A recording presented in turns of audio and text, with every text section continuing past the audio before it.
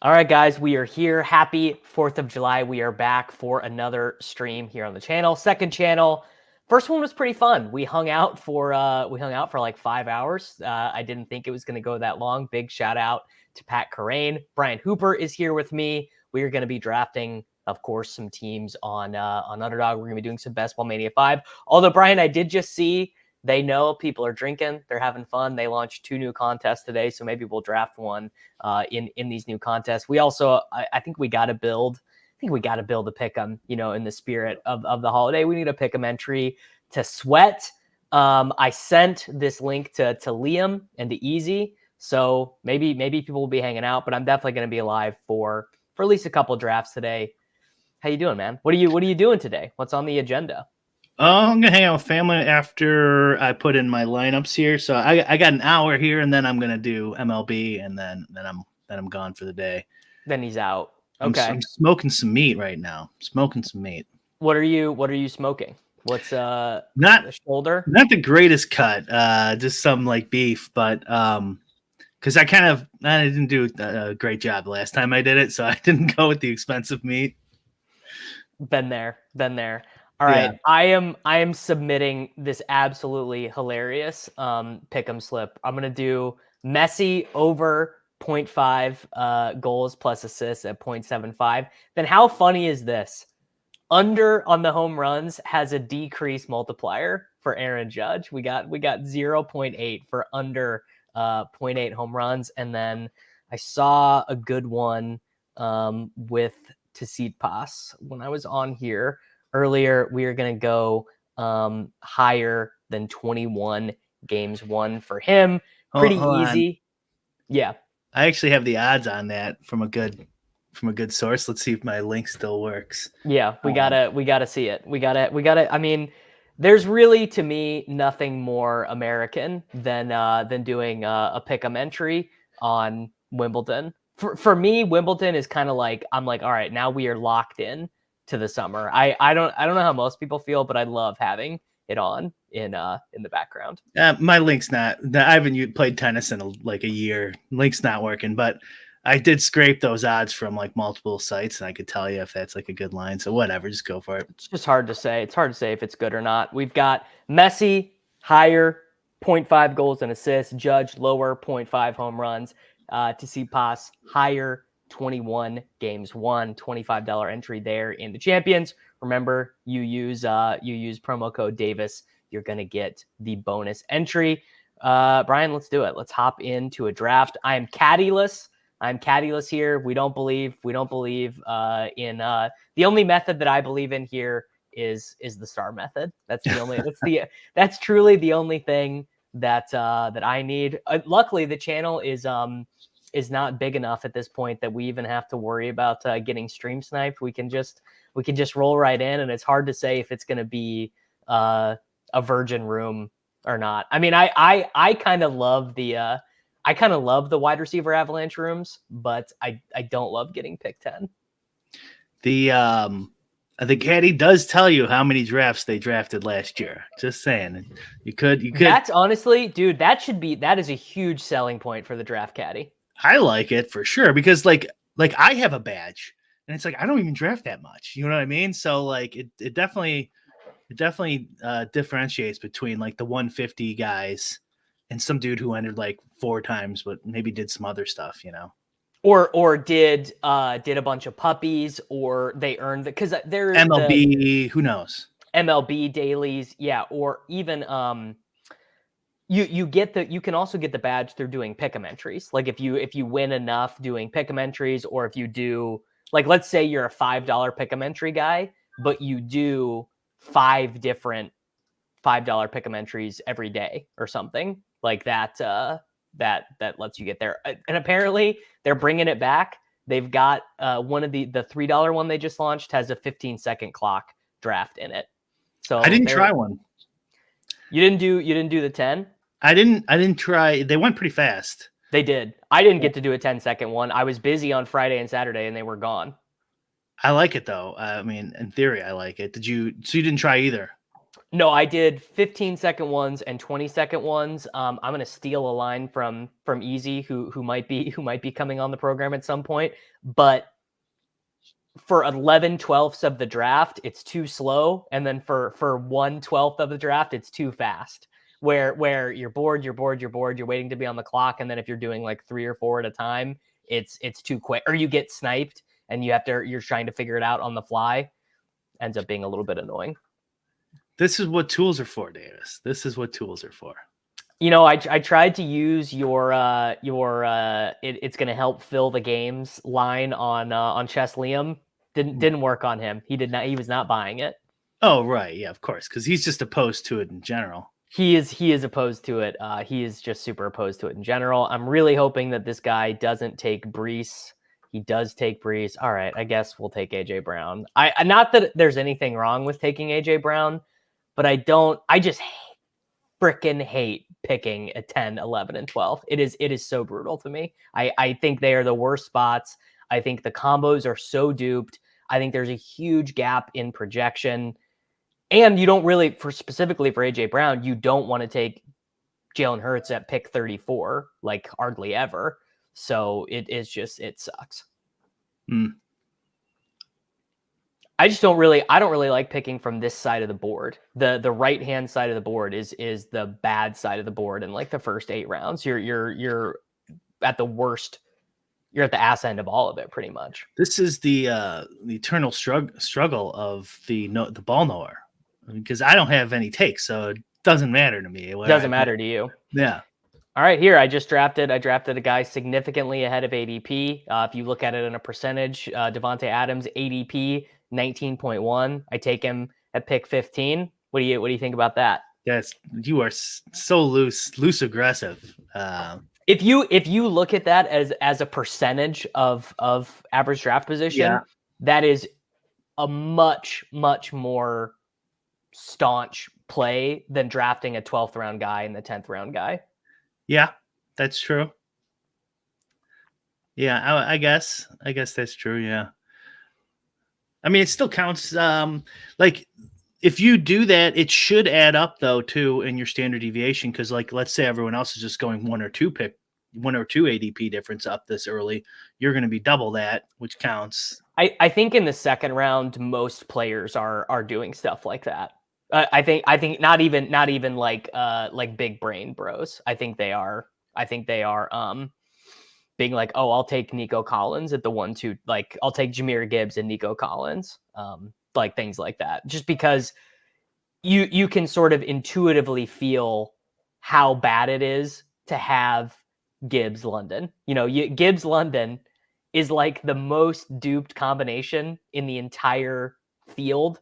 And it's like so much worse than Garrett Wilson. Like honestly, the drop off from AJ Brown to Wilson and London is so massive. Yeah, I mean, I like Garrett Wilson this year. You know, your favorite player, Aaron Rodgers, coming back. So, I'm not hating it. I honestly I can't tell if you're just being a patriot or if you're being serious. I can't either anymore. I like, so my real opinion is that I think Garrett Wilson actually has the ability to break fantasy football if Rodgers is healthy and focused and locked in. Like if Aaron Rodgers just plays, not even at peak Aaron Rodgers, but if Aaron Rodgers can be 2022 Aaron Rodgers for 17 games, I mean, I think Garrett Wilson can finish as the number 1 overall player in fantasy football. I think he can score like what Cooper Kupp did in 2022. I think Garrett Wilson can be better than that, really. Okay, let me tell you that this is the team I drafted yesterday. Early on, I will do some no ball stuff like that against the draft caddy, where you do no ball, bro. I don't think.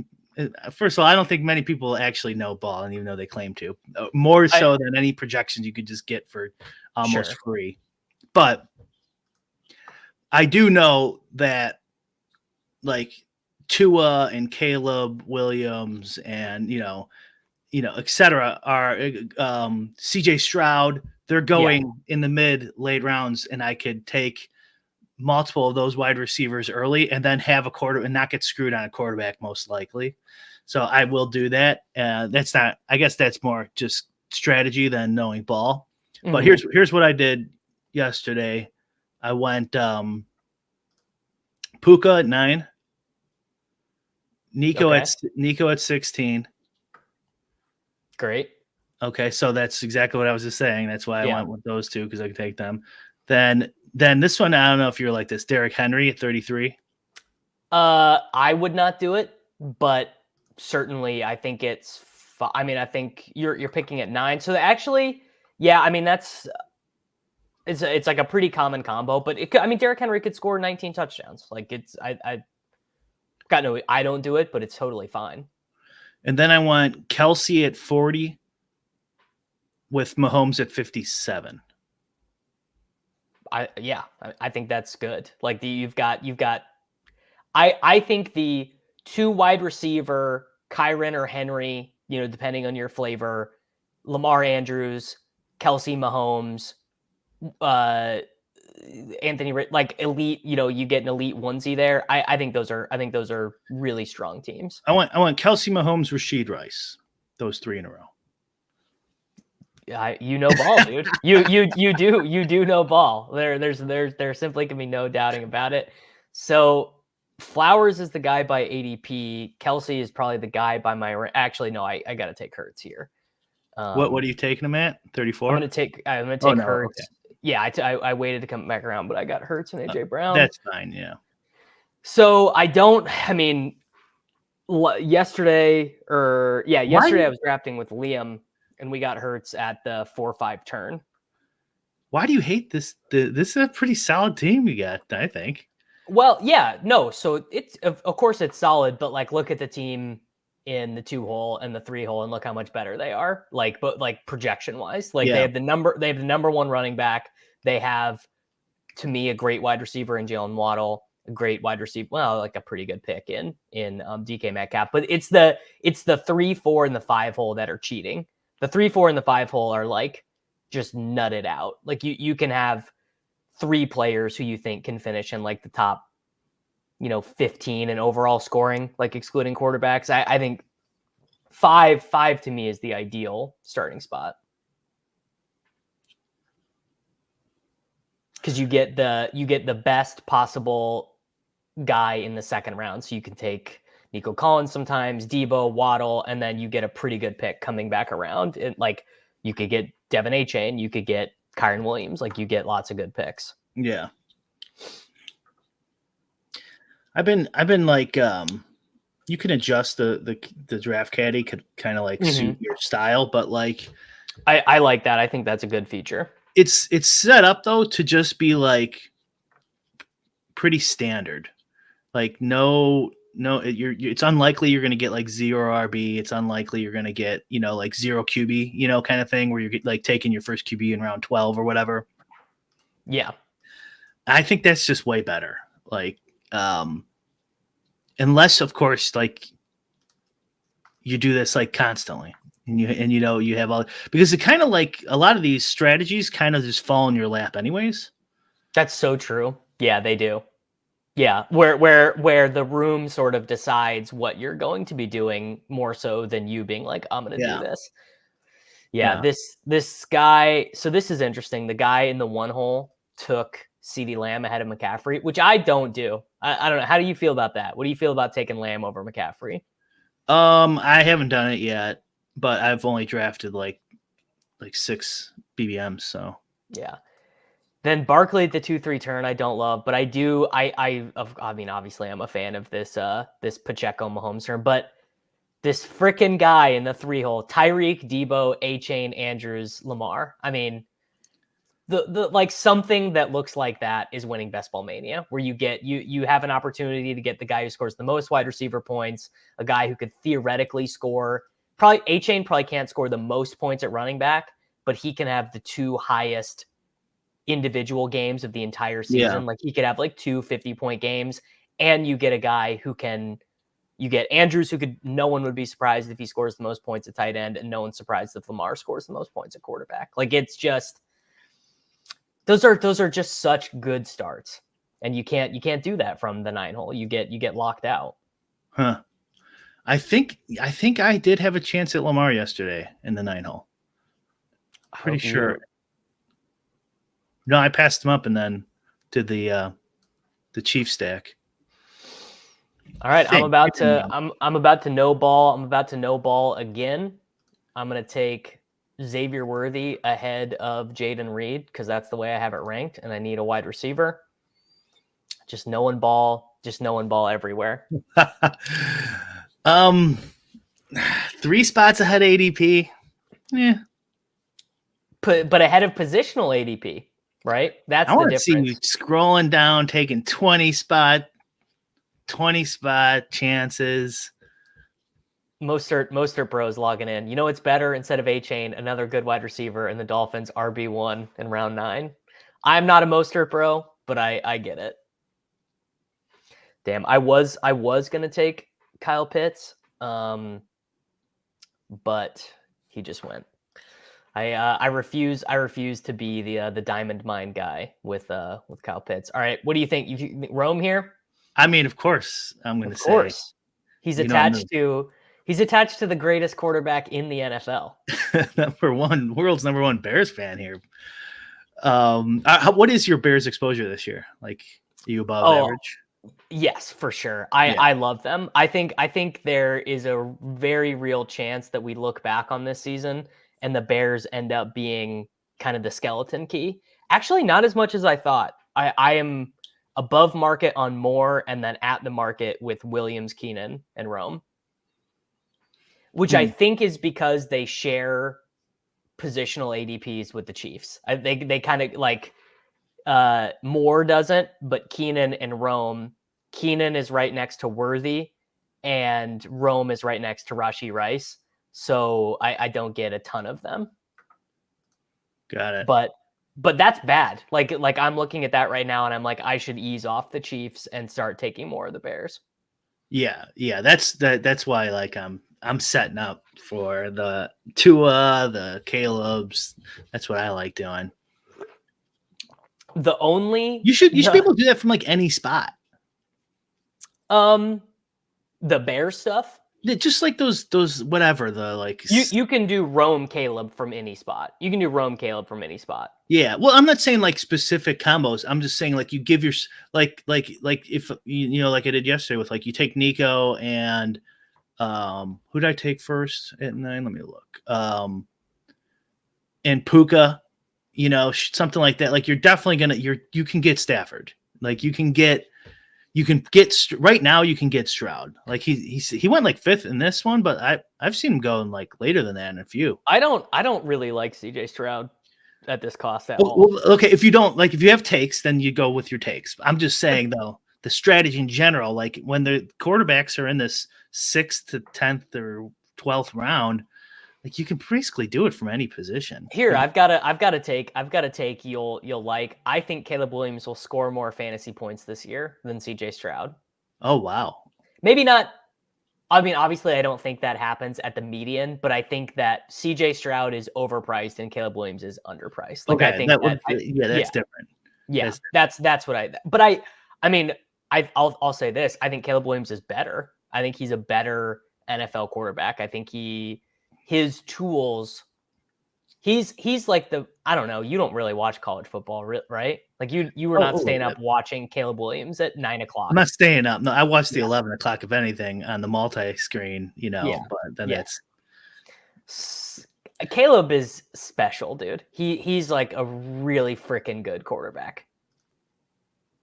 Like, he's going to be the best quarterback in Bears history after like a month. That's not too high. It's not a high bar. It's not a high bar. Can he beat Rex Grossman? So we run into what do you think about this? And I don't know if the caddy has anything for this, but I would like to take Aaron Jones here, but then our top 2 running back picks will share a bye week. Do you care about that? There's a slider. You could set how much negative bye week correlation you want. So it would be up to you. I think it's default like negative 25%. All right, then I'm going to take Jaylen Warren here so that we don't deal with that. Big Jaylen Warren guy. Yeah, Aaron Jones too. I And took Brooks Aaron Jones yesterday. went. Brooks.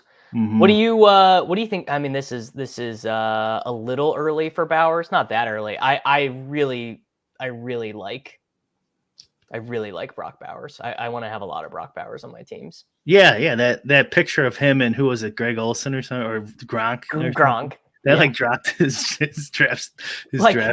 Actually it did. You know, I had to highlight this one. Yeah, it's the fourth. Get those commie like numbers up into freedom territory. Yeah, we need. Let's see, on the stream the other day, I got to 318 as I think the greatest amount of concurrent viewers, which is pretty good. I think. Yeah. Yeah. When I tuned in, you had like at least 300. Karain really helped me out there in the end. I was fading. I was like going to end it. I was like, should I do one more? And then I just looked down in the bottom left corner in StreamYard, and Karain was there, and I was like, wow, beautiful. I highlighted this freedom message, but unless you listen to Davis's Patreon, you don't know that I called for a totalitarian government. What makes me think that Bowers can succeed with the worst NFL QB and no chance of being the number one targeter on the team? So twofold. One, I definitely don't think it's the worst quarterback situation in the league. I mean, is it? I think it's probably Gardner Minshew to start the year. I think if I can actually go check on DraftKings because they have lines on this. Jimmy G's on the Rams now, right? Yeah, Jimmy G is on the Rams, and Aiden O'Connell, the 4th round rookie from Purdue, who was starting there, who looked like shit. He looked like shit. And I think the no shot at being the number one target earner is a little bit overblown. One, because Devontae Adams is definitely not a lock to end the season on the Las Vegas Raiders. Like, I think you've got coaches, or you've got trades, you've got, like, it's the Raiders and it's Devontae Adams and he's making $1 billion. Like, he could pretty easily be on a different team.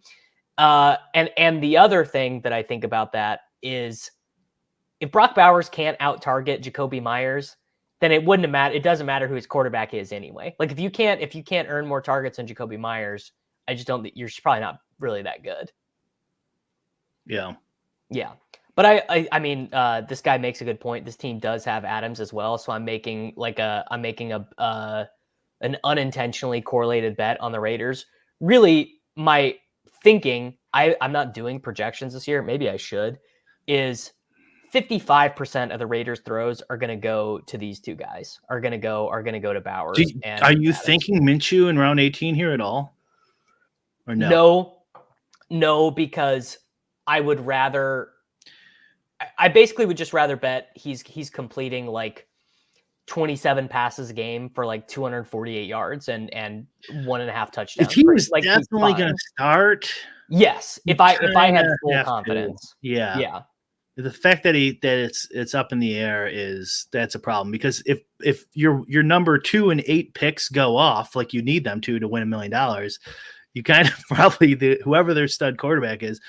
But they could theoretically still go off and they switch mid-season to somebody who it could be the other guy, or it could be like the Karain situation. You know, Karain didn't use his 2nd round pick when he won. You know, like, well, in the last week, yeah, but you still got to get there. Correct, yeah. Lockett goes, not ideal. What do you think here? You think running back, or you think we take? Oh, Shaheed actually correlates with our Raiders guys, and then we can take Carr.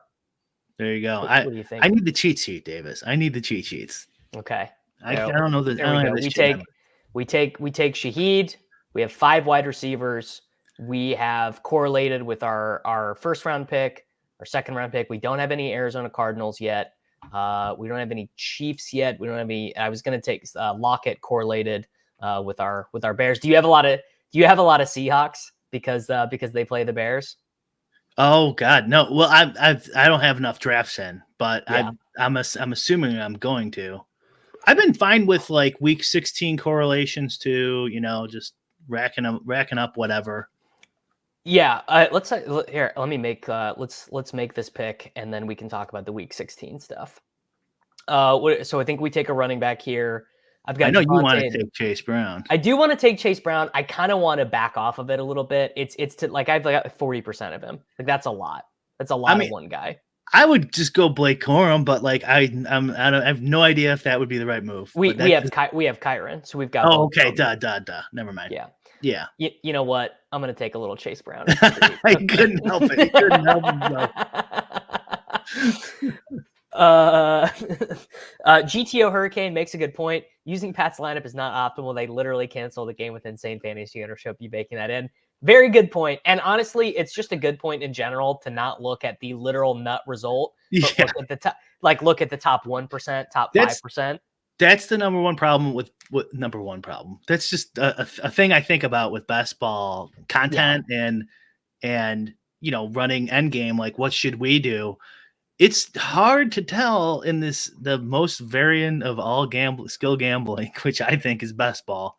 Like, who's good, who's bad. I think it's mainly just going to be theory for the next decade. Someone's going to be determined the best player, but it's just because of randomness that they're going to be the best player. Maybe in the dailies, I'm the best player. I know you are. Besides you, besides me. Now, here's okay, wait. We can come back to this conversation. I do want to do this. My take is right now that I don't care about week 16. Not that I think the math is right. I think if you actually could control for a week, you maybe would prefer to have your most control over week 16 to control how many teams you get to the final. I don't disagree with it. I think, Leone just did this great article on ETR that everyone should go read about, like, basically this exact concept. Like, if you could control, you'd actually want to control for EV reasons for week 16. But because I know I can't control for that, I can't control for when my points come from.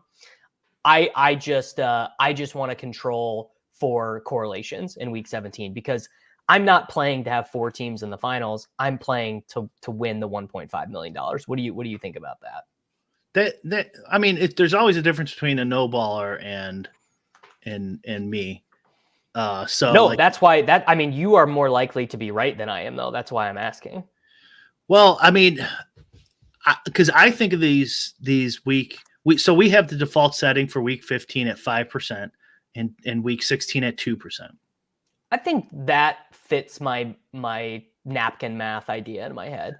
Yeah, honestly, it's not the most scientific setting, but I think that's about right because I just use them as tiebreakers.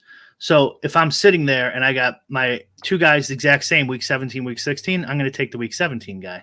Yeah. But if I have like a bunch of guys who are even and one of them has week 16 and the other ones don't have anything, then I take the 16 as my tiebreaker.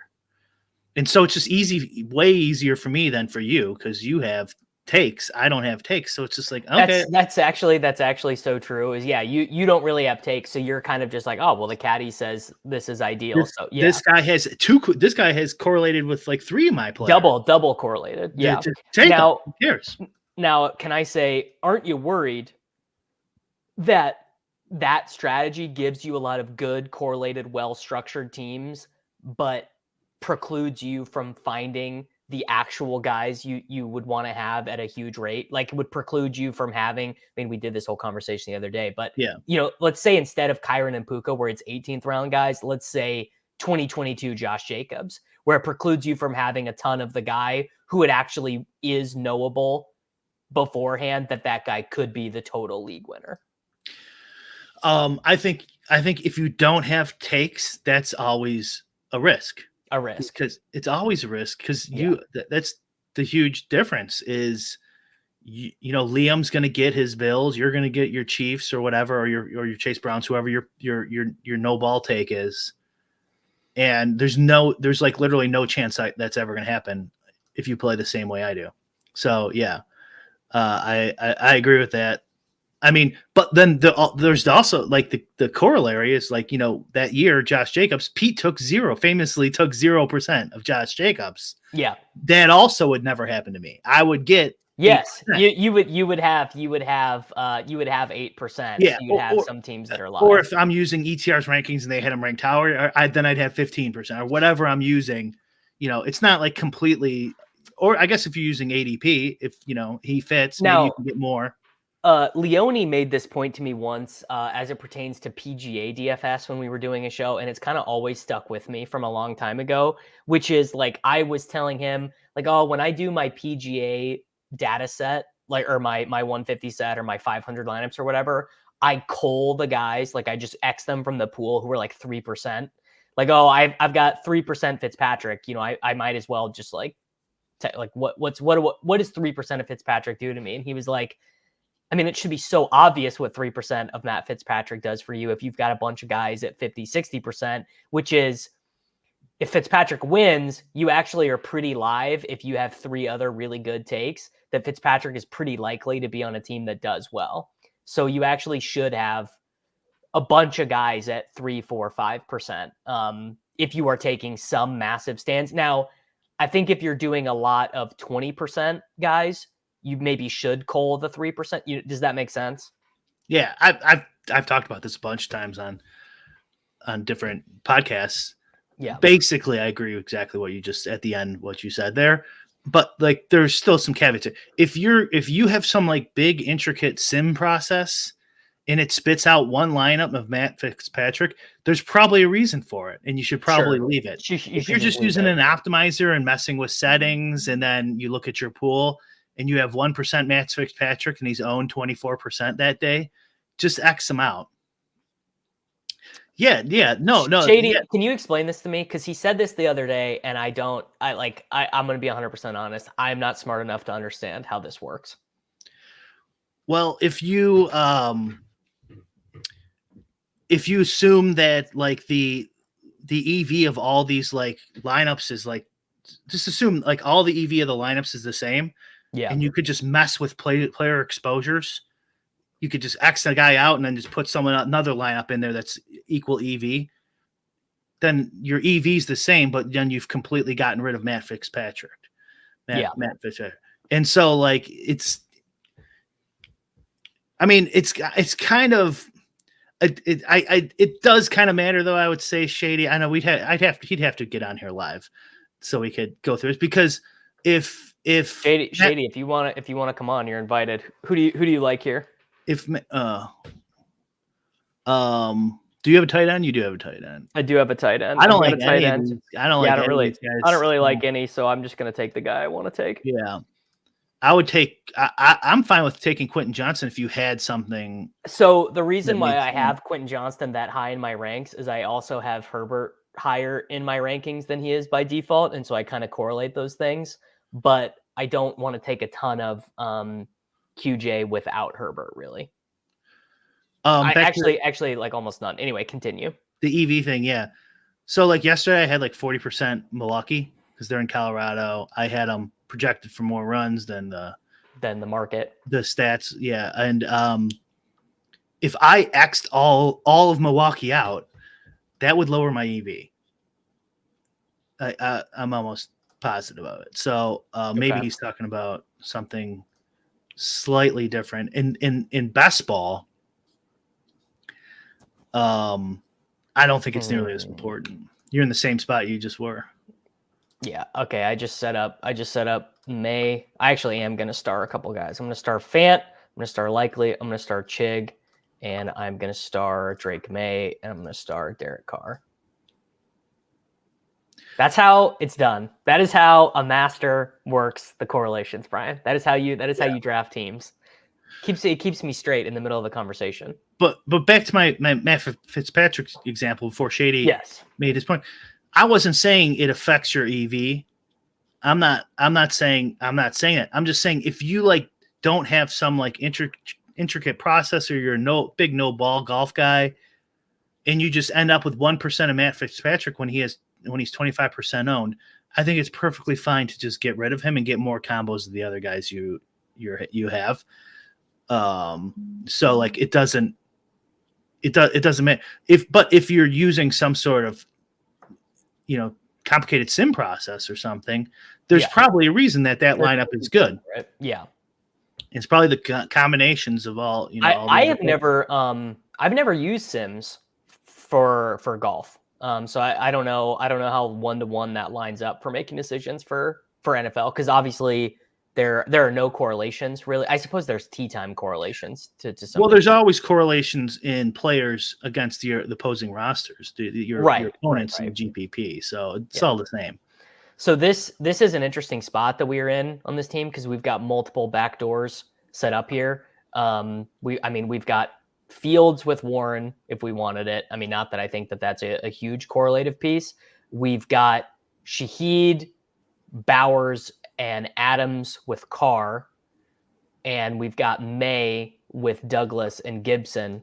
I would be curious. What do you think the caddy would say? Do you think the caddy would say May or would say Carr? It's based off of your draft capital sums right now, and then it would run. I honestly, I don't know. It would say Carr. Then it would definitely say Carr. You have no QB. You have no QB besides Hurts. We've just got Hurts. It probably would, and you have correlations too. Yeah, we got it. We got to check though. I did this the other day. Was not paying attention with Liam, and we doubled up on the bye weeks. Okay, no, we're good. We're good on the bye weeks. Yeah, we had Chargers, and then we snap called Justin Herbert after ADP, and then looked at it and realized that they both had a week 5 bye week. That's why you need tools. I look, absolutely do not ever quote me as saying that I wouldn't be able to draft a higher proportion of really optimal teams with tools. It would just change my enjoyment of doing the drafts. Truly, it really would. Yeah. I like to know. I'm Joey. I'm Joey Nish at these tables, man. I'm driving the fucking bread truck. We're just having a good time.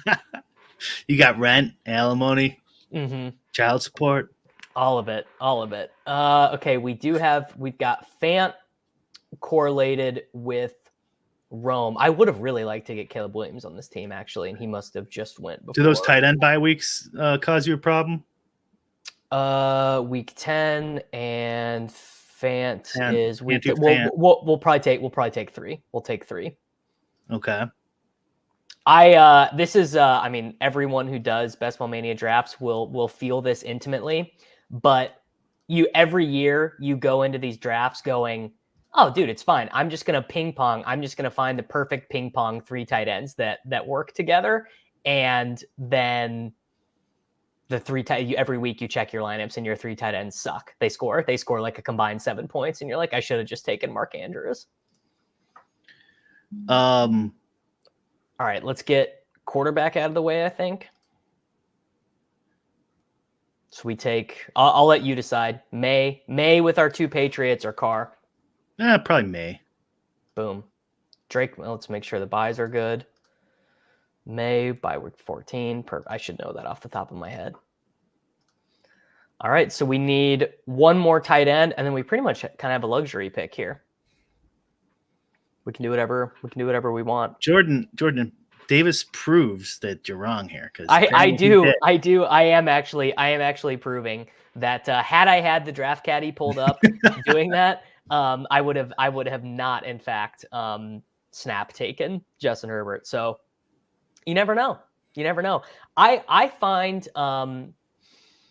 all the tools to just be very, very intriguing. Like I am not anti the tools. I am pro the tools. It's another thing for us to talk about, right? It's another that how many hours of content have we gotten out of the sidekick and the draft caddy and the easy sheet? Like that's been beautiful. He Liam too, like he's I'm assuming he's just completely biased on this, but you have Liam is a games guy. Like he's from chess, he's from poker, so like he saw what tools did to those games and he doesn't want that happening to his thing now. Sure. Yeah, it's inevitable, so it doesn't matter. But the point I was going to make about like people seeing it too are also like, oh shit, I could use that and maybe play this game like that. That happened in poker. That happens with a lot of oh, I can get like, I'm just, I don't know as much as these guys on ship chasing, but I know quite a bit and I probably know more than these other guys. And if I get this tool, it won't like help me screw up as much, you're going to get more people, not just the regulars too. So my pushback to that would be the type of person who's interested in games and has the ability to leverage the tools. I don't know if I really want them in my games. In fact, I probably would prefer them to do something else. I'd probably prefer them to be figuring out like live tennis betting edges or something. That might be the case, but that wasn't what I was arguing. I was arguing whether you're going to get people interested in playing who otherwise wouldn't. I am gonna do some pit bulls today, and I probably will try out the 15-second clock because we're just here hanging out on stream.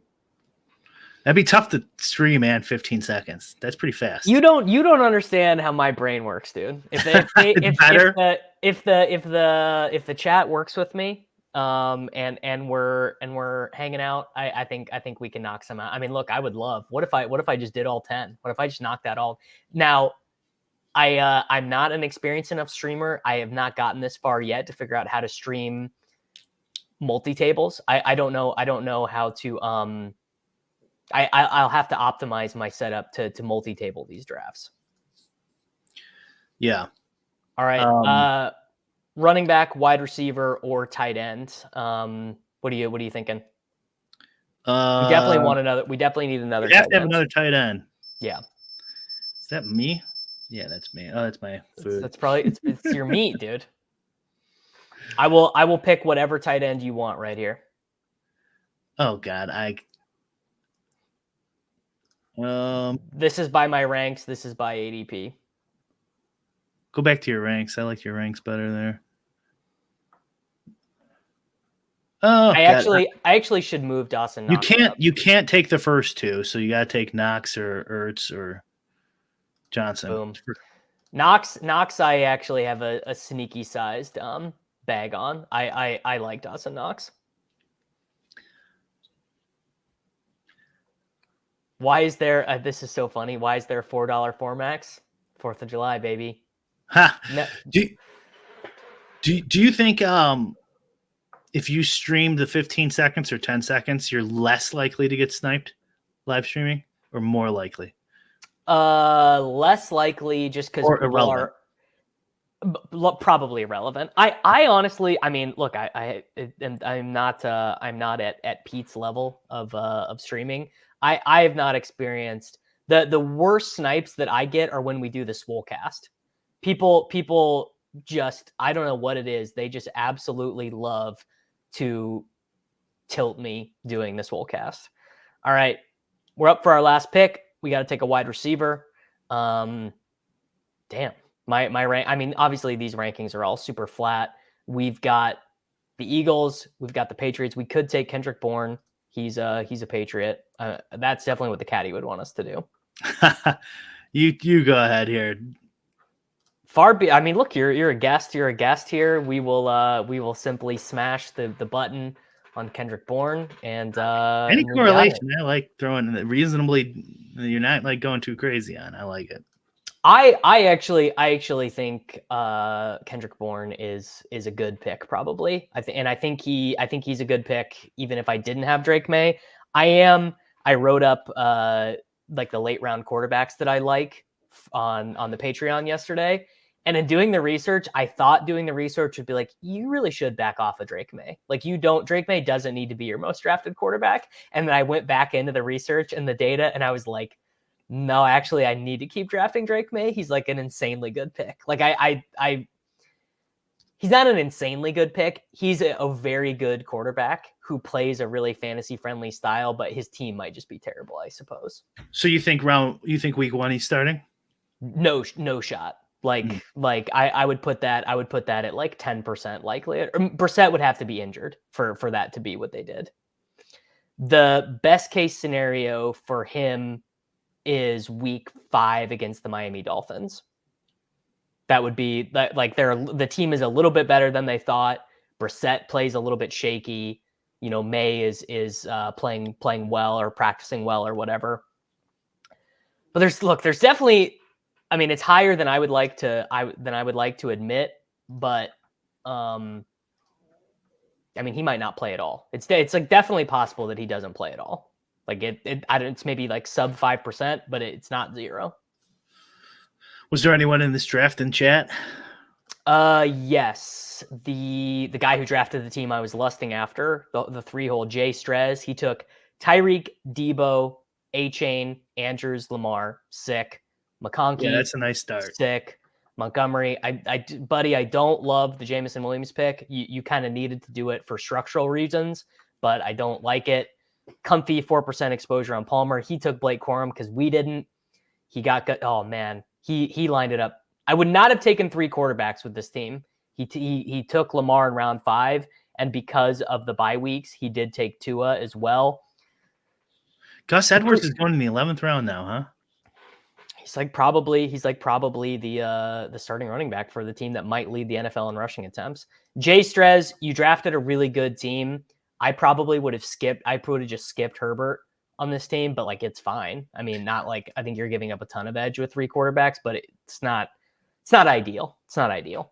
His but it's late a really good team. Round I took Malachi and Baker yesterday on my Corley, Baker, McCaffrey, Foreman. Foreman is a really good former. Who's Foreman on now? The Browns, and he might be so Jerome Ford is the one that's going first, right? But Donta Foreman is like pretty good when he plays, you know. Yeah, he's not bad. Yeah, it took 2 injuries for him to get PT last year on the Bears. Pick 1 was in the draft as well. He did a very similar thing. He took Lamb first. He went Barkley and Pacheco. He got Mahomes and he got Rashee Rice at 73. So he actually got Rashee Rice after ADP. Ferguson is fine. Don't love Sutton. Obviously love Wicks. Singletary, Charbonnet, Chandler, Barkley, Pacheco. I hope he didn't take a 6th running back. He didn't. He took Daniel Jones with Wandale. It's a pretty good team. Pretty good team. Yeah. No, it's another really good team. People are see, that's the thing is people just kind of are good at drafting now. Like you go through you go and look at some of these teams and it's all pretty defensible. It's all like that. The 1-hole and the 3-hole, both really strong teams. What's your take on you'd rather have noobs in your draft? You'd rather have best ball bros because they stay in their lane and you end up. They respect my raises. It's absolutely unquestionable. You would prefer to be drafting with noobs because noobs will make a couple things. They'll do a couple things wrong that make it easier for you. One, they will take running backs too early. You know, like a noob will lock into a draft and they'll be like, Derrick Henry? I'll take Derrick Henry in the 2nd round. Like I remember Derrick Henry. Derrick Henry's awesome. And noobs they'll do player take things that are bad. Like they'll be like, oh, I remember Mark Andrews. He's always hurt. So Mark Andrews goes 5 spots after ADP. Right. Like just like small things like that add up over time. He had a bad season last year. Yeah, exactly. Yeah, I 100% agree with you. Because I was on Neil's stream last week, or was it this week? Whatever. And he was arguing for the room, the straight. The room I actually invited Neil on this morning, and he said he was busy. Well, it's July 4th, but what gambling, like if you kind of simplify it as much as possible, like what gambling skill game do you not want as many noobs as possible? And like, why would that make sense? I get why, I get why poker people say that because it's obviously harder to play against someone that's unpredictable, but the easiest possible thing in poker is to just play tight, aggressive. Of course, you want noobs in poker. I promise you want noobs in poker. But you know, I mean, how many times has someone said that to you? Like, sure. Yeah, gotta move up to where they respect your raises. All right, we're doing a 15-second one. I mean, you can leave whenever you want. But this I got 15-second pit bull. I kind of want to see how fast this goes. Actually, I wonder. I will. So you know let me go change my meat really quick. It'll take me 20 seconds. Do whatever you want. So we've got Jake Twitch, I believe, is in the chat. I know Jewish McCaffrey is in the chat. So looks like we're doing a little bit of a family draft here. We do have some multiple no badges on July 4th. We're in the 15-second clock. Maybe we'll do a little bit of star method here. The more helpful star method in these is not the team level ones, but it's actually starring your next pick. That's kind of the alpha that you don't always get from hearing me on the Swolecast, these other podcasts, that is going to be exclusive to the YouTube. We got another one. Ryan Kinger from the chat is in this one as well. He's drafting right after me. Ryan, please don't dupe me, bro. Please don't snipe my guys. We might have an early auto drafter here. Looks like we do. This latency that you see right there, it's that is the thing that makes the 15-second clocks hard. We've got have you noticed that? There's like just a smidgen of latency that happens in these drafts. It's almost imperceptible. It's probably like 1 second, maybe half a second. But if you're multi-tabling and you're doing like 5 of these, it can cause you to make a misclick pretty easily. I haven't tried these yet, but that sounds annoying.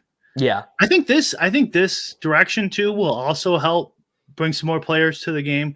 If you can get these done in, what would this be now? 30 minutes? This is the biggest edge. This is why I think they're going that way, because a draft just takes too long. 45 minutes is too long. Particularly, I mean, obviously this doesn't happen to me, but if you have children, you're just gonna be on your phone for 45 minutes? Like, no. Right. Yeah. And 45 minutes you like really can't take your eyes off of. I mean, yeah, you can because the alert system, little bit of alpha. This actually is an alpha, but when you are drafting on your phone, the ideal is to have a turn pick. So you could be trying to do, if you get the 1 or the 12, then you'll have like 6 minutes in between where you can just be going and doing whatever. Like when I walk my dog, I do like 3 or 4 at a time, and I love when I get a turn pick. I'm like, great. That means that I am going to be if I get a turn pick, I'll have increased efficiency. I can do an extra draft. Instead of 3, I can do 4. Yeah. Look, we are cooking with the 15-second clock. We're already almost to our 3rd pick. This is kind of the point, this comment of this is so true. Another reason for those too, though, is like, so you can multi-table. Yeah. Like realistically. Yeah. I mean, my brain is so big that obviously it's fine, but for some people it isn't. This ranking that you guys see right here, this is probably bad. I need to move neighbors ahead of Cup.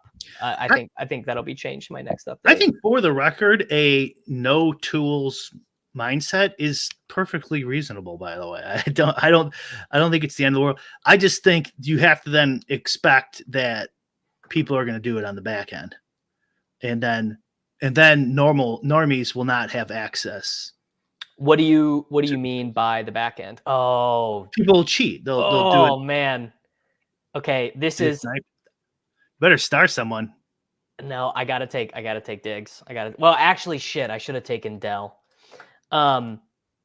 This is why taking Bijan just gives you these shit teams, because I wanted to take Kyron there, but I would have been so buried by the Avalanche if I took Kyron Williams there. Yeah. What did you take him at? 7? Yeah, which is where I have him ranked. I think my ranking is correct.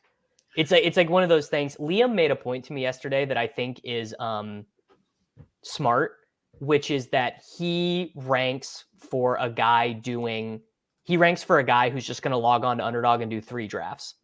He's not drafting for a guy who's going to do 900 drafts and build a perfect portfolio, which I think is more the way that I should think about it. It's not the way I think about it. I think more from a portfolio perspective. So I will, I just think that's the right way to rank. I would take him over Hall, if that's even up for debate. It's definitely up for debate. Yeah. Bijan versus Hall is totally up for debate. I might be biased. I think I wonder if it's an age thing. Like, I still have a little what's it called? Like, I'm gun shy on injuries still. Where it's like, but these guys are getting through them so fast and so quick these days. I mean, back in the day, a guy gets hurt, like, he's done. His career's over. He's over. Yeah. Over. So are you just saying you're old? Is that Yeah, really what you're saying? Is you're just an I mean, old do you guy? feel that way? Do you get gun shy a little bit on some of these injuries? Yes, because I remember when I am Brian, I'm almost 32 years old. I remember when an ACL tear just meant that's over. Like we do not see you anymore. That's it. Your Yeah, career is that's ended. true. Yeah. Yeah. Oh, I wanted to ask you something about that. What was it? This is an interesting comment. Your rank should be what you think ADP should be. Let the consumer decide whether they want 10 or 30% of a guy. That's interesting. That's probably closer to what my thought process is. Is my thought process is closer to ranking. That's a good. That's just such a good point, though. Yeah, it's a good point on like knowing what your rankers are thinking. This is the same. This is true in DFS too with projections. It's like the more you know about what they put into their projections, then the more you can alter them to your taste.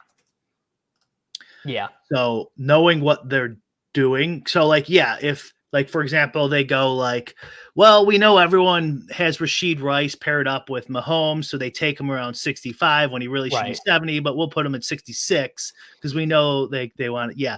There's also like groupthink. What's that called? Where the numbers Wisdom of the crowds. Yeah, they start coalescing around the same numbers so they don't look stupid. I'm sure that happens. I don't have enough time to think through this. The guy right after me has Tank Dell. So I would try and push it, but the guy who has Tank Dell is right behind me and he's in this chat. So I am going to take CJ Stroud. Do it. I took CJ Stroud. I would like to push him, but the guy behind me has 2 chances to take him and he's got Tank Dell. So I imagine these guys whose standard deviation on their ADP is really high. They're like, okay, here's my stack. It's a round and a half early. I'm just taking it because I don't want to get screwed. Yeah, which is actually the exact opposite way to draft good teams. You actually should be doing the opposite. You actually should be you should be willing to draft 50 dog shit teams to have 25 super teams. That is actually I am sure that is optimal with under I'm positive.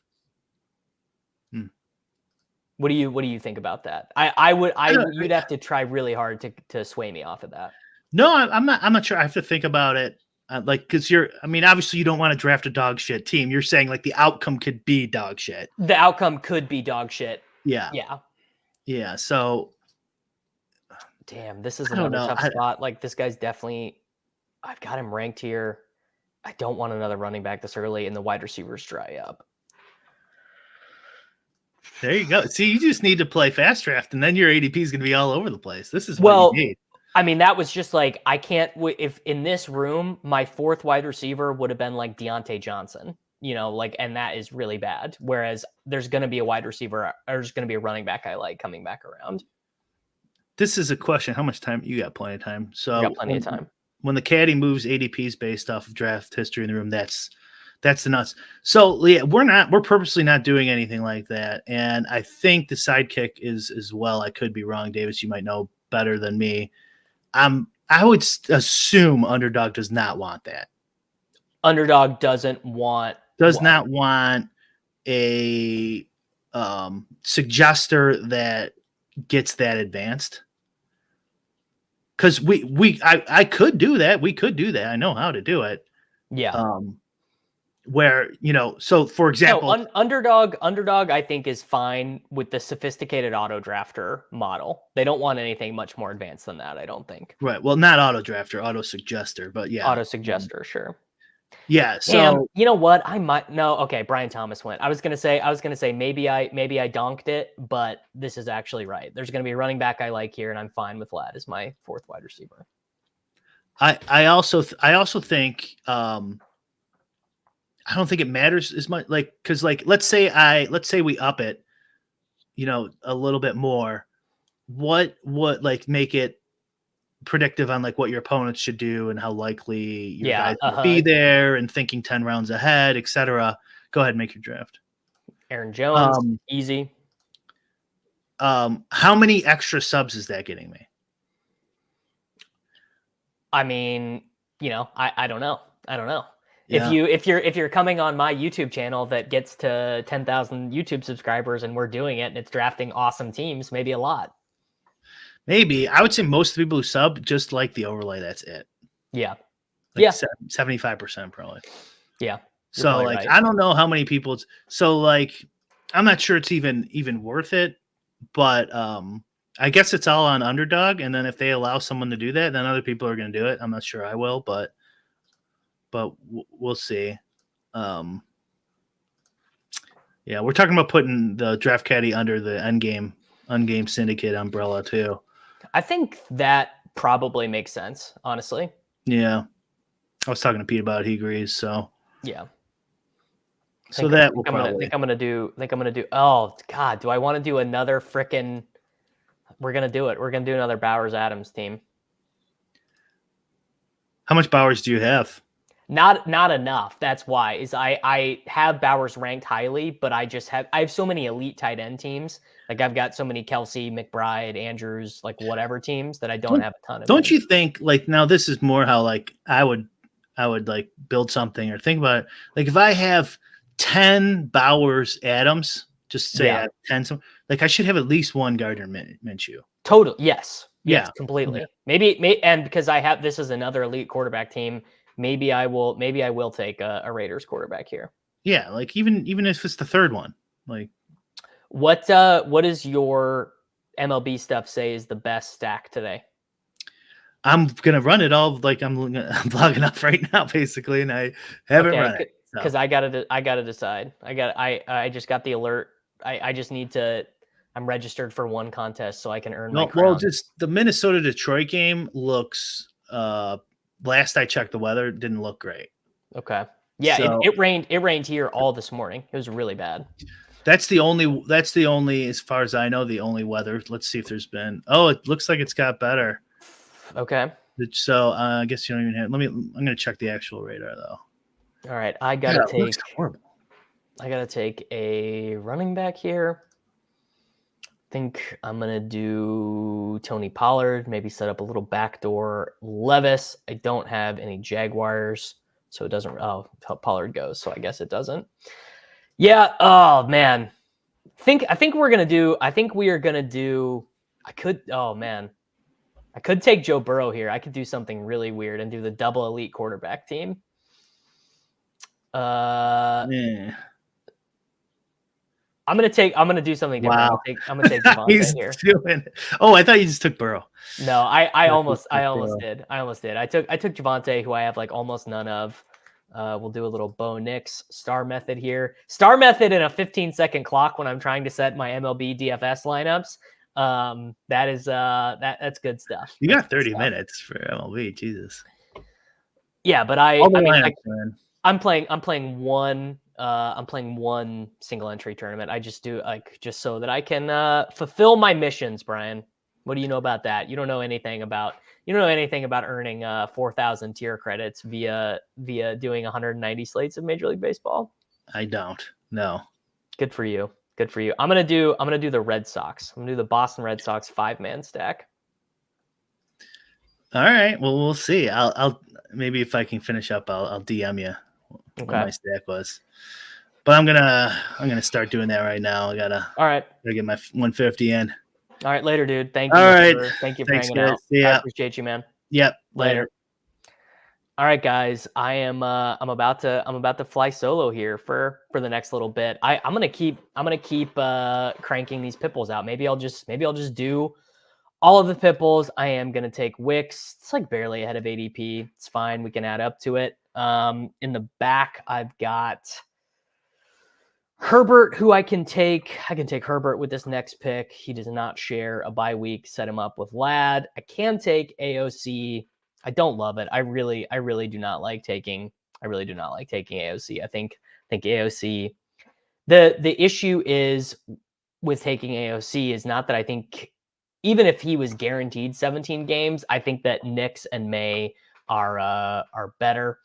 Are we going to get any 15-second multi-table content? Honestly, I think it would just be too hard for me to multi-table all of these drafts and keep you guys entertained and be able to speak. I really don't know I really don't know if I could do that. So for the audio listeners, Stroud, Bijan, Aaron Jones, Javonte Williams, Devontae Adams, Stephon Diggs, T. Higgins, Ladd McConkey, Dontavian Wicks, and Brock Bowers. I am doing what I said I was going to do the other day on the show, which is draft a ton of Brock Bowers, which I am doing.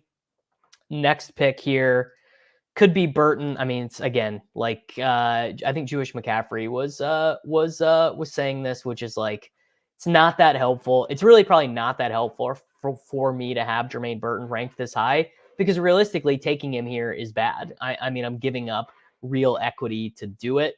I think I'm just gonna take Herbert here and be done at quarterback. Yeah, I am gonna do that. The bye week's good. The bye weeks are good. I don't have the bye weeks memorized. You guys are seeing a real flaw in my game, which is that I don't have the bye weeks memorized. So Herbert, I've got here. Actually, something that the Draft Caddy offers that I do really like is it lets you see your exposure to what you've got, and I think that actually would be super helpful in the middle of a draft, right? To know like, oh, I'm trying to work on my Justin Herbert exposure. I've only got 7% of him. Ideally, I would like him as a 10% guy. So I think maybe I will. I mean, to be honest, part of the reason why I don't have any of these tools yet is I don't really know what I'm doing in terms of affiliate deals. I don't know. I don't know if I'm going to be with RG. I don't know if I'm going to be with Stochastic. Maybe I sign a deal with Brian. Like I don't know. And so I'm going to leave that open because I don't want to close myself down.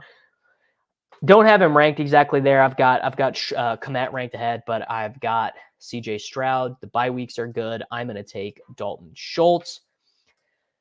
Davis, are we going for 1,000 drafts this year for the rakeback? I mean, yeah, I think we are going to go for 1,000 drafts this year for the rakeback.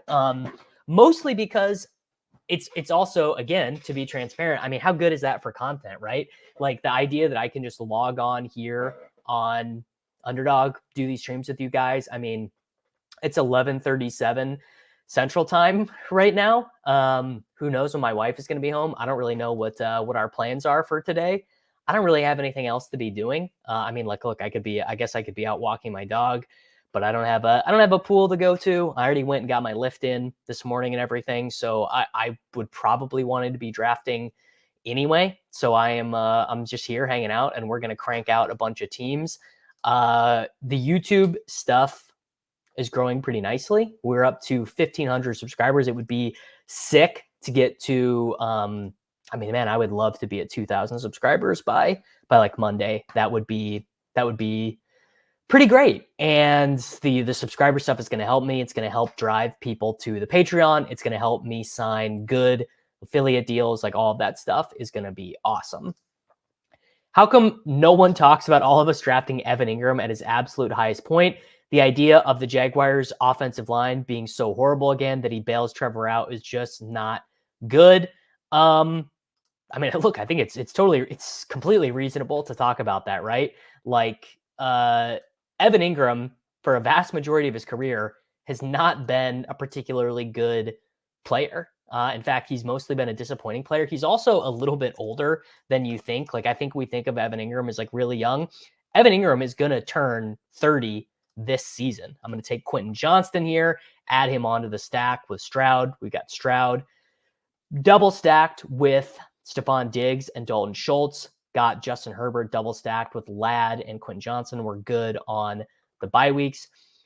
Do I tip us off when you're going to jump in a draft? I mean, honestly, no. I just am showing you on the screen when I'm about to do it. Like when I get done with this one, I'm going to go get in another one. I'm just going to go hop into another draft and you guys are going to be able to see. Do people know how many receptions Evan Ingram had last year? I promise you, if you don't, you are going to be, you're going to be shocked to know that I believe it was Evan Ingram was 8th. He was 8th in the entire NFL in receptions. Are you going to offer YouTube memberships? Absolutely. I'm not monetized yet because I don't have enough. I have enough subscribers, but I don't have enough hours of watched content. So as soon as we get to enough hours of watch content, I mean, I assume perhaps by the end of this stream, if I stream for long enough, we might have enough hours of people watching. We need another running back here. We are good at honestly, we're good at tight end and quarterback. So I am going to take, I'm going to take Ray Davis. Good. Did I get it in? I did get it in. I waffled there for a little bit. But yes, we are going to be offering YouTube memberships. It's going to be, at the minimum, it's going to be access to the Discord. So it's going to be access to the TakeCast Davis Mattek Discord. And I imagine that once I get the channel built up enough, it'll also be members only streams. I mean, I don't know if I'll be doing multi-hour streams for 17 subscribers. I don't know if that'll be the best use of my time, but definitely there is going to be YouTube memberships, and might even have that done by the end of today. Evan Ingram is a cromulent tight end 1 when you miss the elites, and your alternative is a 3 late tight end trio of turds. I mean, yeah, that's how I end up with Evan Ingram. You end up with Evan Ingram because you missed out on Mark Andrews, and you're sitting there looking at Cortland Sutton and Tyler Lockett and Tony Pollard, and you're deciding, you know what? Let's just get a good tight end. Tight ends don't score enough fantasy points in general to make me reach for a guy specifically. Yes. Yeah, that's absolutely true. Make no mistake about it. Tight ends in general, outside of the super elite guys, they just don't matter a ton. I mean, Liam famously would have won with Noah Fant scored a bunch of points, but he would have won had Noah Fant scored nothing, because he outscored everyone by so much. I am hoping that no one here is drafting off my rankings, because I would like to get Braylon Allen on a Bijan Robinson team. If you think about it, that is an awesome bit, because you're making a bet against Breece Hall. If you're making a bet against Breece Hall, that includes some seasons where he gets injured, and then you have the direct leverage. That's a lot of week 12 bye weeks. So I hope Aaron Jones and Javonte Williams are healthy in week 12. Maybe not that good of a bet. Maybe we even take a 6th running back here. Liam is right about these young tight ends going in the 3rd or earlier next year. Yes. Yeah, he is. I mean, definitely. I don't know which one of them it's going to be, but definitely a couple of them are going to end up going pretty early. My bet is that, I mean, one, I think Andrews has a great ability to finish as the number 1 overall tight end in fantasy, like pretty high. And that, I wonder what that does to his ADP. Also, would be very funny to see what would happen to Travis Kelce's ADP if Kelce finishes as the tight end 1. Because what do you even do when a 34-year-old is the highest scoring guy at a position? I suppose at tight end, you probably just drop him off. I mean, I remember when I started playing fantasy football, like Tony Gonzalez was still around, which is pretty funny to think about. I mean, that I've been doing this for so long. We were about to get Devontae Walker as a bringback with our Houston Texans team. Bang, we've got Stroud, Diggs, Devontae Walker, and Dalton Schultz all from the same game. The Jets, Buffalo shared bye week. Such a nuisance, right? Nothing more annoying than you're trying to set up a week 17 game stack. I mean, and then you end up with 5 players who all have that week 12 bye. I hate that. Gronk broke people. Yeah, I mean, the thing about taking Rob Gronkowski, you go look at Gronk's career stuff. He had some years where he was absolutely brutal for your fantasy team. I mean, a combination of injuries. So he got injured in 2012. He got injured in 2013. Got injured in 2016. Huge revival season in 2017. 1,000 yards, 69 receptions, 8 touchdowns. Then gets injured again. Then retires. Then comes, Gronk. Man, I love Gronk. If Kyle Pitts puts up 1,100 yards and 6 touchdowns, where does he go next year? The first round. Assuming that's on something like, let's call it 84 receptions. I mean, Kyle Pitts is going in the first round, especially he's going in the first round on UnderDog, where we are all slappies and we love our young guys. I mean, yeah, that's absolutely happening. The story of Kyle Pitts is so interesting. Like, what happens to Kyle Pitts's career if Kyle Pitts plays with like even a roughly cromulent quarterback as a rookie. He has the 1,000-yard season, but what happens if that comes with 6 touchdowns? Do I have a correlated piece that I can take here? Yeah, I need to take a Patriot as a bring back. So we're going to take Kendrick Bourne a little bit early on Bourne. I'm going to take Chig or Likely if they're there coming back around. Gates and Gonzalez were both fantasy relevant until age 36. Yeah, Antonio Gates. I had Antonio Gates, my first ever fantasy team, my first ever fantasy league. I was in a fantasy league with my father, and this would have been in the mid 2000s.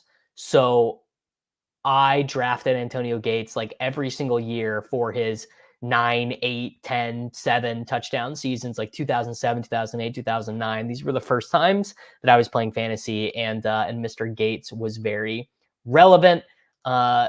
Jay says he thinks the combo of Kelsey kind of flopping while Laporta breaking the position with where he was broke the tight end ADP. I think you're right. I mean, if Kelsey doesn't suffer that injury at the beginning of the year, what ends up happening? I mean, truly, like the tight end position, I think looks quite a bit different. And the man takes Khalif Raymond, and we are going to take Chig. Guys, I'm going to step away for like 7 seconds to go pee, and then I'm going to come back and we're going to fire another one.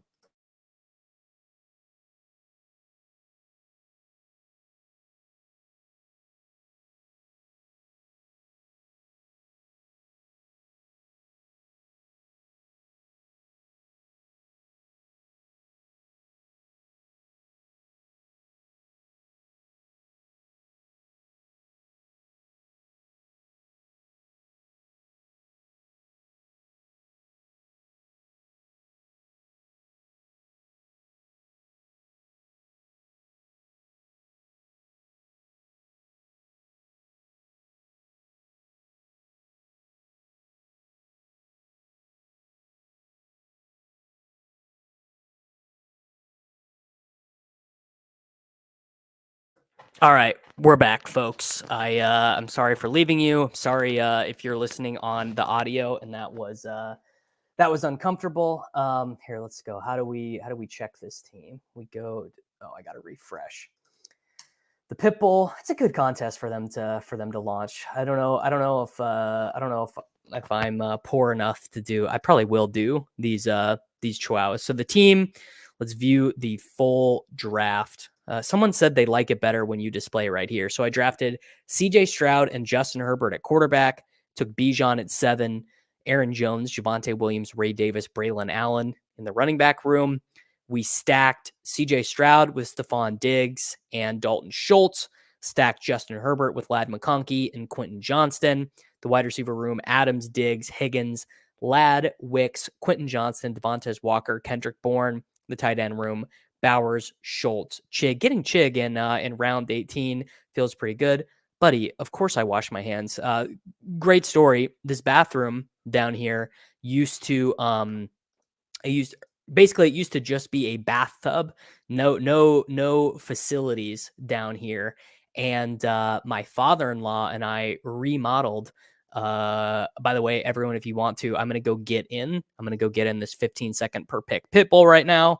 We are hopping in. Feel free to hop in with me. So my father and I remodeled this bathroom downstairs and upstairs, and the one down here remains undone. The toilet and the sink are in, but we basically never finished the shower because we both just got too busy with our lives, and I needed my office back. So that is not done. We got pick 2. Beautiful. Benny says, I don't care if it's $1, if it's a $5 entry or less, I'll be there because I think that's one of the things that helps level the field for lesser sharps like me. Sure. Hans says he's in the process of remodeling his dad's kitchen with him. Yeah, dude, it's a grind. I mean, remodeling shit is an absolute grind. Doing the bathroom. I mean, you guys probably could figure this out about me, but I'm not necessarily the most handy guy. So there was a lot of learning process for me. I did fuck up. Like I was using the using the tile saw, and I was definitely fucking up using it a little bit. So ruined some piece of tile. This room is badged up. We're on the clock. Of course, Lamb goes at 1, taking McCaffrey. Absolutely no sweat there. Also for the YouTube viewers, I mean, I am gonna turn back to the draft board for some chunk of this, but I can't promise that it's gonna be that's gonna be on the entire time, because I got to make my picks. So I might be a bad streamer here for a little bit. I'm going to send a couple DMs and see if anyone wants to hop on. Let me message a few of my friends and see if anyone wants to come do some pit bulls or some BBMs. Also realizing false advertising. The thumbnail for this video and the title of this video is drafting for $1.5 million on Underdog on July 4th. And it's not true. We are not drafting. I didn't know they were going to be launching these contests. Free CMC, congratulations. Free CMC, I think you could debate that a little bit. I mean, I think there is a legitimate debate on should 29-year-old Christian McCaffrey be the 2nd overall pick. Like let's do one of my favorite things. Let's run a filter on StatHead and see let's see when McCaffrey is 28. That's not as bad. It's not as bad. I just need to win the pit bull 15 times. That's 1.5 million. Yeah. Fucking Avalanche is coming for me. Debo, Ayuk and Debo at the 1-2 turn. That, honestly, I love it. That's strong. That is actually such a strong way to use the 1-2 turn. You just locked out the guy. You locked out me from getting Purdy. You are for sure going to be able to push Purdy. I bet, because I'm not going to take him. I wonder if the guy drafting at the 11 or the 12, I mean, he might be able to get like round 13 Brock Purdy or whatever. Let's see here. Artillery Frost says, I think CMC should either be 1st or 5th from a GTO theory perspective, but there's an exploit when you don't want to pass up the ADP value. Whew, that's interesting. I would not have thought about it. God, I am buried here, dude. What am I going to do? All right, well, I'm going to take DJ Moore and set up the possibility to get Caleb. And I guess I'm just leaving all these good picks for someone else. I mean, no way any of these guys come back to me, but I'm too buried here. I can't take – I did want Neighbors, but I will take Cooper Kupp. I've got a lot of this start. I've got a lot of this McCaffrey, DJ Moore, Cooper Kupp start. Let's see. Yeah, I could still – here's the thing. I don't like taking Ricky Pearsall. Ricky Pearsall is – I think Ricky Pearsall is older than Brandon Ayuk. I'm pretty sure that's true. I mean, don't fact check me. Brandon Ayuk is okay. He's not actually older than Brandon Ayuk, but he's pretty close. Ricky Pearsall. Let's see. Ricky Pearsall is 24 right now. When does he turn 25? Ricky Pearsall age. Okay. Ricky Pearsall turns 24 on September 9th, but he's old. He's old. The point being there is that he's pretty old. Yeah, obviously Ricky is going to go way up draft boards if Brandon Ayuk leaves. Let's see if we are gaining any subscribers on the day. To be honest, not really. Not a ton of people are subscribing, but I appreciate all of you guys here watching. If you could drop a thumbs up, that would be good. I mean, it's going to be some little bit of unreasonable expectations for me here on the channel because the first day was so big. I've got a pretty big Twitter account. So like it and Reeves hopped on and we had Liam come on, we had Karain come on. Like it was all pretty awesome. It was all pretty awesome for the first day. But Michael Ocasio, thank you for subbing. We got it there. I'm loving it. I love adding to those numbers. 228 concurrent viewers on the morning of July 4th. It's pretty cool. I'm not gonna lie to you guys. I'm pretty jazzed up about all this. I just downloaded YouTube Studio on my phone so I can like check the analytics of who's watching. It's all pretty good. Ball King, you want to talk about a name and a comment that go 1-in-1. Ball King says Saquon will win leagues. To be honest, I don't think so. I don't think Saquon Barkley is going to win the leagues. I don't think there are enough touchdowns there. The 1 yard, 2 yard tush push is the most successful play in the NFL. I don't see it going anywhere. Stefan asked, no correlation, just in a vacuum, Rondale Moore or Khalif Raymond in the 18th. I mean, to me, it's not even close. It's definitely Rondale Moore. I'm a Rondale bro through and through. I don't think there's any debating there. Khalif Raymond is in like his 19th year in the NFL. Rondale's had some flashes. I'm going to pass on ETN here. Joshy Merlot subscribed.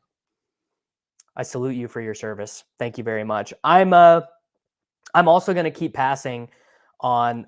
We got some latency there. I'm going to take Keenan here, and I'm going to set up Caleb and see what comes back around. Yeah, Rusty Shackelford. Rondale sucks. I'm not saying that Rondale doesn't suck. I think Rondale actually probably is I think he's probably a running back in a wide receiver's body. He would have been better. Hollywood Brown goes. I can still get Worthy. I am going to take Worthy. That is how you recover from an avalanche, folks. We've got our nice aligning bye weeks. Ball King says Saquon over 1,550 total yards and 9 total touchdowns. Yeah, that's 1,500 yards is a lot. 9 touchdowns is not really a lot, but I don't know if that is enough for him to win leagues. It's probably enough for him to be fine where he was drafted. As Mantis Toboggan very rightfully says, 23 years old is not old. It's not that old. You know, I think Rondale has more ceiling than he was ever used for.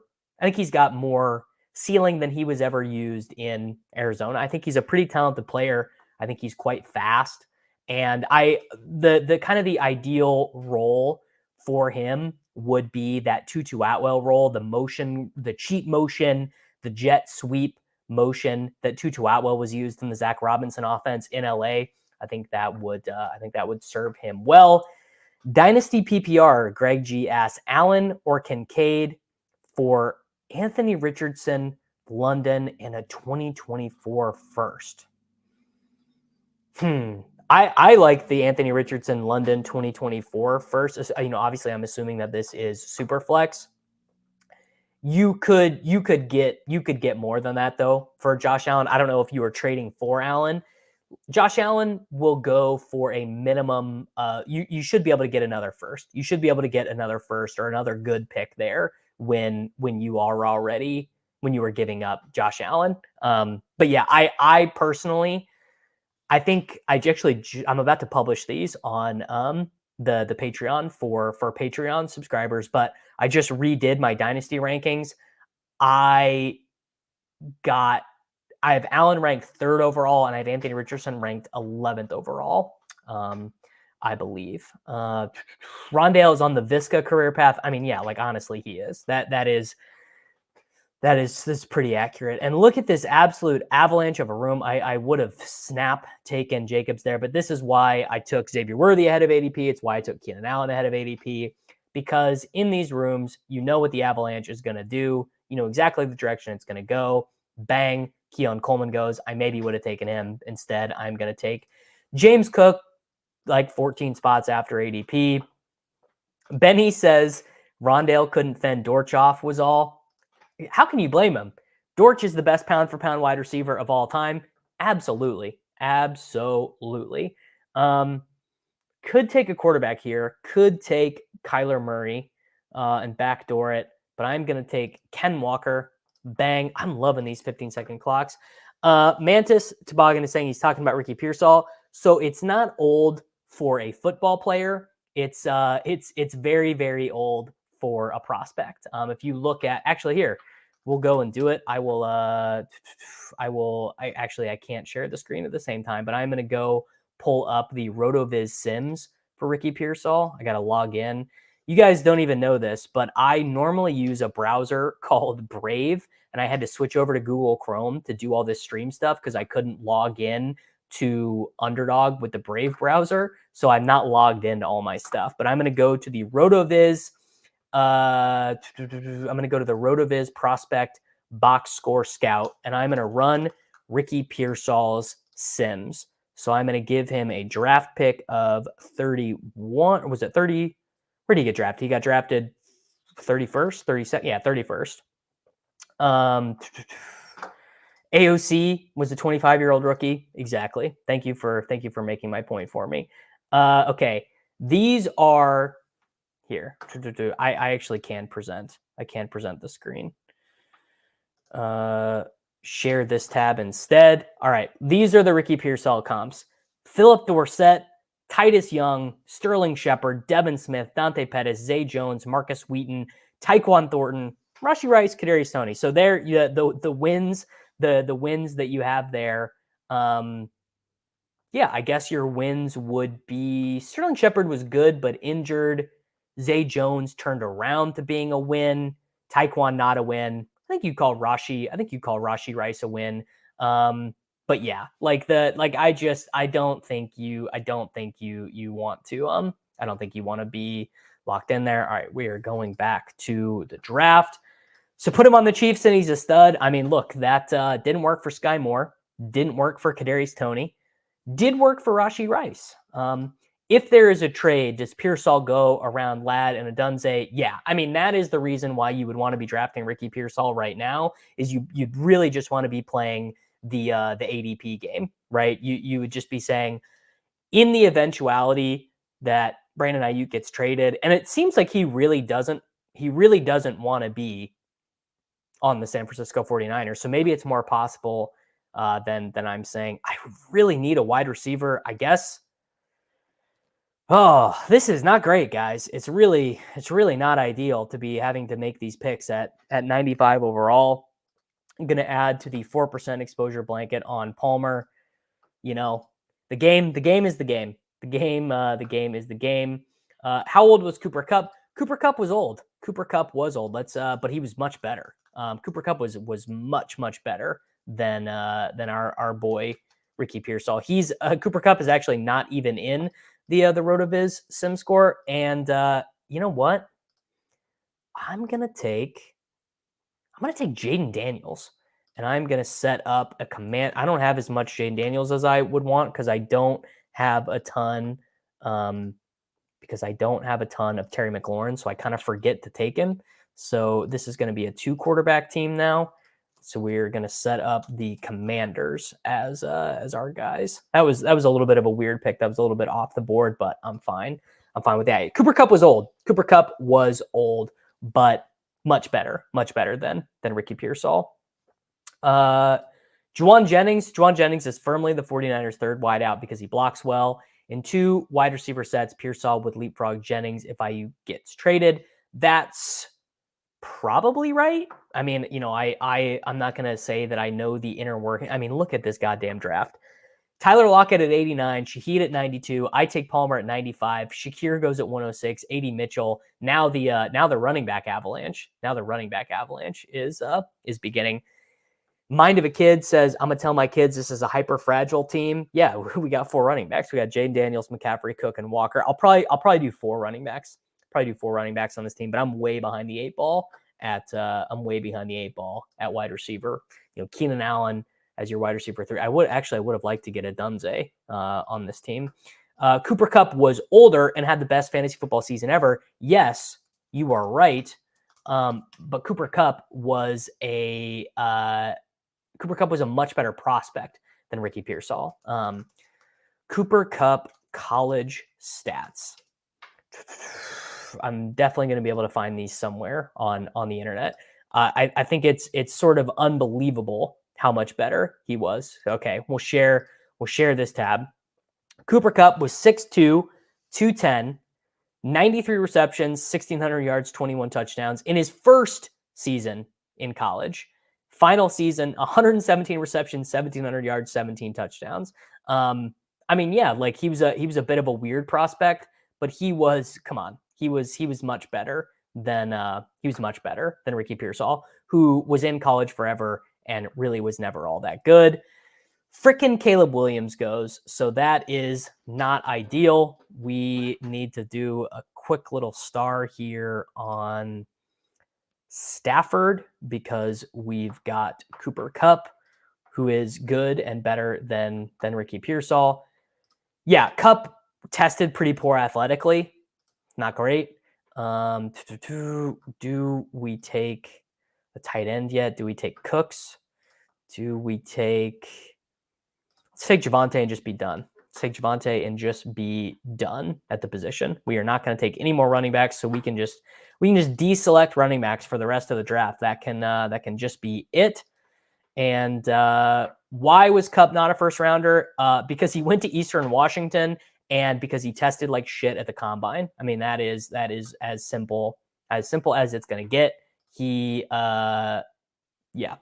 just was not very good at the combine. We're going to take Jahan Dotson, who stinks, but whatever. At what point does unstacked Burrow become interesting? At this point, probably is where he becomes interesting. Let's see, where did he go? Joe Burrow went 10.9. The thing is that he can take the Burrow drafter can take Chase Brown. The Burrow drafter can take Jermaine Burton. The Burrow drafter can take Mike Gesicki. There are ways for him to figure it out.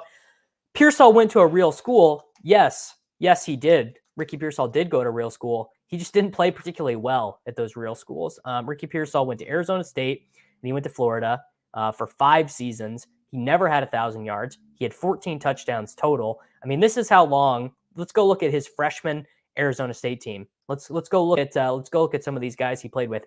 Eno Benjamin, yeah, that Eno Benjamin was Ricky Pearsall's running back.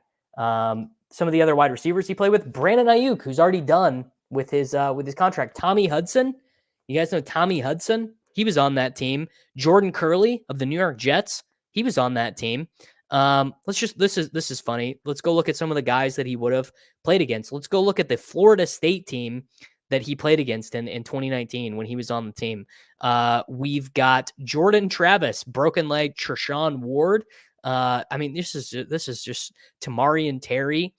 Guys, it's not serious. It's not serious. Ricky Pearsall is a billion years old. And I was just getting an error that my screen share audio was not working. Yeah, Jaden Daniels. Jaden Daniels was his quarterback. That shows you a little bit. That shows you a little bit about Jaden Daniels as a prospect, right? Jaden Daniels was around forever. Look at this wide receiver avalanche, fellas. Jalen Polk at the 1.9. I mean, we are skiing right now through this avalanche. Although Jermaine Burton, my boy, still on the board. Gonna have to take Stafford with one of these next 2 picks. Also need to start thinking about a tight end, but he's 23. Well, he's gonna be 24. He's gonna be 24. He's gonna be 24. I'm ignoring White Boy Summer. I mean, I'm not. I've got Lad McConkey.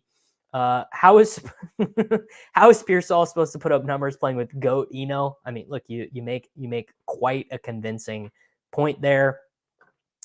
I could take Herbert to do with Palmer. I could just I already have a quarterback. Never mind. I already have so I'm gonna take Stafford because the caddy would tell me, are my bye weeks good? My bye weeks are good. We are taking Matthew Stafford. This is definitely going to be a 3 tight end team. I have to see if I want to. The thing I have to see is, do I want to do the fake sharp thing of taking TJ Hawkinson and selling myself on the upside of what happens when Hawkinson comes back later in the year at tight end? And you know what? We are going to do it. I'm going to take TJ Hawkinson and sell myself on the fake upside. Sell me on Jermaine Burton. Look, I will do my best. Really, the Jermaine Burton thing is just that he was a young prospect who went to 2 elite schools. He went to Georgia and Alabama, got on the field for Georgia as a rookie, 16% dominator rating as a rookie at Georgia, 16% as a sophomore at Georgia, transferred to Alabama, then was awesome his final season. I mean, awesome is relative because his quarterback was Jalen Milroe, used a little bit as a rusher. The thing with Jermaine Burton is that all the scouts said, you know, he could have been a first round pick. Jermaine Burton, the Athletic. The Cincinnati Bengals got an elite talent in the 3rd round of the 2024 draft when they selected Alabama wide receiver Jermaine Burton with the 80th overall pick. Yeah, I mean, let's go see what our fellas at the Cincy Jungle say about him. Character concerns may have led to Burton falling, but his potential has never been questioned. On the PFF NFL podcast, Steve Palazzo called Burton the most important pick in the draft. Bunch of people basically said, like, these are, you gotta take it with a grain of salt. But a lot of people said that that Burton was effectively a first round talent at wide receiver, but a bad guy. We talked about this yesterday on Liam's stream. He punched a woman in the face in college when fans rushed the field. Bad dude, right? Not a very good dude. Not a guy that you're really going to want to be rooting for, I think, in fantasy football. But there are a bunch of vacated targets there. Mantis Toboggan, again, he's really stuck on this Pearsall thing. Ladd was in college for 4 years, one less than Pearsall. I mean, look, you're not wrong. I don't really like Ladd McConkey that much as a player. I think there is a pretty good chance that that Ladd McConkey ends up being a bad NFL player. That he's not a guy you really want on your teams. That he is kind of a suboptimal. That he's kind of a suboptimal player. That he got overdrafted because he went to Georgia. I mean, really. He didn't look that explosive to me. His numbers were not that good. We're going to take Ben Sinnott. I just pulled up Ladd's Sims. Let's see what Ladd got drafted where by the Chargers. This is helpful for running the Sims on RotoViz. He was drafted with a 34th overall pick. He weighs 186 pounds. Oh, I got to make my pick. Let's just take Luke McCaffrey and get done with it. And how much does he weigh? It's 44.39. I'll share this tab with you guys because I made my pick running the box score scout over on I'm not even a RotoViz affiliate, but I just like their stuff. So you see the real, like, look at these super overdrafted guys. Mechie, overdrafted. Tony, like the most overdrafted guy in the NFL. Paris Campbell, how long have we been waiting on him? Hardman, super overdrafted. Dorsett, super overdrafted. Pettis, super overdrafted. McLaurin, that's kind of an interesting one. Pickens, kind of interesting, lower down on the sim scores. Henry Ruggs, overdrafted. So you guys are like, I'm not making it up. Like Ladd is definitely overdrafted. This is what people think though. Ladd is just going to crush with this empty wide receiver room. I mean, maybe. Like, what do I know? I'm not a genius here. How similar do you think the projections between Travis Etienne and Aaron Jones legitimately are on a week-to-week basis? Yeah, not much difference, but Aaron Jones is a better receiver, and Aaron Jones is, I don't know. I think it's just a good point.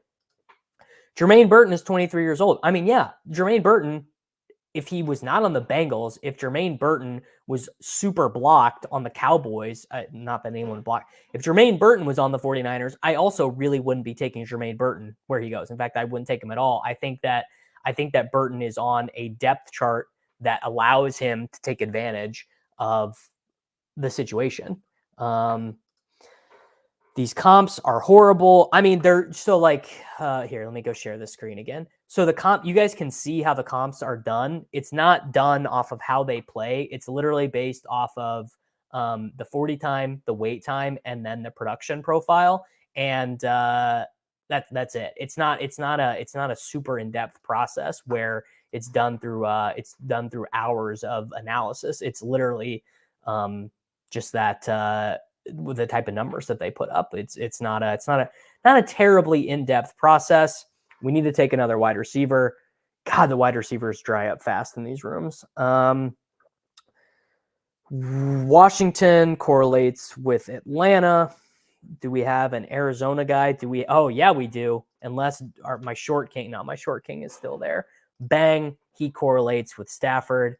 Okay, I think we navigated the Avalanche all right here. The team we've got Jaden Daniels, Matthew Stafford as our quarterback room. Hyper fragile with McCaffrey, James Cook, Kenneth Walker, and Javonte Williams. They all have a different bye week. Trying to fix it at wide receiver with DJ Moore, Cooper Kupp, Keenan Allen, Xavier Worthy, Josh Palmer, Jahan Dotson and Luke McCaffrey, Rondale Moore and Greg Dortch. I mean, that is a Davis Mattek ass wide receiver room. That is a lot of guys that I like to take in these drafts. Is this room going to make me take Josh Wiley is the real question. I mean, honestly, I hope for your sake it doesn't. Nobody produces at Georgia besides Brock Bowers, and even he never had 1,000 yards. That's why everyone transfers, including Burton and Mitchell. I mean, yeah, that's why. It's kind of why you can talk yourself into Ladd. It's honestly part of why you can talk to yourself about Burton. It's why you can talk yourself into Pickens. It's why you can talk yourself into AD Mitchell. I mean, I was a big Pickens guy. Go back and listen to. I don't know. I wonder if the Sports Grid Fantasy Football podcast is even around. But you could go back and listen to the ones from when Pickens was a prospect. I was big on him. I did look. You can't be in a room with me and think you're going to be able to get round 18 Greg Dortch. That was irresponsible on your part. You know what can you do? Save Josh Wiley for a DFS Week 15 slate. I mean, we might be early. Look, we got a Dylan Laube. We got a Dylan Laube pick. You love to see it. This room. Do I need a 10th wide receiver? No, I need a third tight end. I definitely need a third tight end on this team because I've got a fullback and a guy who's injured. Oh, beautiful. We are about to go disgusting here. I'm about to take, Davis, I'm worried about your tight ends. I'm also worried about my tight ends because they're not very fucking good. They're actually pretty bad. So really what I'm going to need is the perfect outcome of Ben Sinnott and Zach Ertz. That's what we're going to have to do.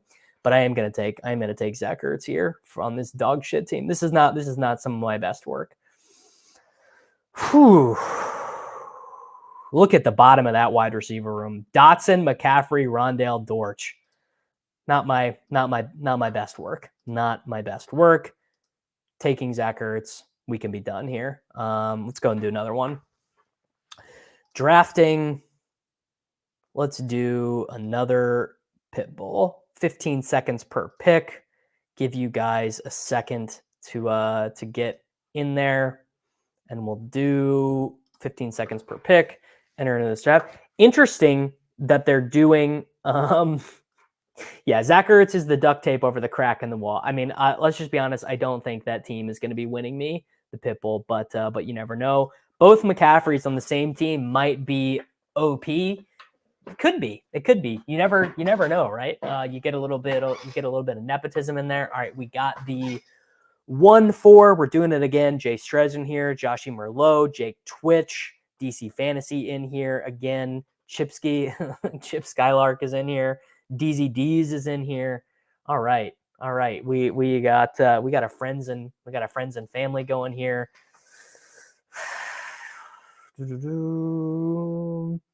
Jacob is not coming.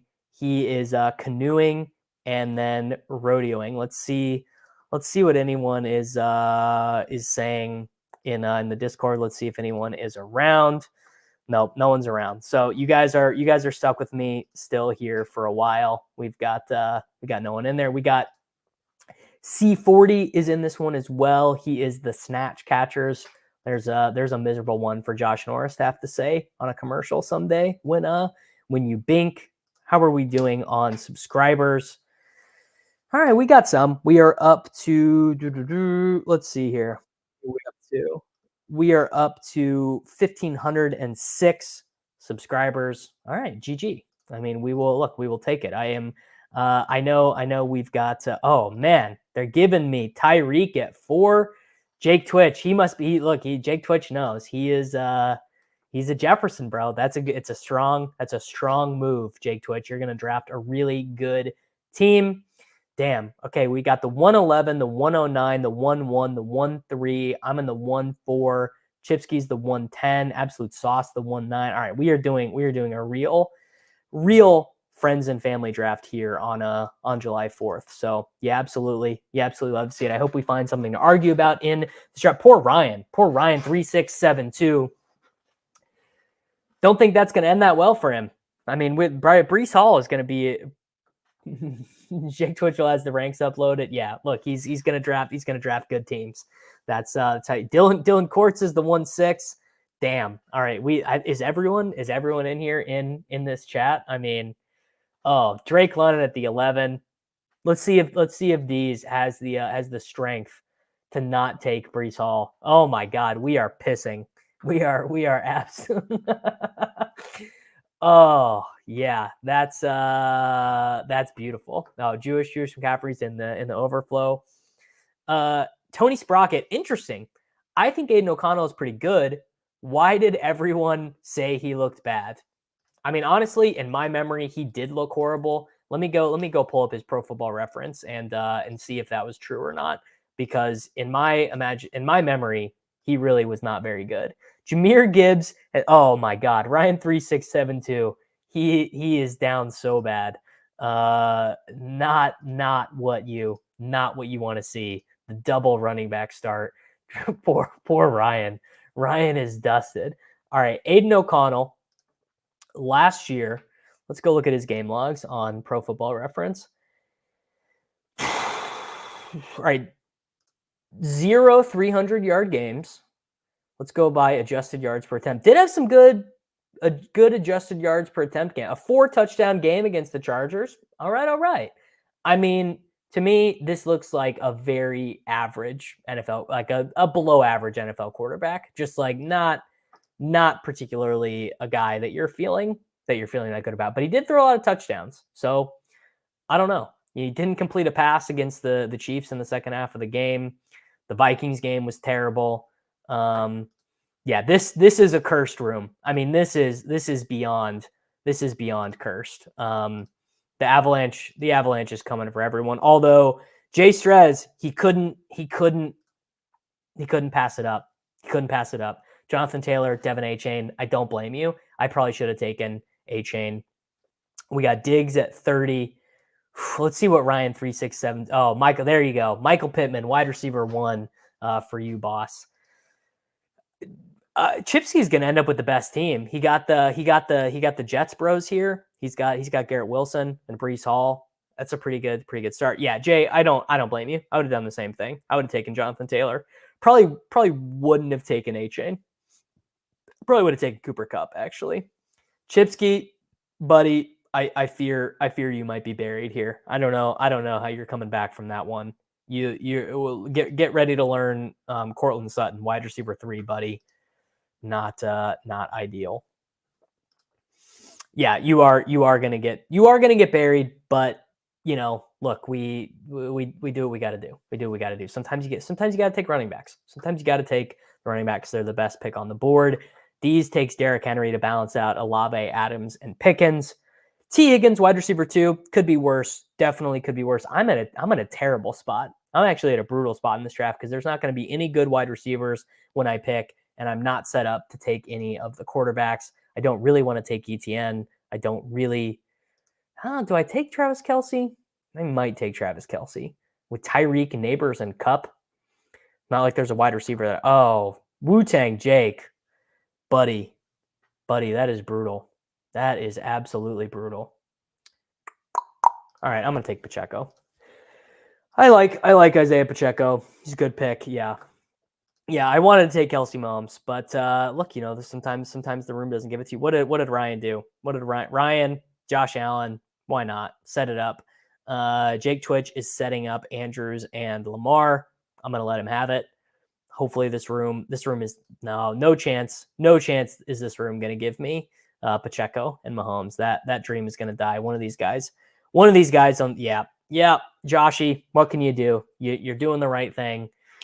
Then because you were going to have a minimum of one of the Chiefs guys to take, unless Jay takes both of them from you right now. Then you are going to be down bad. But he takes McBride, so you're going to get at least one of them. So you did the right thing. You could take Worthy.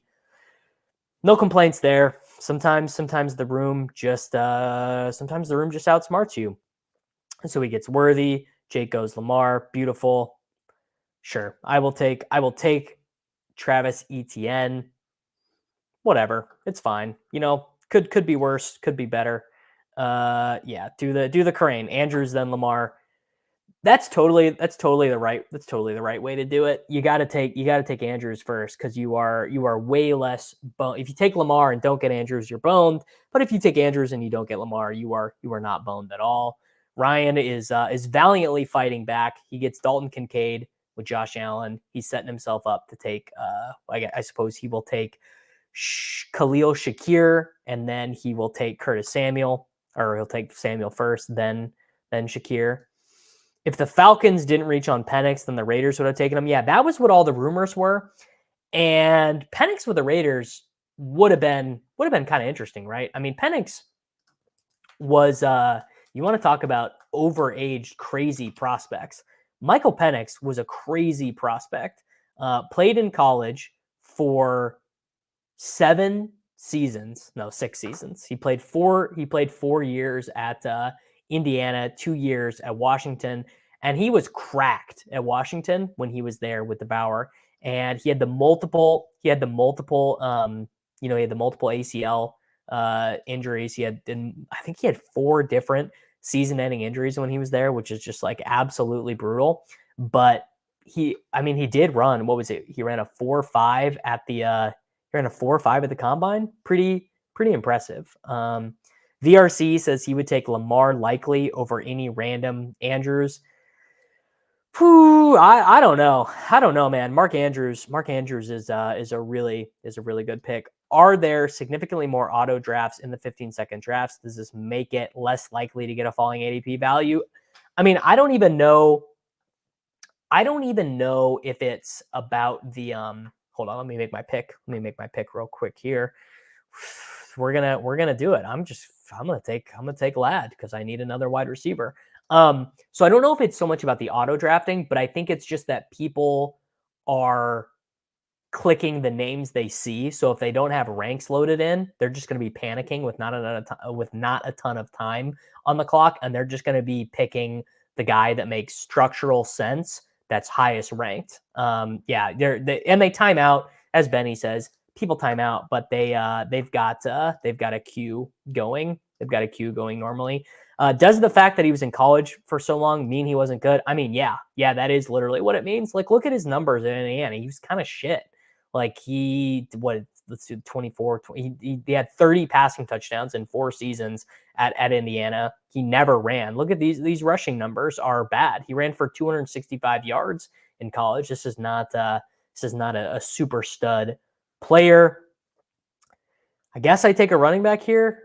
I don't really want to. Let's sort by ADP. Could take JSN. There, sure, whatever. I'll take a JSN. I've got like absolutely no JSN in any format. You're explaining why I took Godwin. Yeah, I mean, I just took JSN. That might be my first JSN click of the entire year. Really might be JSN. That's a funny one. Let's go look at Jackson Smith and Jigba Sims. That's let's share this tab. Jackson Smith and Jigba tabs. Let's give him. He was picked at 20. Did he run a 40? He didn't run a 40, and he weighed 196 pounds. This will be an interesting one. I don't even remember this from running it last year. I bet they're pretty good. Yeah, but the sim scores are so low because guys that small don't get picked. Guys that small don't get picked that high all that often. Yeah. So the idea that JSN and George Pickens are anything close to each other is so funny. Really, JSN and McConkey are kind of similar, like pretty low touchdowns. And really, JSN's numbers are just all fucked up from how bad and how injured he was his final season in school. All right, we are coming back. I'm already almost up on the clock again. I mean, I definitely did the right thing taking JSN at around ADP there because the running backs are better now, but it didn't really feel that good. In fact, it felt pretty bad to click JSN. He goes so much later on DraftKings, which is whatever. In defense of older rookies, I don't think we have fully grasped what NIL money could mean to the top 10 picks, but second and third, I mean, that's totally true. So that really couldn't be more true. In fact, I think it is a lot to do with the biggest impact is going to be at the running back position. Like if you're a big man on campus, if you are the University of Michigan's running back, if you are Ohio State's running back, I mean, come on, dude. Like you are going to make way more money. You're going to make way more money staying in school than you are going to be like your 5th round draft pick or play, play in the NFL. I don't really think it's all that close. All right, where are we at here? I'm 2 picks away. This is probably a good Mostert team. Yeah, because then I can set up and take Tua. I got Daniel Jones here. Oh, damn. That is unfortunate. All right, we're going to take Tony Pollard. Whatever. Yeah, as Jay says, a lot of them get paid better in college than on their rookie deal. I mean, not true for quarterbacks, definitely true for running backs. Do you think there will be 5-year running backs that just don't go to the NFL? I mean, definitely there will be. I mean, I know that some of the guys at these big schools, like the Ohio State guy, Travion Henderson. So Travion Henderson could have easily come out this year for Ohio State. He, coming off a pretty good season, averaged 6 yards per carry, scored 11 touchdowns, caught 19 passes, caught 27 passes as a rookie. Probably would have been a 7th round pick out of Ohio State, but he didn't come out of school because why would he? He's going to get way more money staying at Ohio State. Am I done drafting Chase Brown? I'm not done drafting Chase Brown, but I am leveling it out. I am purposely getting less exposure to Chase Brown because I'm going to pull up my exposures right now. My exposures were getting out of control. So I had 38% Chase Brown, 39% Dontavian Wicks. I mean, that's just too much. It's too much. So I needed to pull it down a little bit. What are your thoughts on Audric Estime? Gotta be honest, I'm pretty Audric Estime pilled. The Denver beat writers are pretty in on Audric Estime. They think he's going to play a lot, and if they think he's going to play a lot, I'm so in on that backfield. I actually just wrote about this on the Patreon about Bo Nix and the screen game and Sean Payton and the screen game. Let me pull up this article after I make these picks. Okay, Tua we need to take because we've got Tyreek and Herbert. Do we take? I could probably push Herbert around. All right, let me pull up this article on the Patreon. Nile Davis types, huge plus fast, not a ton of vision or balance. Yeah, perfect type for the NIL, but no NFL. Yeah, I mean, just if you're Nile Davis or you're a Nile Davis clone, go play at a Big 10 school, go play at a Big 12 school, go play at Vanderbilt, at Kentucky, do something like that. And then, yeah, just make a ton of money. All right, we got to make a pick here by ADP. Sure, we'll take Gus Edwards, and then let's star Justin Herbert. And if we get him, great. All right, I'm going to pull up how to play late round quarterback in 2024. Let's go pull this up. All right, this is the crazy stat. Sean Payton calling plays. He had multiple 70-catch seasons for Tiki Barber. On his 2010 team, 4 running backs had 22 or more targets for the Saints. In 2013, there were 70-plus receptions for Darren Sproles and Pierre Thomas each. When Kamara and Latavius Murray played together, they combined in their seasons together to average over 105 receptions per season.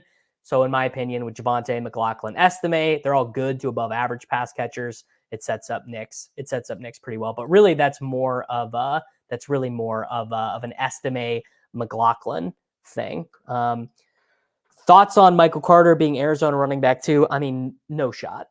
No shot. Trey Benson is a good player. Michael Carter is like a pretty average player. And we also, I mean, you know, we think less highly right now about Javonte Williams than we did when they were playing with each other at the University of North Carolina. So that makes Carter seem like a little bit worse of a player. I I got sniped on frickin' Justin Herbert, man. Absolutely brutal. We got Stafford there. Benny says, got me thinking what Quinn Ewers NIL money is because he could have gone pro. And the Manning family goons are probably threatening him to leave, and he's still staying. I mean, that's a good question. Quinn Ewers NIL money. Let's see. We're going to take Stafford real quick. That is, double week 6 bye. All right. I guess we are taking, we could take Geno on this team. We could set it up, but we're going to have to take another quarterback. Just with private jet company Nicholas Air, he got a $2 million deal. He makes a ton of money. Yeah, he makes over $2 million. Quinn Ewers makes over $2 million in NIL money. That's a lot. Have I ever started a QB room with Bryce Young? I might have never finished a quarterback room with Bryce Young. I might not have any of Bryce Young on UnderDog.com. Where am I at wide receiver? It's not great, Bob. It's really not setting up that great for me. I guess it's Dotson by rank. Is it I don't even have any correlation there. This might just be a bad team. Might have just drafted a bad team, guys. But there we go. I got Otto Dotson. Bryce will surprise this season. I mean, maybe. My opinion. Short King Summer famously has a Bryce Young exemption. The thing about Short Kings is that I really only want my Short Kings at wide receiver. I don't really want Short Kings at running back. I don't really want my Short Kings at quarterback. And Bryce was one of the worst quarterbacks that I've ever seen. Let's see. Let's go. This is my favorite shit. I love doing this. I mean, I could run stat head filters all fucking day. I'm not logged in. I'm not logged in on my stat head on this. I would have to pull it up on Brave, and I'm not logged in on Brave. What team is on the clock right now? Number 1 overall pick, even though the season hasn't started yet. I mean, do the Panthers have their number 1 overall pick? Let's check the Tankathon odds. NFL Tankathon. Look, it could be New England. It could be Denver. Could be Tennessee. Couldn't it be Tennessee? Couldn't Tennessee just be absolute? Tennessee could just be absolute dog shit. I mean, that's definitely a real possibility. So I need 3 quarterbacks on this team. I need to take 1 more running back. I need to take another quarterback. Kirk Cousins is still here. I don't have anyone good to stack him with. I'm going to take, you guys already know, I'm going to take Javon Baker. I'm going to set him up with Drake May, and I'm going to star some Broncos, Marvin Mims, Bo Nix, Troy Franklin. Why do I have I should have Troy Franklin ranked a little bit higher. And my secondary tight end, maybe it'll be Fant, maybe it'll be Chig, maybe it'll be Likely, maybe it'll be Jonnu. Jonnu would be good. Jonnu would be good on this team. Does Denver own their pick next year? According to Tankathon, they do, but don't quote me on that. I really don't know. Is StatHead from Pro Football Reference? Yes, it is. You got to pay $8 a month for it, and I'm not logged in, and there's no chance I would be able to pull up my password that quickly. Pacheco, bang. Okay, Braylon Allen looking smooth catching passes. You don't say. Some of us knew. Just pray that May is on the field by week 6. Look, he probably won't be. So I'm probably just taking I should probably pass on him anyway. I should probably take Bo Nix on this team because Bo Nix will definitely be on the field in week 6. Jared Goff was significantly. All right, I'm gonna look it up. I'm gonna see if I can remember my StatHead password so that we can look this up so I can run the filters. StatHead. All right, we're gonna log in so that I can run this filter. And really, I just need to have that up for for these purposes, anyways, because this is actually honestly a big portion of my process is just looking at what players' historical comps would be. I mean, maybe I'm too rotoviz pilled, but I just really like to have an idea conceptually of what my guys did in the past. All right, so we got to pull up Bryce Young's PFR. What do I do next? I got to take a tight end. I got to take a quarterback. All right. Bryce Young through, let's do player season finder. Descending what? Adjusted net yards per passing attempt, anytime, position, quarterback. Let me make my pick. I'm going to take Bo Nix. Do I have a Bronco yet? I don't even have a Bronco yet. There's no Bronco for me to take with him. All right, Drake May, hope you're on the field by week 6, brother. Hope you're on the field by week 6. All right, statistical filter, pass attempts, over 500. Bryce Young had 5.5 YPA. So let's do less than 6 YPA. Yards per pass attempt, less than 6. Let's just see what we get. Oh, that's for all seasons. Show criteria, first year of player's career. Biographical filter, year of player's career, first year. Share this tab. All right. It's not great. It's not great. There are your historic comps. Derek Carr, Sam Bradford, Trevor Lawrence. That is fucking hilarious. Chris Winkie and Bryce Young. I mean, that is unbelievable stuff. I am here. I'll share this tab. I'm gonna take Isaiah Likely with his Week 14 bye as my pairing there.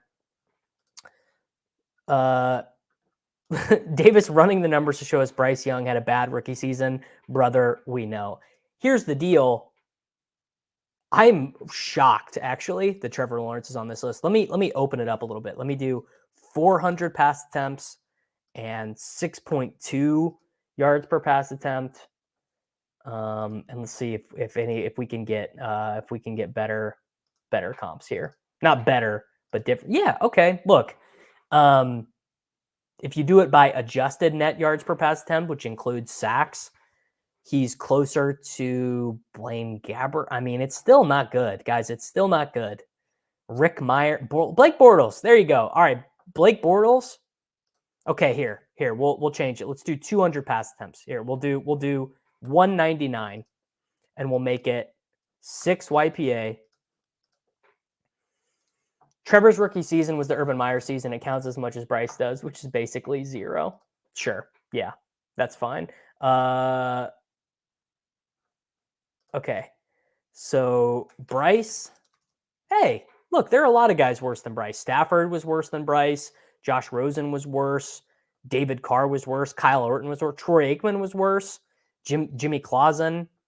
The closest comps, if you use adjusted net yards per pass attempt, are Blaine Gabbert and Chris Winkie.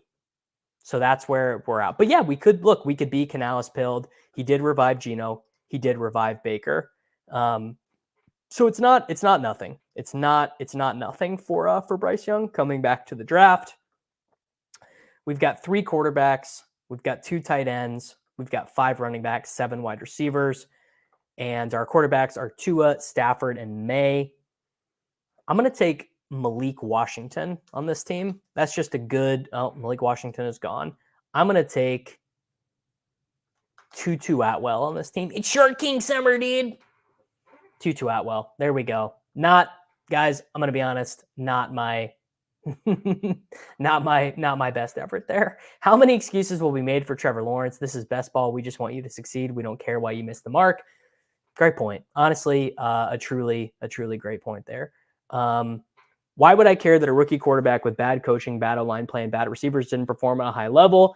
Well, ideally, you would want some of your quarterbacks to be able to elevate their teammates' play. That's why you should care, because if they're really good, if they're him, they'll figure it out. A truly bad point. I mean, truly, that could be made about anything. I don't know. There are a lot of bad points to be made. Let's do another 15-second per pick, 10 entry max, 100K to first, Pitbull on UnderDog Fantasy. You'll be entered in this draft, and $20 will be deducted from your account balance. We are in. I drafted a bad team then. Let's try and do another one. Let's see. Maybe can I get Justin Jefferson on one of these? 1-3. No, well, I've got Tyreek ranked ahead. So we'll see. Jake Twitch is back. DC Fantasy is back. Snatch Catchers is back. Wu-Tang Jake is back. Jay Strez is back. Joshy Merlot is back. D's not on this one. This is pretty fun, guys. We are gonna get a ton of these knocked out today. How are we doing on subscribers? Where are we at? Can we get to 1.6? We are not to 1.6 yet. I think that's gonna be my man. I would really like to get to 2,000 subscribers by Monday. That would be sick. But we're gonna keep streaming. We're going to keep doing these drafts. Maybe my thumbnail's not good enough. Maybe my thumbnail needs a little bit of work. Let's should I send another tweet? Also, by the way, Jacob Sanderson just he just responded to me. He's not going to be able to get to the computer today. He's canoeing right now, and then he's going to a rodeo. A rodeo is what our Canadian friend is doing today. Also, I wonder if Tsitsipas has started McCaffrey at one. I mean, come on, I'm not gonna kick Christian McCaffrey out of bed at the 1-3. Let's check on our champions tab. Let's see champions. Can I look at my one that's live? I can't look at my one that's live on the desktop. I gotta get back to my draft. How do I get to it? There we go. Not ideal to lose it there. Have we click live? Yeah, I mean maybe that would have worked. I got scared though. I got scared. Who's gonna ship the Euros? I did bet on Portugal to ship the Euros, but come on, Spain. Spain is gonna ship it. Easy says GM. Easy, do you want to hop on? I DM'd you the link on Discord if you want to hop on and chat ball, but you don't have to. Whatever you want is fine with me. C40 says he got CMC at Stefanos is at 7 games. One, yeah. I didn't. I said GM, not ideal. If you ever lose a fast and a CS lows, look for the one without the orange clock icon. Yeah, that's the move. Stefanos is at 7 games won, so I suppose that's better. But I think the ideal is I literally just clicked that one because I know I bet Stefanos in a round robin. Easy, I will still be here in a half hour if you want to hop on. So that's what we got. I'm gonna pull up it on my app though, and Judge is in the 3rd inning and he has not hit a home run yet. Man, I really hope that this actually 21 games won was a bad bet. I'm an idiot. We did not want that with Tsitsipas. That was bad because he's going to beat his guy in straight sets. He's not going to go the extra set. So I'm an idiot. Guys. So that one's going to end up being bad. So sorry about that in advance. This is not as avalanche as it could be. We got the double running back drafter, Tyler Numbers. So we had Ryan Numbers last time. We're gonna take DJ Moore because we don't want to get buried because we have Christian McCaffrey. So we had Ryan Numbers last time. We got Tyler Numbers this time. Dylan Cordit said personally he has CMC at 5. He just wants the truly elite wide receivers ahead of him. Look, I get that from a high level. What is not that ideal in my thinking would be, so then what are you going to do? You're going to show up with 3% Christian McCaffrey at the end of the year? I mean, that does not seem that ideal. That seems the opposite of ideal. That seems bad. DC Fantasy does leave me with my boy Cooper Kupp, and I'm going to take him. I'm going to give a gift to the guys drafting after me and give them a chance to take A-Chain, Barkley, and Kyron. It's not a lack of research. I mean, that it's legit. See, like Tyreek Hill and CeeDee Lamb and Jamar Chase and Justin Jefferson can like smash CMC's weekly score by a lot. But I don't know. I obviously don't do it. I mean, you guys are watching me draft. I have no interest in passing on Christian McCaffrey. Absolutely none. Here, let's do my favorite thing. Let's go back to StatHead. Let's clear it. Let's go back to the season finder. Let's sort by descending fantasy points, PPR points per game in a year, running back, statistical filter. What do we do? Fantasy points PPR. So over 300 point seasons from a biographical filter with an age from 28 to 30. Let's just see, because I honestly don't even know. I mean, look at this. Nuts. 31 points per game, 29 points per game, 27 points per game. These dudes, now none of them are that recent. I guess the most recent one would be Brian Westbrook, LaDainian Tomlinson, Matt Forte with multiple 21-point seasons, Priest Holmes again. I mean, it's definitely not impossible, right? It's definitely not. James Young said CMC had 0 games with fewer than 10 fantasy points on UD and 3 games with 30 plus. Now, that is definitely the wrong way to think about it, because 10 points does not do shit fuck for you on UnderDogFantasy.com. 10 points means nothing. In a seasonal context, it might mean something when you have to start him every single week, but it doesn't mean anything on Underdog at all. It is a lot of cup. I mean, what do I do? I just keep, am I going to take A-Chain when I already have McCaffrey? I mean, I think A-Chain is better. I've got him ranked ahead, and maybe I should, but man, it's tough in these. Look, it's a friends and family draft. Like there's only so much that you can do. Here we go. I'll do a McLaurin team. I will do a Terry McLaurin team. I don't have very much of him. I want to get more of him because I want to get more of Jaden Daniels. So we got a McLaurin team. What are the Madden cover running backs average points per game? I'm gonna have to farm that one. They don't have the I can't run that filter on StatHead. I guess maybe I could. I could go add them. I could add them all up. It's not CMC's production. It's that CMC has been injury prone all years of his career. I mean, that's definitely not true, right? That's definitely not true. There's he hasn't been injured in forever. Christian McCaffrey has played an entire season all years of his career, but 2020 and 2021. So I'm not buying that. I'm going to ideologically take ETN. Was that a 5th round ETN? That was a 5th round ETN. 5th round ETN is good. I like that. Yeah, CMC has been healthy the last 2 seasons. CMC was healthy as a rookie. He was healthy in 2018. He was healthy in 2019. 2020 was the broken hand, or was 2021 the broken hand? I don't remember the sequence of those injuries, but he's really only had 2 injuries. He's had 2 injuries in his NFL career. The thing is one of them was drawn out. I want to say the 2021 injury was drawn out.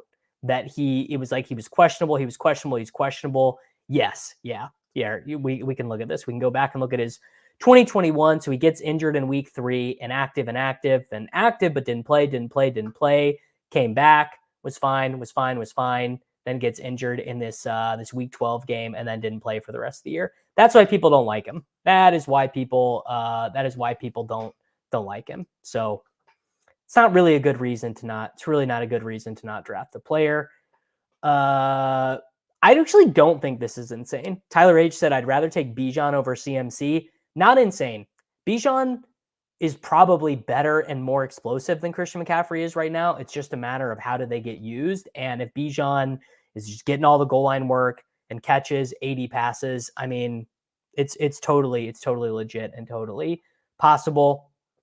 James Young says he's more afraid of a holdout negatively affecting Lamb. I mean, no chance to CeeDee Lamb. I'm putting that at sub 1% of CeeDee Lamb holding out, and he's going to get a billion targets, and it's going to be totally fine.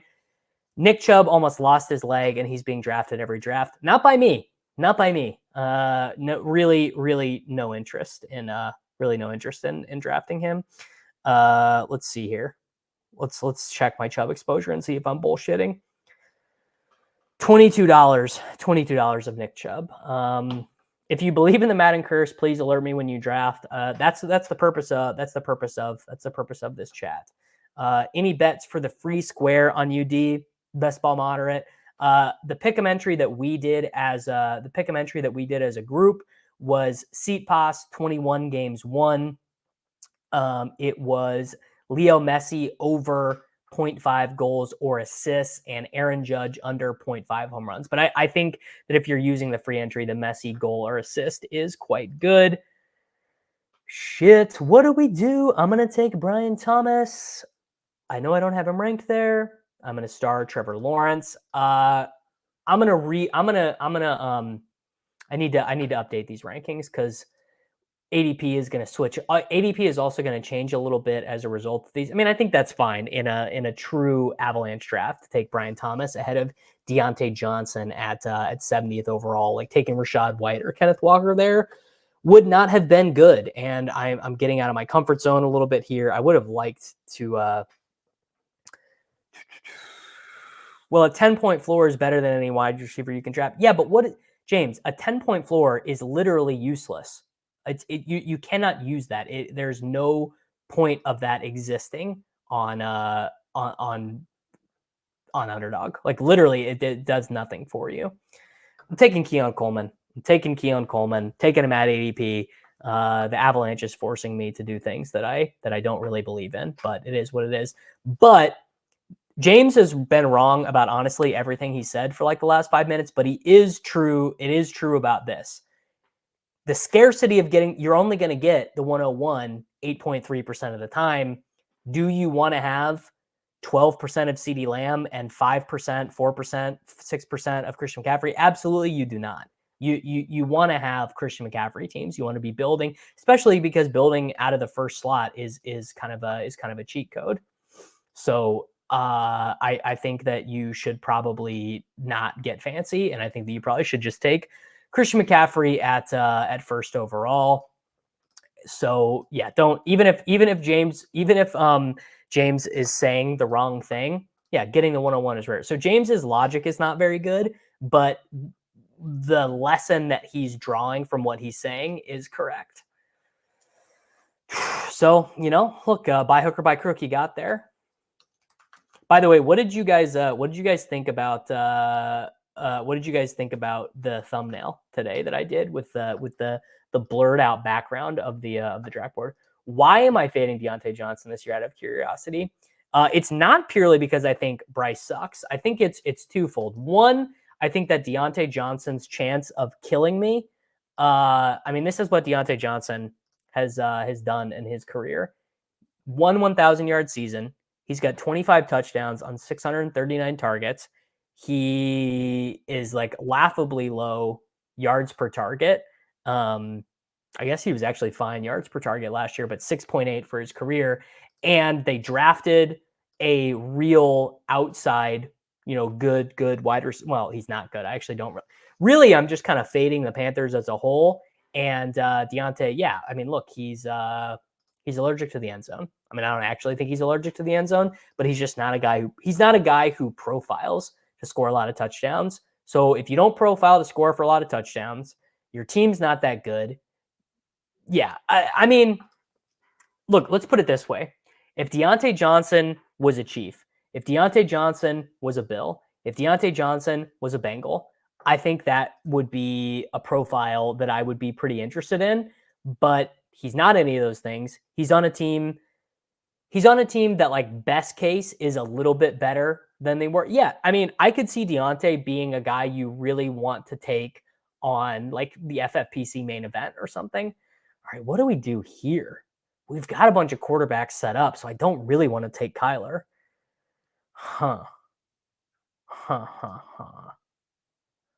Yeah, you know what?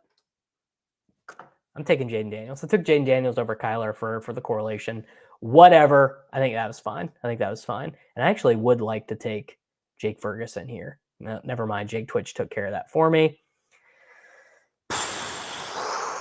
Would have liked to have made this a Bowers team too. All right, Raheem Mostert, come on down. Could probably do another. This could be a hyper fragile. This could be a hyper fragile team as well. Thumbnail thought, instead of the yellow orange background, go with green like the cash we were about to win. Yeah. So I'll be transparent with you guys. The thumbnail is literally just the default background, one of the default templates that I get on Canva. So I signed up for Canva Pro to make thumbnails, and that I actually tried to mess around with it and change the color, but was not able to. I think your Deontay ownership exactly mirrors how you feel about the Panthers offense and Bryce's development. To be honest, I think this is sort of an unknowable type situation.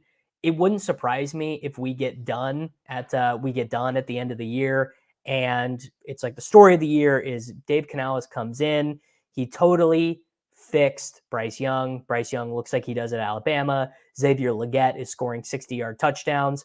But look, I just ran the filter. You guys just saw Bryce Young is not exactly in not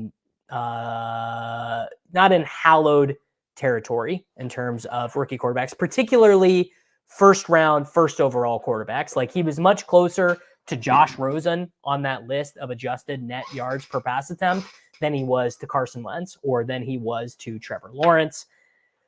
Deontay Johnson played a bunch of his career under Matt Canada. Yeah, look, so did George Pickens, bro. Didn't stop George Pickens. Didn't stop Antonio Brown, or it did stop Antonio Brown. Who am I thinking of? There's another good Matt Canada wide receiver. Bryce Young is basically Trevor Lawrence and Matthew Stafford, according to the filter. Don't misuse my filter. Don't misuse my filter. I'm the one who's allowed to interpret the filter. You are not allowed to do your own interpretations of the filter. I will tell you what they mean. Can I make the video 1080p? I mean, honestly, I have no idea. Let's see. Let's check my settings. So I have to do it. Before I start. Scarecrow, I got to do it before I start. So I did in the first one. I remember clicking the 1080p. I can't do it in the middle. of the stream, but I will make sure. I will create a reminder to myself right now, and I will make it in 1080p. Maybe I'll stream tomorrow. Maybe I will stream. I for sure will be streaming next week. Damn, Dontavian Wicks goes. That guy must know ball. Did someone take Trevor Lawrence? Someone did take Trevor Lawrence. You guys just don't want me to have nice things. Caleb is gone. Damn, sucks. I got to take Chase Brown. It doesn't suck that I have to take Chase Brown. I actually don't know. Let's put Chase Brown in the box score scout. I wonder what any soccer bets for the upcoming Euros or Copa America. Honestly, the only thing I have is that UnderDog Pick'em entry that we did when the UnderDog Pick'em entry where we have Messi's goals. Let's check in on Seat Pass. I wonder he's up to 9 games won. Did he win? Could someone tell me if Seat Pass won the first set or not? It would actually be better if he didn't. We don't have a charger to set up. We do need a tight end. My ranking would definitely say to take Dallas Goedert right now, but I don't really want to. Fuck. There we go. There's the 15-second clock. God damn it, Davis. That's why you do the star method, guys. That is why you do this. Oh, I'm so annoyed. Oh, that's so annoying. Damn it. Okay. Seed Pass dropping the first set. It's actually good for our bet. This is who I was thinking of. Joshua Min. Thank you. It didn't stop Chase Claypool from going 1,733 and 11 in his first 31 games. Yeah. What if I told you Aiden O'Connell had a higher single game UnderDog.com fantasy score than Matthew Stafford last year? I would believe it. I would absolutely believe it. I've said this 100 times on these shows that you do not have to take Matthew Stafford with Cooper Kupp and Puka Nacua, because somehow they can each have like 17 receptions and 200 yards and a touchdown. And you look at Matthew Stafford's score, you like do a team with them, and you look at Matthew Stafford's score and he's got 17.4 points. That's exactly how it goes. Here's the deal, guys. We're all doing this together. If any of you take Ricky Pearsall instead of me, when I just got auto drafted Brock Purdy 10 picks after ADP, I'm gonna lose my shit. You guys got to let me have Ricky Pearsall. Cowing or Jennings. I mean, Juwan Jennings like cannot have a fantasy relevant game, right? I guess that's not true because he was in the winning playoff best ball lineups because he threw a touchdown in week 19. But I come on, are you guys serious? Wu-Tang Jake, you just made me waste $20, dude. You just made me waste $20. That's so brutal. I trusted you guys. And you did me like that. I mean, that is horribly unfortunate. I'm having a bad time. Fuck. I'm tilting. Oh, I'm really on tilt. I just took 12th round Luke McCaffrey. Oh, the 15-second clock got me there. The 15-second clock got me there. That was really bad. That's one of the worst picks you're ever gonna see. That was bad streaming behavior right there. Oh, I'm really tilted. And I already had Terry McLaurin. There was no reason to do that. There was absolutely no reason to do that. Oh, man, we are having a bad time here. I need a tight end. Sure, whatever. I'm just tilting now. I'm just tilting. Oh, Mind of a Kid reminds me. We have Christian McCaffrey. It's fine. Dude, we just drafted the winner. I'm done tilting. We have Christian McCaffrey. We win. I'm gonna win. I'm gonna win the pit bull. It's fine. Guys, dude, settle down. Come on. We knew all along what you needed to win 100K in the pit bull was taking Luke McCaffrey 40 spots ahead of ADP. It's fine. It's fine. Like we got the shipper. We got the shipper right here. Yeah, we're good.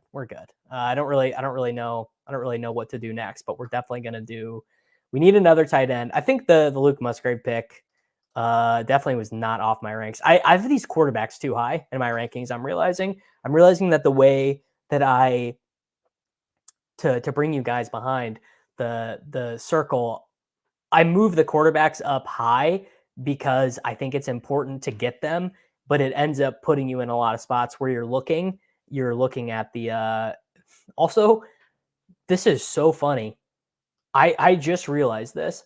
There was an error setting up Spike Week Draft Helper. Please refresh the page. So I haven't been on Chrome in so long that the last time that I used it, I was using the Spike Week Draft Helper, which is that's really funny. I just noticed that.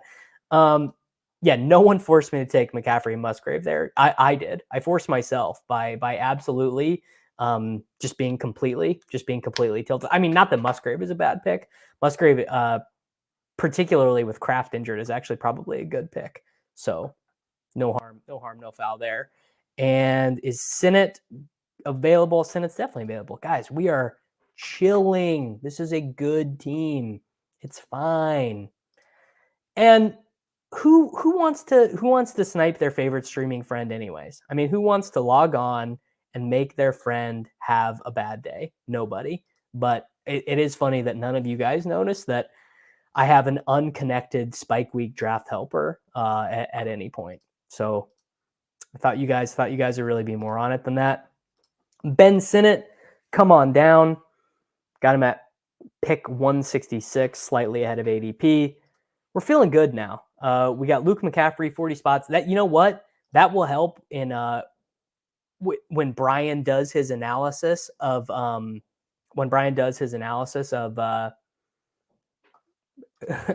not promoting anyone, but when Brian does his analysis, also, oh shit, I gotta make a pick. Let's take a wide receiver. Let's take Marvin Mims. After this, I'm gonna take like a 3-second break. After I make my picks, because I'm gonna go check on my dog because I'm hearing some fireworks go off, and I'm gonna go make sure that she's all right. But I will be right back after we get done with this draft. I'll be gone for like 2 minutes probably. Where are we at on this team? Jaden Daniels, Brock Purdy, Christian McCaffrey, Travis Etienne, Raheem Mostert, Chase Brown. So we can be hyper fragile here. We do have Etienne and Chase Brown sharing a bye week, but it's fine. We got Jaden Daniels, Brock Purdy, you don't share a bye week. We have Daniels triple stacked. We've got Purdy single stacked. We got DJ Moore, Cooper Kupp, McLaurin, Thomas, Coleman, McCaffrey, Mims. All right, we saved it. We saved it a little bit. We definitely need at least one more wide receiver, and this is probably a 3 tight end team. So a 3 tight end or a 3 quarterback team. I suppose there's not a really ideal third quarterback. I would have liked to have taken Stafford, obviously, on this team, or I mean, Trevor Lawrence would have been good too.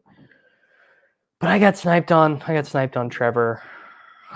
Maybe I could also take a 5th running back if we are so inclined. Damn, these fireworks are going off outside. Really, really going off. My dog is definitely not going to be having a good time up there. Yeah, rough day for dog owners. All right, better to get sniped at tight end than quarterback. Yeah, you draft a Herbert O'Connell team, and you are simply donating to the room. You could always backdoor Bryce Young and Jatavian Sanders. That is one that you can take to completely bail yourself out of jail. You can also people are saying more and more. We're hearing about Jonathan Mingo more and more these days. I think it's probably bullshit, but there's been a little bit of Jonathan Mingo hype. Mingo turning into anything actually would be a huge win. Let's take we need a wide receiver. Just take another Devontae Walker. It doesn't correlate with anyone, but I like him, and he was the highest guy in my rankings. So Devontae Walker it is. Or Tommy Tremble, Bryson Tremble. I mean, look, this is not, guys. You're not dealing with Soccer Dave here. We're not doing that. We're not doing that experience. All right, we need another tight end. We have Sennett, we have Musgrave. Whatever. We're taking Chig. It's the highest guy in my rankings. All good there. Miwad is saying he's hearing more about Tommy Tremble than Mingo. I gotta be honest. The only context I have on Mingo is someone telling me that they heard hype on Jonathan Mingo. Yeah, these drafts are absolutely flying. I mean, you do love to see it. So hopefully Easy is able to join us at some point. I'm going to make this last pick, and then we're going to go over the team, and then I'm going to go check on my dog, and then I'll be back, and we will fire another one. Bang. There he is. What's up, dude? What up? You are looking properly Americaned out. Happy 4th, fellas. Happy. Yeah, that is great timing for you. Do you want to do a 15-second clock draft, or do you want to do Best Ball Mania? What's the 15-second? They just launched a Pit Bull, which is $20, $100K to first, and Chihuahua. We're not doing Chihuahuas. No, correct. We are not. This is the worst team I've drafted yet on stream. This one that we've got up here is really bad. Pitbull is 15. Oh, sweet. You got the options for the 15s are going to be sweaty. Go look at the first round of this one. So I can barely see through the sunglasses. Yeah. Yes. Oh, you got Bijan and Brees kind of early. Marv. Yeah, it's a little pretty orange. It's incredibly orange. Yeah. On July 4th, we're not playing contests that pay 10K to first. Yeah, if it's not 1 Bitcoin to first, we're not doing it on the 4th. Satoshi would not have it. Yeah, it's not Satoshi's vision. It's not Satoshi's vision. Actually, you know what? I'm gonna take Clyde Edwards-Helaire on this team. Never bad. Easy. Yeah. All right. I need to go check on my dog and make sure she's okay. Will you vamp for me for like 18 seconds till I get back? Yeah, absolutely. We could talk politics and whatnot. Yeah, you do that. I'll be back very, very soon.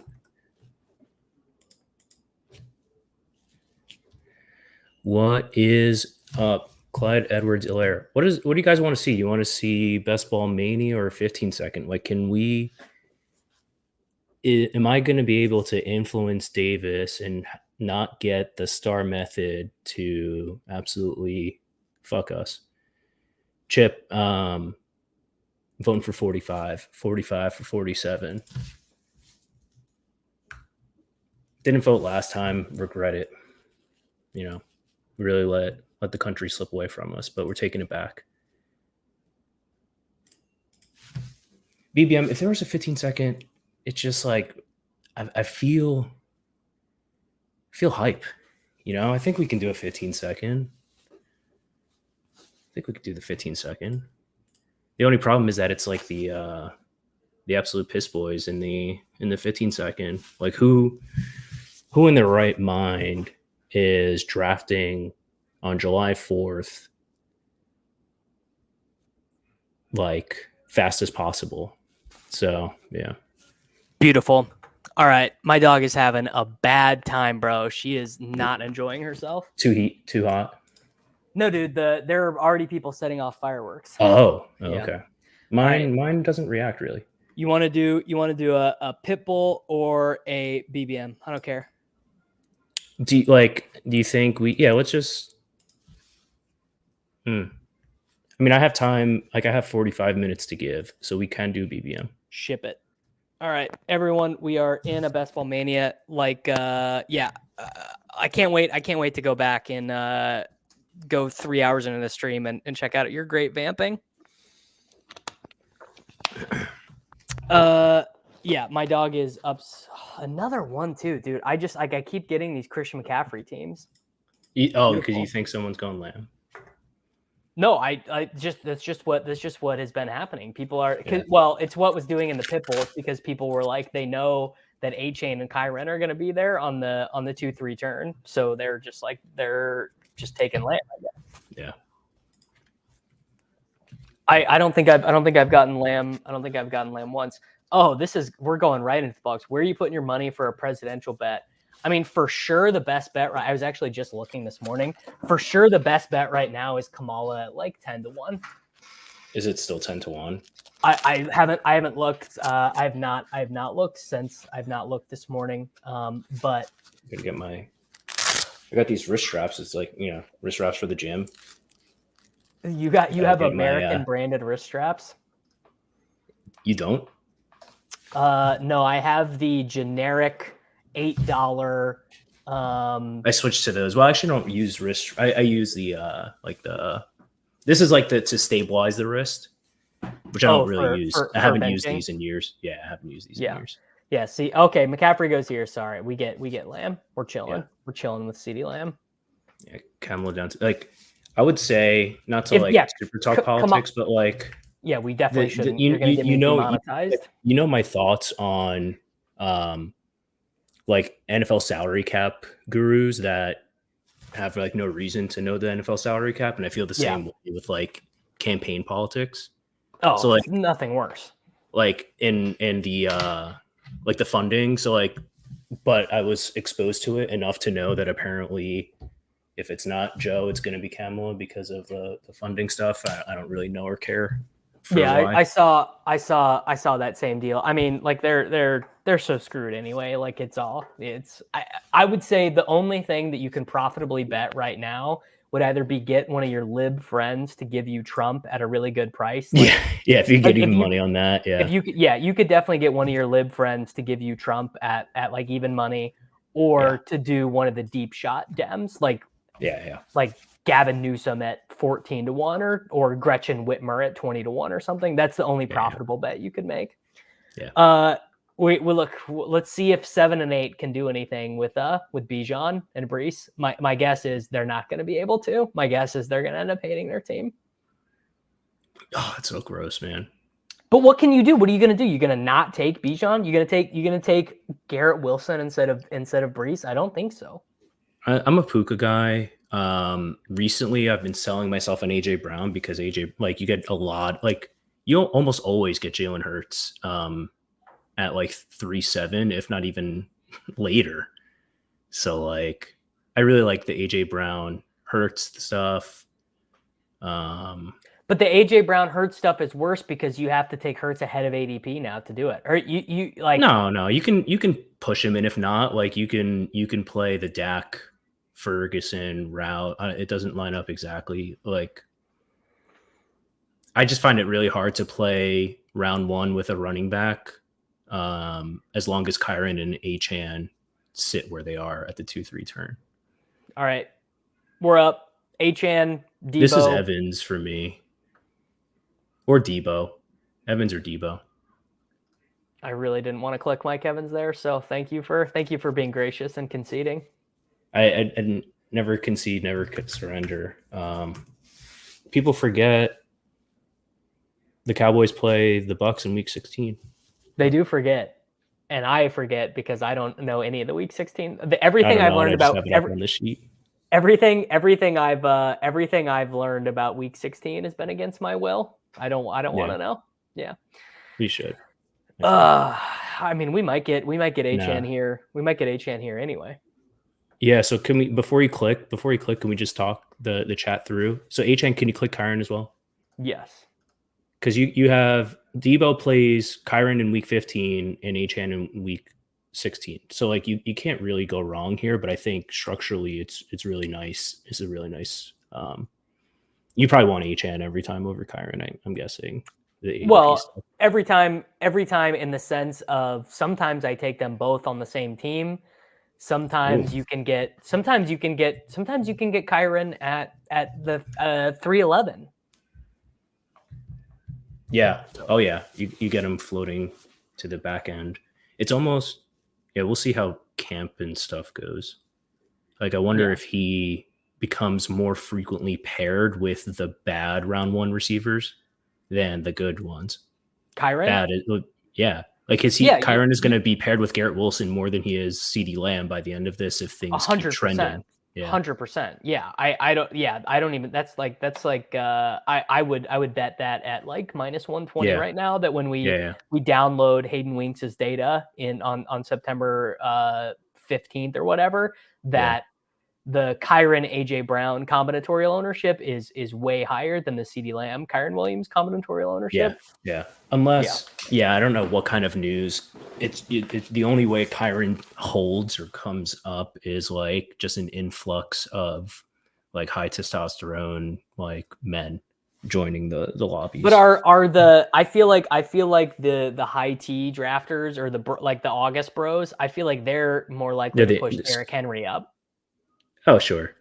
Yeah, but come on, Kyren was like RB2 last year in points per game. I mean, Kyren was awesome last year, but I wonder it's just hard for me to understand exactly like how those guys are drafting and what they are like all the things that they are considering, because a lot of the like ESPN and like those places, they have Achane ranked as like a 5th round pick. Yeah. So I wonder Achane what that does to it. Yeah. I mean, is Henry as the RB1 comfortably within the range of outcomes? Probably not. That's probably insane. Not comfortable now.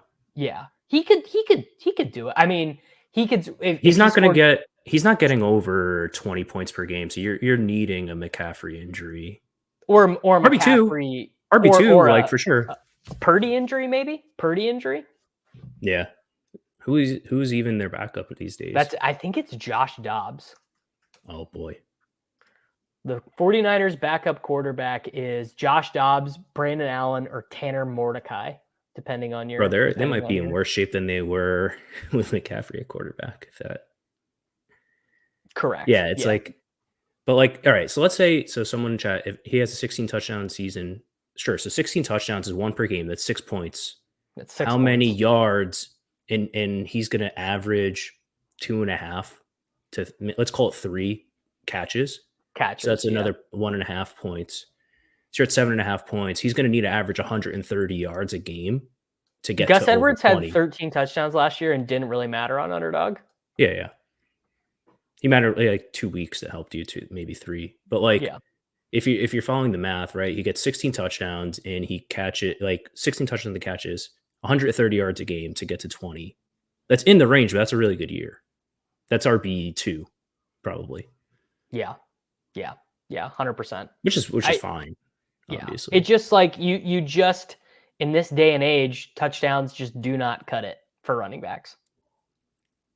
It's just so hard. Like, you're not going to keep up with McCaffrey. If you have that season, like from Henry where he goes, like, you're super happy. I'm so glad Christian Kirk went. Yeah, we're at the death part. This is where you have to decide if you want to get buried by the Avalanche or not. I would. For me, this is Terry. I'm guessing Lamar went, right? Yeah, Lamar's gone. Yeah, because I would go Terry. Helps you set up. Yeah. Jaden Yeah, Daniels. I just took Terry. I just took Terry in the last one. Man, let me tell you, the 30-second clock after doing a bunch of those 15-second ones, it feels like forever. It feels like we just could have like written a dissertation on what to do with that pick. Yeah, solo tab, solo stream is it's like easy. It's like it's too easy. You're just like not focused. Yeah, 100%. All right, what do you want to do? What do you want to do with this next pick? I don't think you want. I would have said Andrews. Who's that tight end that was near the top? Kincaid. No, nah. You go Mahomes and pray for Rice. I don't think it's happening in this room. I don't think Rice. I don't think what's he now? The wide receiver 41. Yeah, he's not coming back around in this room. So it's either unstacked Hollywood, Kincaid, or Pacheco or Etienne. It doesn't matter. Now screw Pacheco. I kind of like Hollywood. Pacheco. Yeah. Or unless you want to go, yeah, because like we can make this like a 4 running back team. They're same by. Who cares? Yeah, A-Chain Pacheco. A-Chain Pacheco is a nice room. This is a good one. Gus Edwards makes 16.27x the guaranteed money of Kamani Vidal and 67.x the guaranteed money of J.K. Dobbins. Make of that what you will. I agree with you. I agree at what you're getting at there, 100%. I don't know. Yeah. I've recently. This is the contrarian in me. I've recently J.K. Dobbins pilled myself. Let me talk you through this. But like Gus Edwards is bad person, not a particularly great football player, but like he could do the job. It's fine. Yeah, like he's got injury history as well, right? Achilles. So, and to me, Vidal is a meme until proven otherwise. I understand like the case for taking him in round 14 is a rookie. Like everyone else is Jag or worse. I understand the guaranteed money, but like it comes September, right? And they are staring at, let's say Vidal remains a meme. Like they can choose to pay J.K. Dobbins like the $1 million or whatever and show up and that's your room. Like they can get out of that contract if they find if they're happy, but if they're not happy, like I think like they can pay J.K. Dobbins to play for them. Right. I think they want to pay J.K. Dobbins to play for them. Right. I think if it was up to Greg Roman, J.K. Dobbins would be 100% healthy, and J.K. Dobbins would be the primary running back. They would give him 11 rushes and 4 receptions per game or something like that. Sure. Yeah. But J.K. Dobbins is on his 4th catastrophic lower body injury, 3rd or 4th. Maybe it's just 3. Might be 3. I think it's just 3. But I also when J.K. Dobbins was getting a bunch of pub 2 off seasons ago, I went back and looked at how long it's been since he had. This will be good for you. Do you know the last time J.K. Dobbins had a 5 or more reception game? Like high school? Like has he ever caught passes? It was one time at Ohio State. Yeah. No, he's not going to catch a bunch, but neither is Gus. And this is the same system, but like, yeah, I think your ideal Charger running back is touching the ball 15 times. Yeah, I mean, they probably want to have a more collegiate style offense where Herbert rushes 6 times, Gus rushes 14 times, Dobbins rushes 8 times, and Vidal gets 4 rushes. That is like the platonic ideal of their offense. I just think I've seen like Dobbins goes undrafted a lot, and I don't want to be like you can pay up like once it's confirmed that he's gonna stay. If that happens, like he's not gonna rise that much, but like I think just take the cheapest guy. Like always, it's the same thing with like the Dolphins. Think of the Dolphins last year running back room, where their ADPs kept kind of fluctuating as news came in. Just like if you just kept taking the cheapest guy, not Jeff Wilson, that would have been bad. But like when Achane became the cheapest guy, like that was correct. Like there was a period of time where Mostert was the cheapest guy, like that was correct. I don't know. Yeah. I think you just take the cheapest guy. I mean, I think you're probably right. The issue is what happens if the Slappies get a hold of J.K. Dobbins. Like the Slappies could push J.K. Dobbins to the 7th round.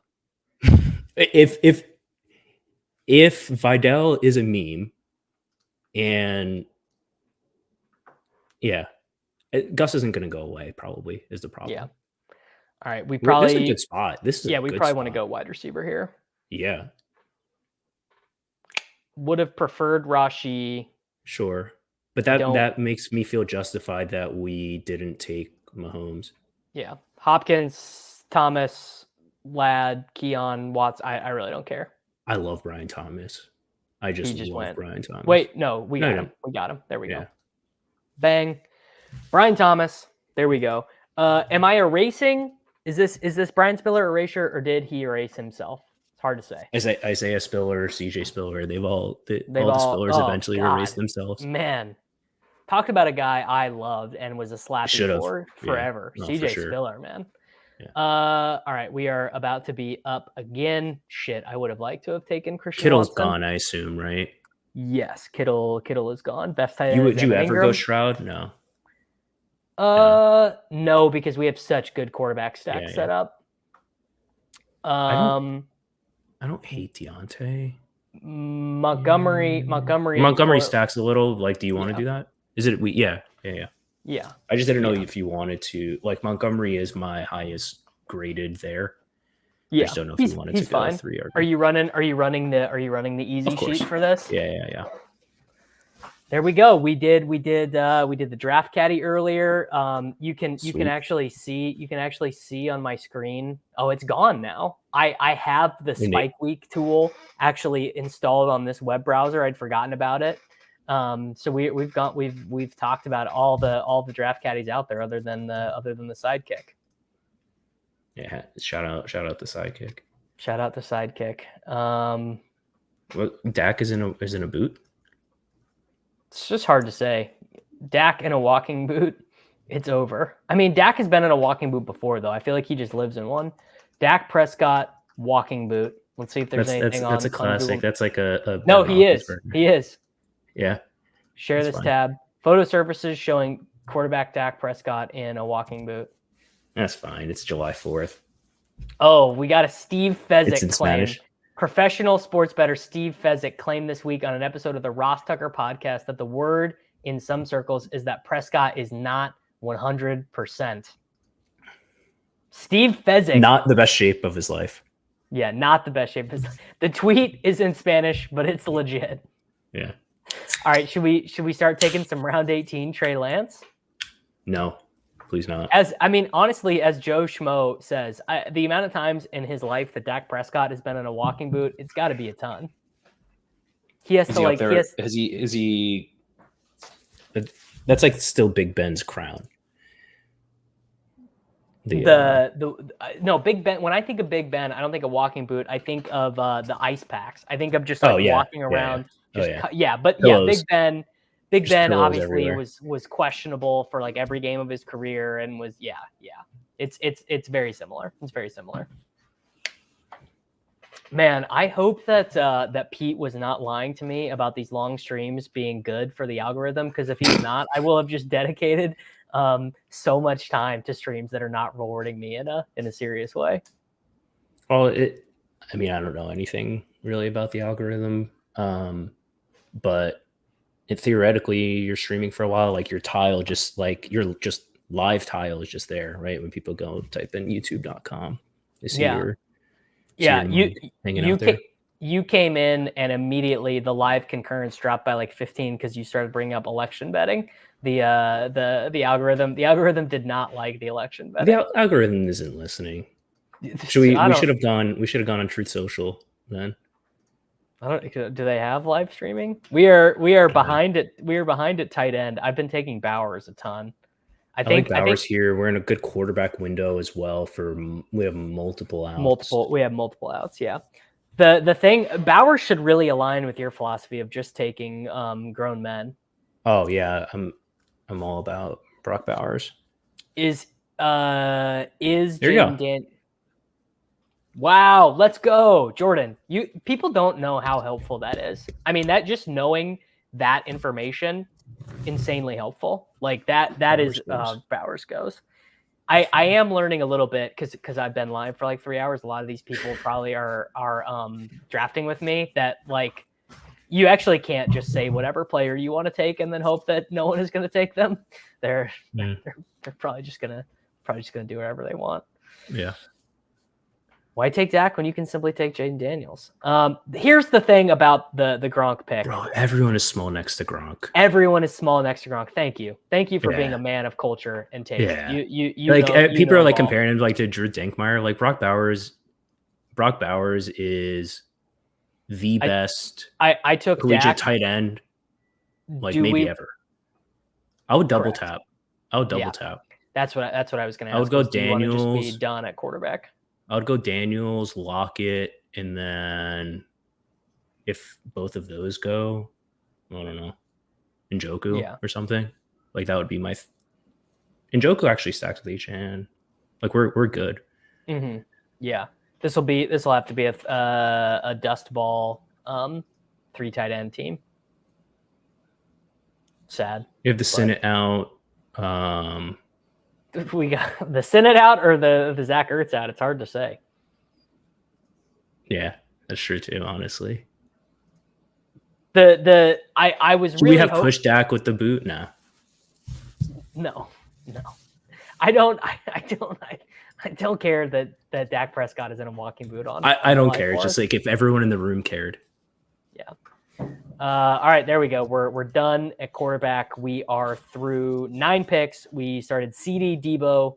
We got H&, we got McLaurin, we got Pacheco, we got Brent Thomas, David Montgomery, Dak, and Daniels. Beautiful. Beauty. Damn, this dude got CJ Stroud at 79. Absolute gift with Diggs and Nico. Damn, absolute dude. The Bijan drafter, he figured it out. He survived, and he took the Kelsey Hollywood. He ruined it. Pitts. Like what?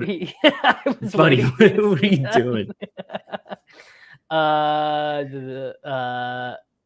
What is the definition of a Sam Sherman type player? Great question. I don't even know. Someone Devontae Parker. No, like the definition is like the median is higher than the mean, which is like incredibly rare. Yeah. Where it's just like the range of outcomes is just like slightly skewed. Damn. Because like nothing that bad is going to happen, but never anything good is going to happen with a Sam Sherman player. Okay, guys, if you're following along with the pick'em, Tsitsipas just lost an insane tiebreaker to Rusevori. He's got to win. He's got to win this set, or we're dust. Brutal. We took Tsitsipas over 21 games won, higher than 21 games won in the pick'em entry. Which means he needs to go 3 sets. He needs to. Well, 4. Right, he needs to lose a set. Yeah. Well, he already lost 2, so. Now he's gonna start winning. we just need him. I mean, if he just wins one set, he'll be good. No, but that's the best where you're like, hey, you don't want him to win too early, and then he listens and he starts losing. It's like, oh, you got to start winning now. I mean, this is nuts, dude. They went in. They had a 22-point tiebreaker. Like that's insane. Yeah. That really does not happen. like Sam Sherman. Not that he'll probably ever listen to this. I'm like one of my favorite. No strays. I love people Sam. in these streets. I think he's incredibly reasonable and smart, which a lot of people aren't. Yeah, he does not draft ideologically. He's not like, I'm starting 7 wide receivers just because. He's trying to win. Yeah, he's trying to win. He's trying to win. Admirable. Yeah. Okay.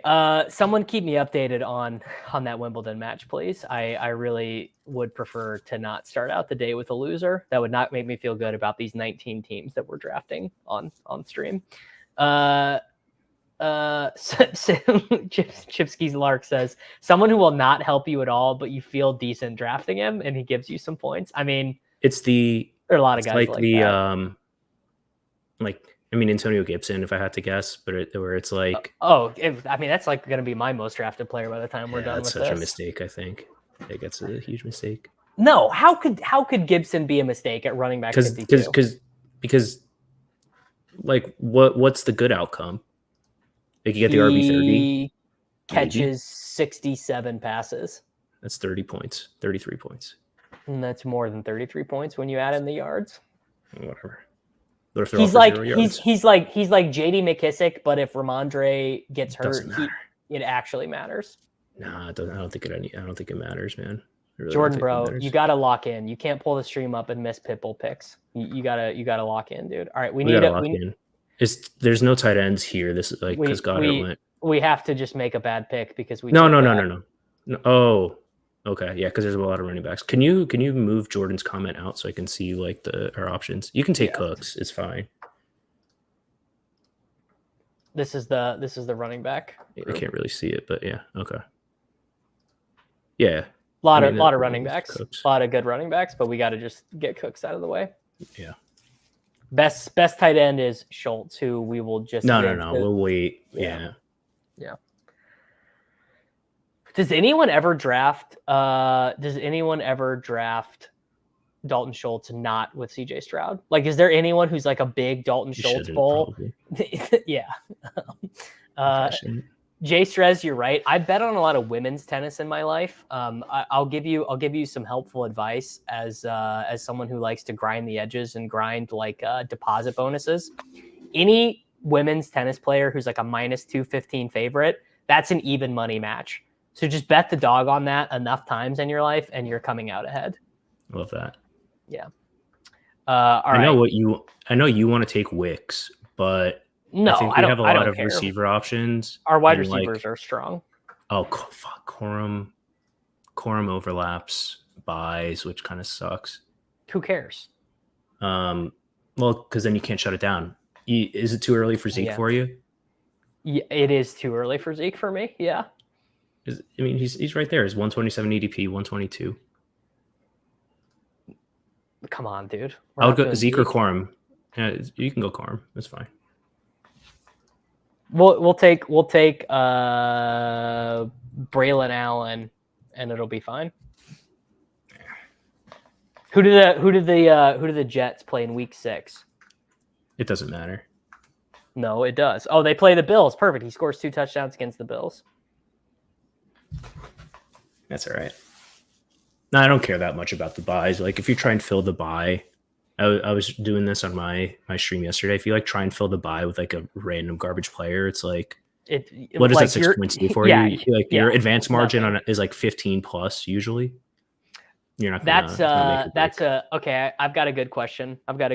For you then. We Liam and I hopped on Liam was on my stream, and we had Hurts after ADP, and we had Ladd and Josh Palmer, and we got Herbert around after ADP. But as soon as we clicked the button on Herbert, we realized they shared the same buy. Yeah.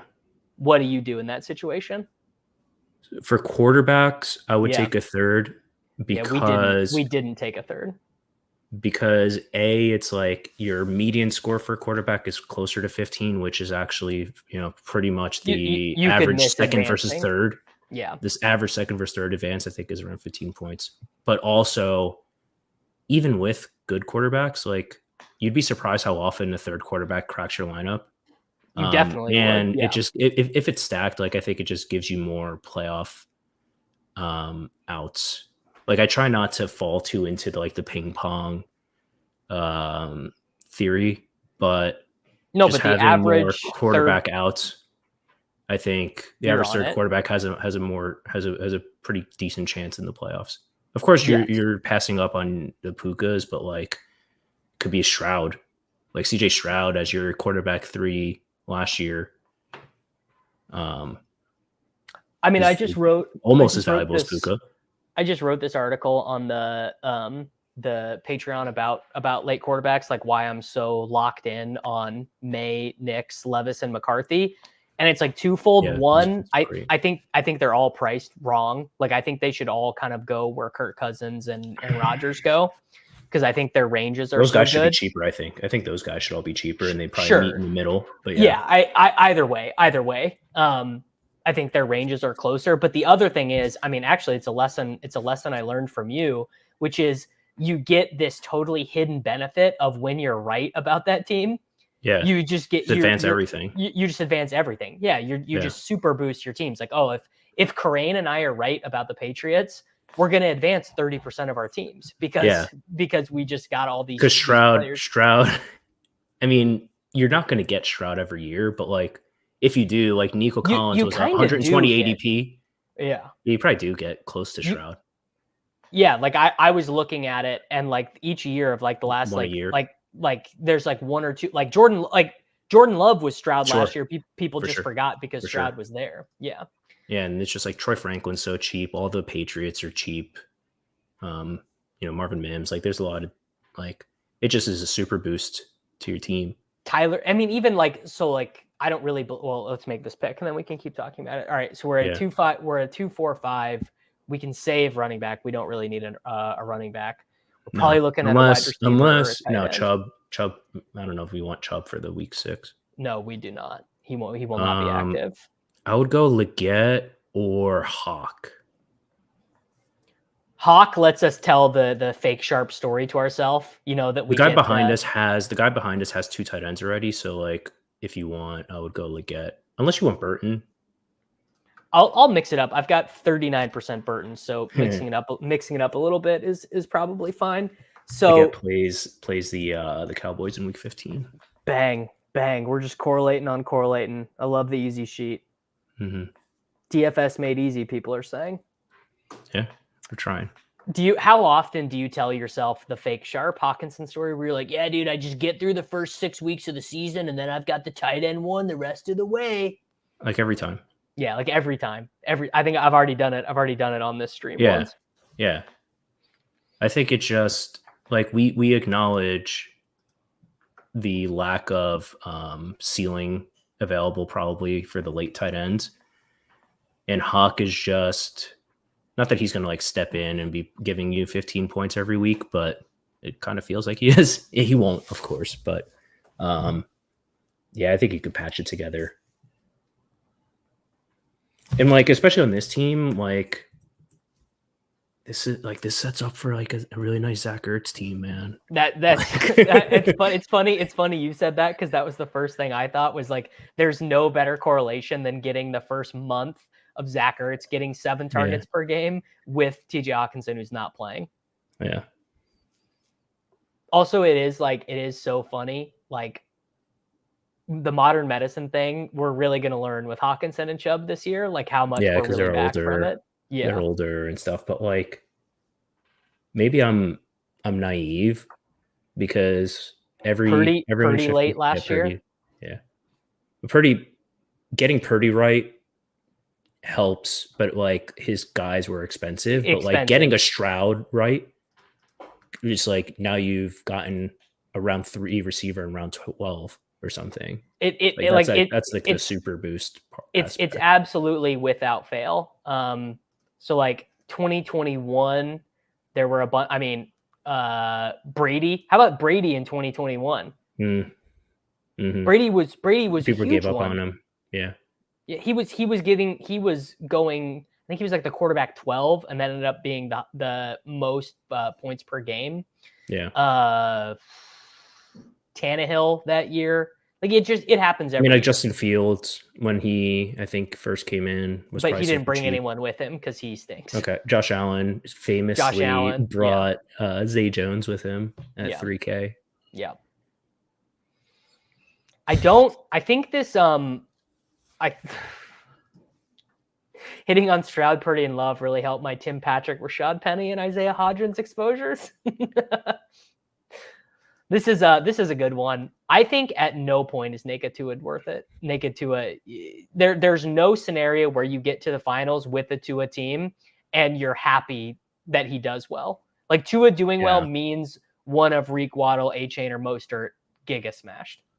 Yeah. Here, because we have A-Chan, and like if we got completely boxed out and like Tua is there at 170, sure, that's fine. Like that'll help us advance, and then you just hope your other stack.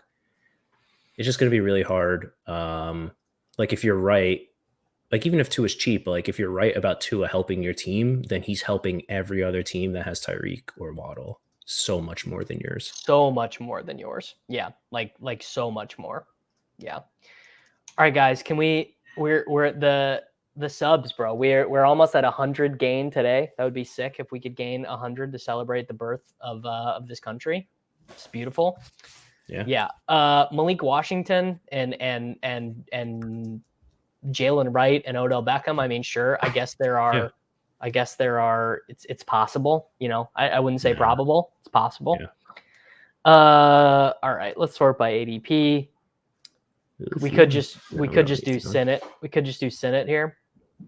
You want to do Senate Ertz? That would be hilarious. I did do a Senate Ertz like at 9:00 this morning when I started or whatever. I kind of like Troy Franklin a whole lot. Sure, ship it. We need a wide receiver. We're Jewish McCaffrey is requesting one more Pipple after this. Sure, book it. Why not? We can do one more. I don't see anything stopping us. My wife did just get home, so at some point I am gonna have to log off the dog app. All right, up to you. What do you want? Otten gives us. I like Otten randomly to set up the Ertz because I think Senate is probably silly, but we could do Senate to have fun. Otten's a little mini with Leggett, plus he plays the Cowboys in week 16, so it's like a little something. I bet that's my first Kate Otten or close to it. The naked Kate Otten is like really not what you want. He did have one game where he was the guy you needed last year. I mean, he had 455 yards and 4 touchdowns. Yeah. I've been doing a lot of like the Hawk Jawan, like Bowers, or Hawk Jawan, Komet.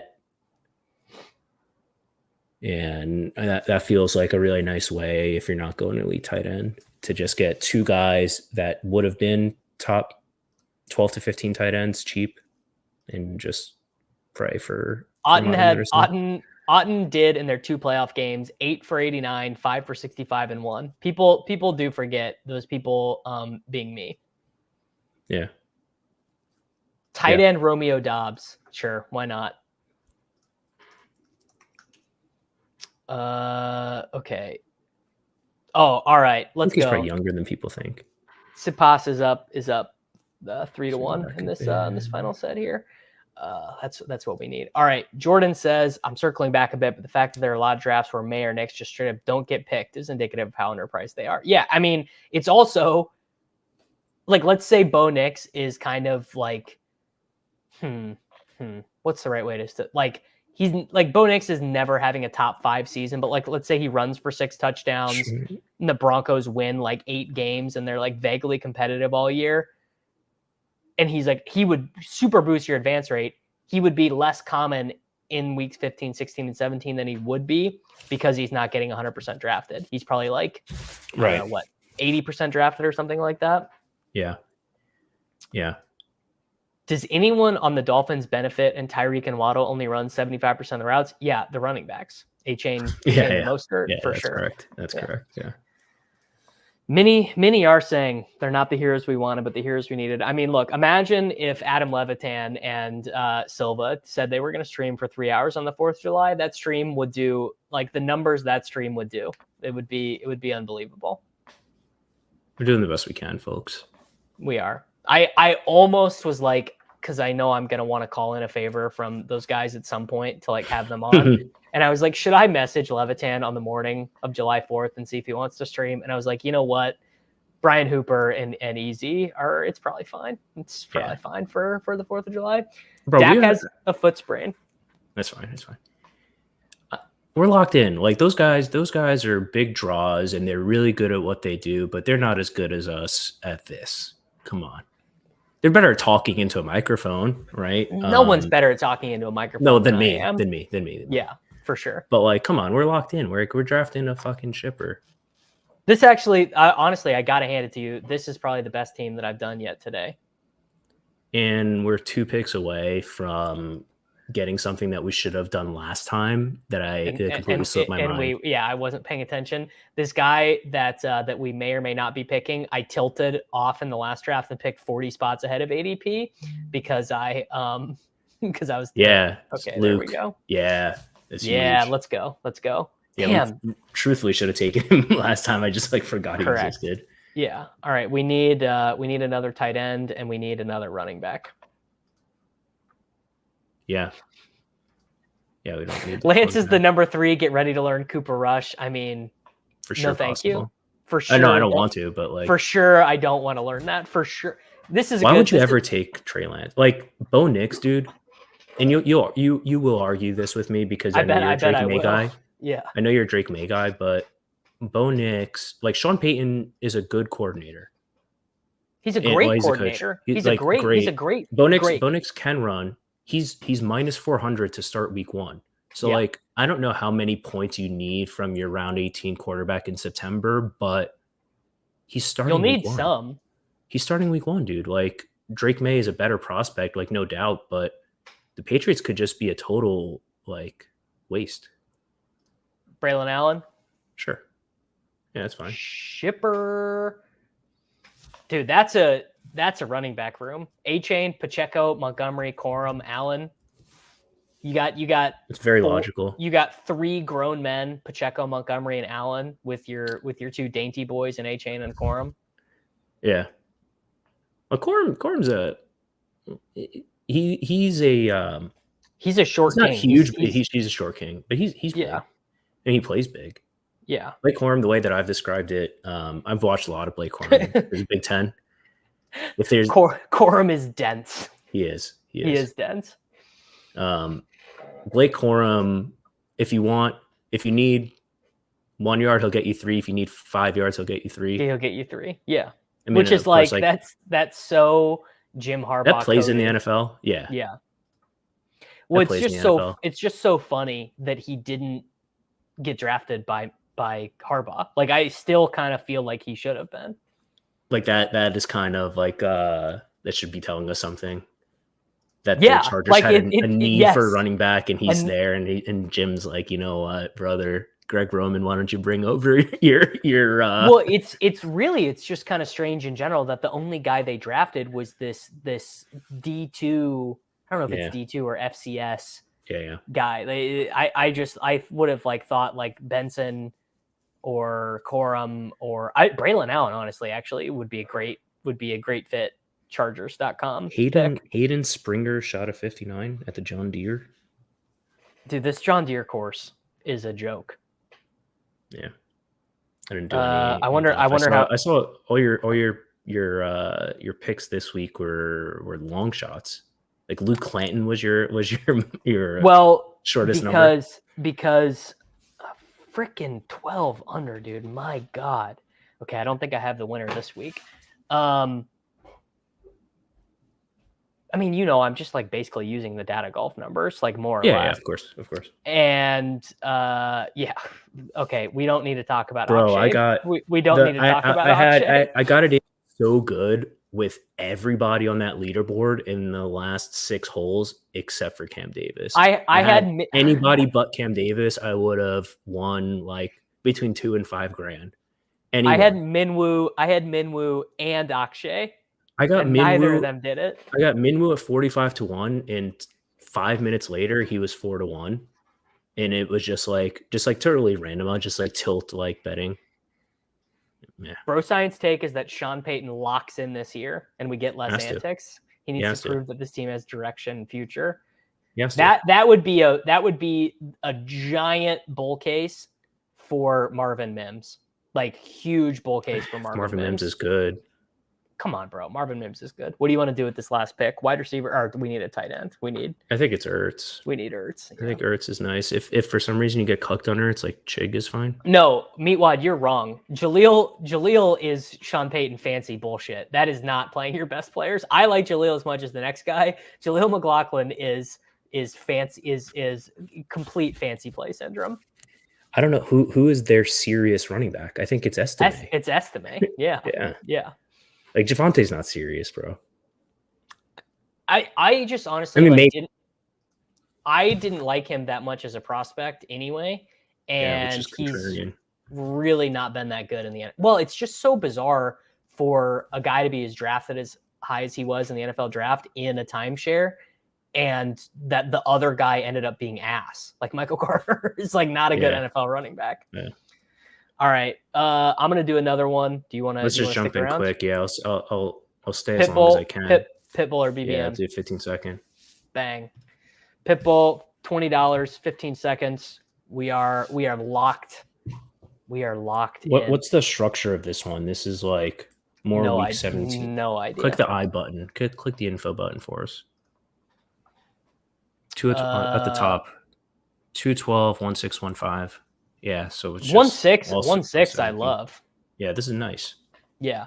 This is a great structure. Yeah. Oh my God, $10,000 to 10th. This is fucking elite. Picking second? No. Where are we at? Oh no.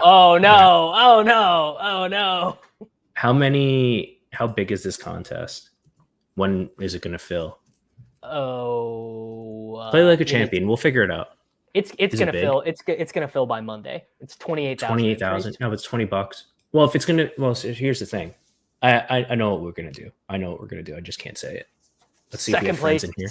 Second place makes J.K. Dobbins guaranteed money. Snatch Catchers is in here. Jewish McCaffrey's in here. Wu-Tang, this is fine. Jake Twitch and Jay Stress. So I know the Sentry as well is a Deposit Kingdom guy, I think. All these dudes are literally watching us right now. No, it's fine because I don't think anyone is going to cuck my strategy, but we can wait.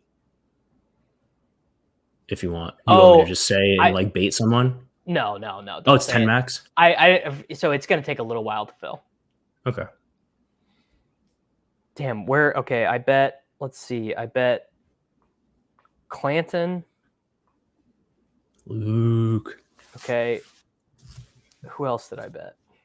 I gotta go look at my graphic, bro. Yeah. Beautiful. It's the content that people want. It's Luke Clanton. It's capitals. Yeah. Dude, graphic design is my passion. Yeah. I bet Rio. The Data Golf guys love Rio, and I swear I bet on him a million times, and he's never once come close to being a good golfer. Yeah, it's the and this guy who is from the web tour, Mac Messini. All right, let's focus here. So here's what we're gonna do. Here's what we're gonna do. If we think it's slightly time boxed, you go Devontae Olave, week 17. No one's gonna have it. Like what? Everyone is gonna it's gonna be Gibbs, London, Gibbs, Harrison, London, Harrison. No. I wouldn't say Olave's grown. Take the grown man and it's the best. I actually think this is unironically a good argument for MHJ is that he's going to be a bad advance rate guy because he's not going to be he's not going to finish as the wide receiver 6. I don't think, but he's got crazy. He's a great player. There's no reason why he can't score 37 points in week 16. So again against the Panthers in week 16, yeah. I'm not a big. I don't subscribe to trying to forecast what a good or bad matchup is in 6 months from now. Well, this dude just said this code blue. That's fine. So two of us will be okay. So there's two of them. Yeah, that's fine.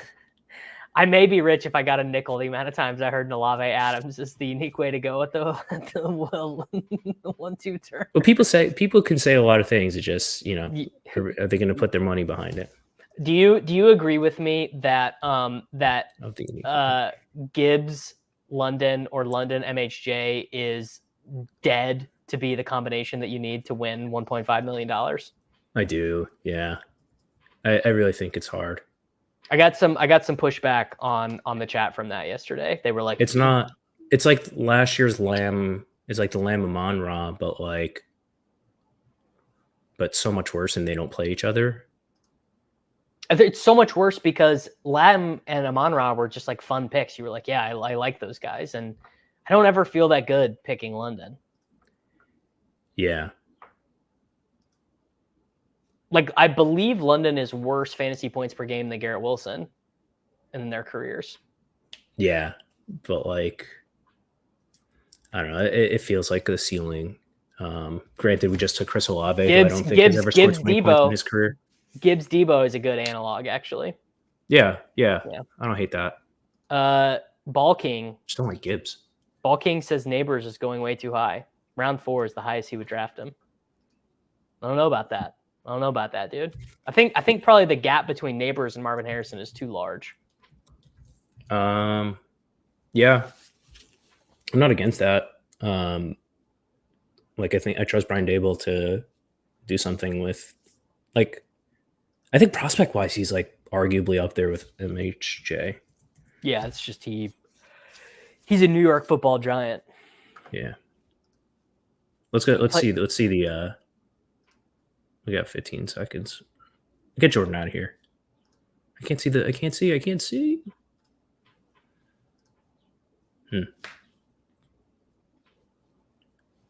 Remember, these are like real piss boy hours. Yeah. So you want Flowers is what you want? Not really. I probably would rather take Pickens. All right. Yeah. Okay. Click it. That's fine. All right. Now we got all right. So we got our 3 wide receiver start. We could take Henry. We could take Etienne. We could take Hurts. We could take Kelsey. Kelsey's like the week 17 there. Bang. And in the absolute dream of dreams, we might get. Yeah, you have a chance for Mahomes, or we ought to be able to get a Chief if we want one. Either one falls or Rice. This is right where I've not. Obviously, this is self-selecting because they're rooms that I'm in, but I have not seen Xavier Worthy once go at his ADP of 61. Not one time. No, I understand.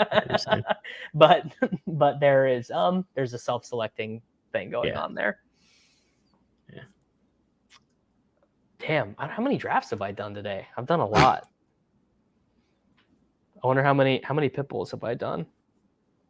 Oh, CPOS, Money in the Bank, guys. We're golden there. Pit bulls. I've already done 5. You're halfway there. Sick. Big streamer refuses to take the proper skeleton key at the 3-4 turn. I don't even know what the proper skeleton is. Yeah. Is it Lamar and Flowers? Is it Hurts and Devonta? I mean, if Devontae was there, but like, oh yeah, I don't know that like I want Lamar. I don't want Lamar on that side of the board. Thank you, Jordan. Have a nice day. Happy 4th, No, brother. Jordan. I don't want Lamar there because how do you make Lamar? Liam made a great argument to me, which is that it's all the Lamar Andrews teams are on this side of the board now, on the left side of the board. So the combinatorial beneficiary is going to be taking them on the 3-4 turn on the right side. I guess, but like those teams are so much better than yours. But what if they're not? Yeah. Have you thought about it? Yeah. I don't know. Liam does weird stuff. Amari Cooper cannot be part of any skeleton key. I know you like him. No. Wait. Amari. Wait, what? Amari and a Dolphins running back at the 3-4 turn? He means taking Mostert at the 7-8. Or a Jalen Wright, I guess. Oh yeah. Well, I like the Amari with the Chiefs. Like I build a lot of Amari, Tyreek, Chiefs type things from the other side of the board. That's my skeleton key this year, actually. Yep. Oh, there you go. Bang, Ship dude. It. Ship it. You're a fool. All right, just do what you want. I'm not a fool. We just took Mahomes. No, yeah, do what you want. This is your pick. What do you want? No, nothing. Take a cab. Why? It's fine. Why are you mad? Click. That's Click exactly something. what we wanted.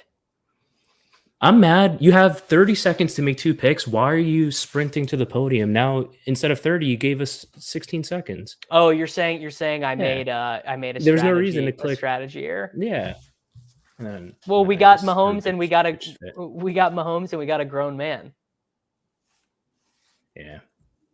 You're It's right over. though. You're right though. I needed to wait. That was a tactical That error. was you know who does that? You know who does that? Who does that? Ori.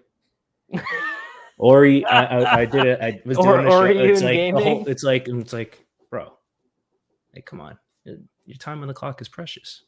I mean, that's exactly what we Because would look, have. dude, we could have had Rashee Rice if we had time to think. No, I wouldn't. You wouldn't take Rice there? No, I would take Walker. Over Ken? We need a grown man in the running back room. All right. We have 3 awesome wide receivers.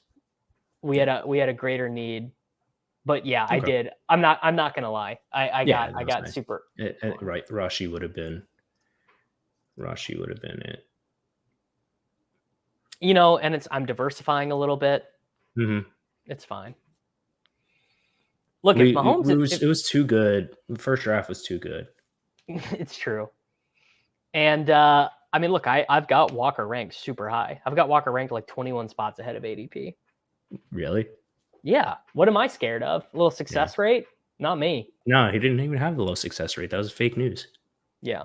No, it was real news, and then it was not true the next year. And yeah, I don't know shit. I don't know. Maybe we should have taken Rashee.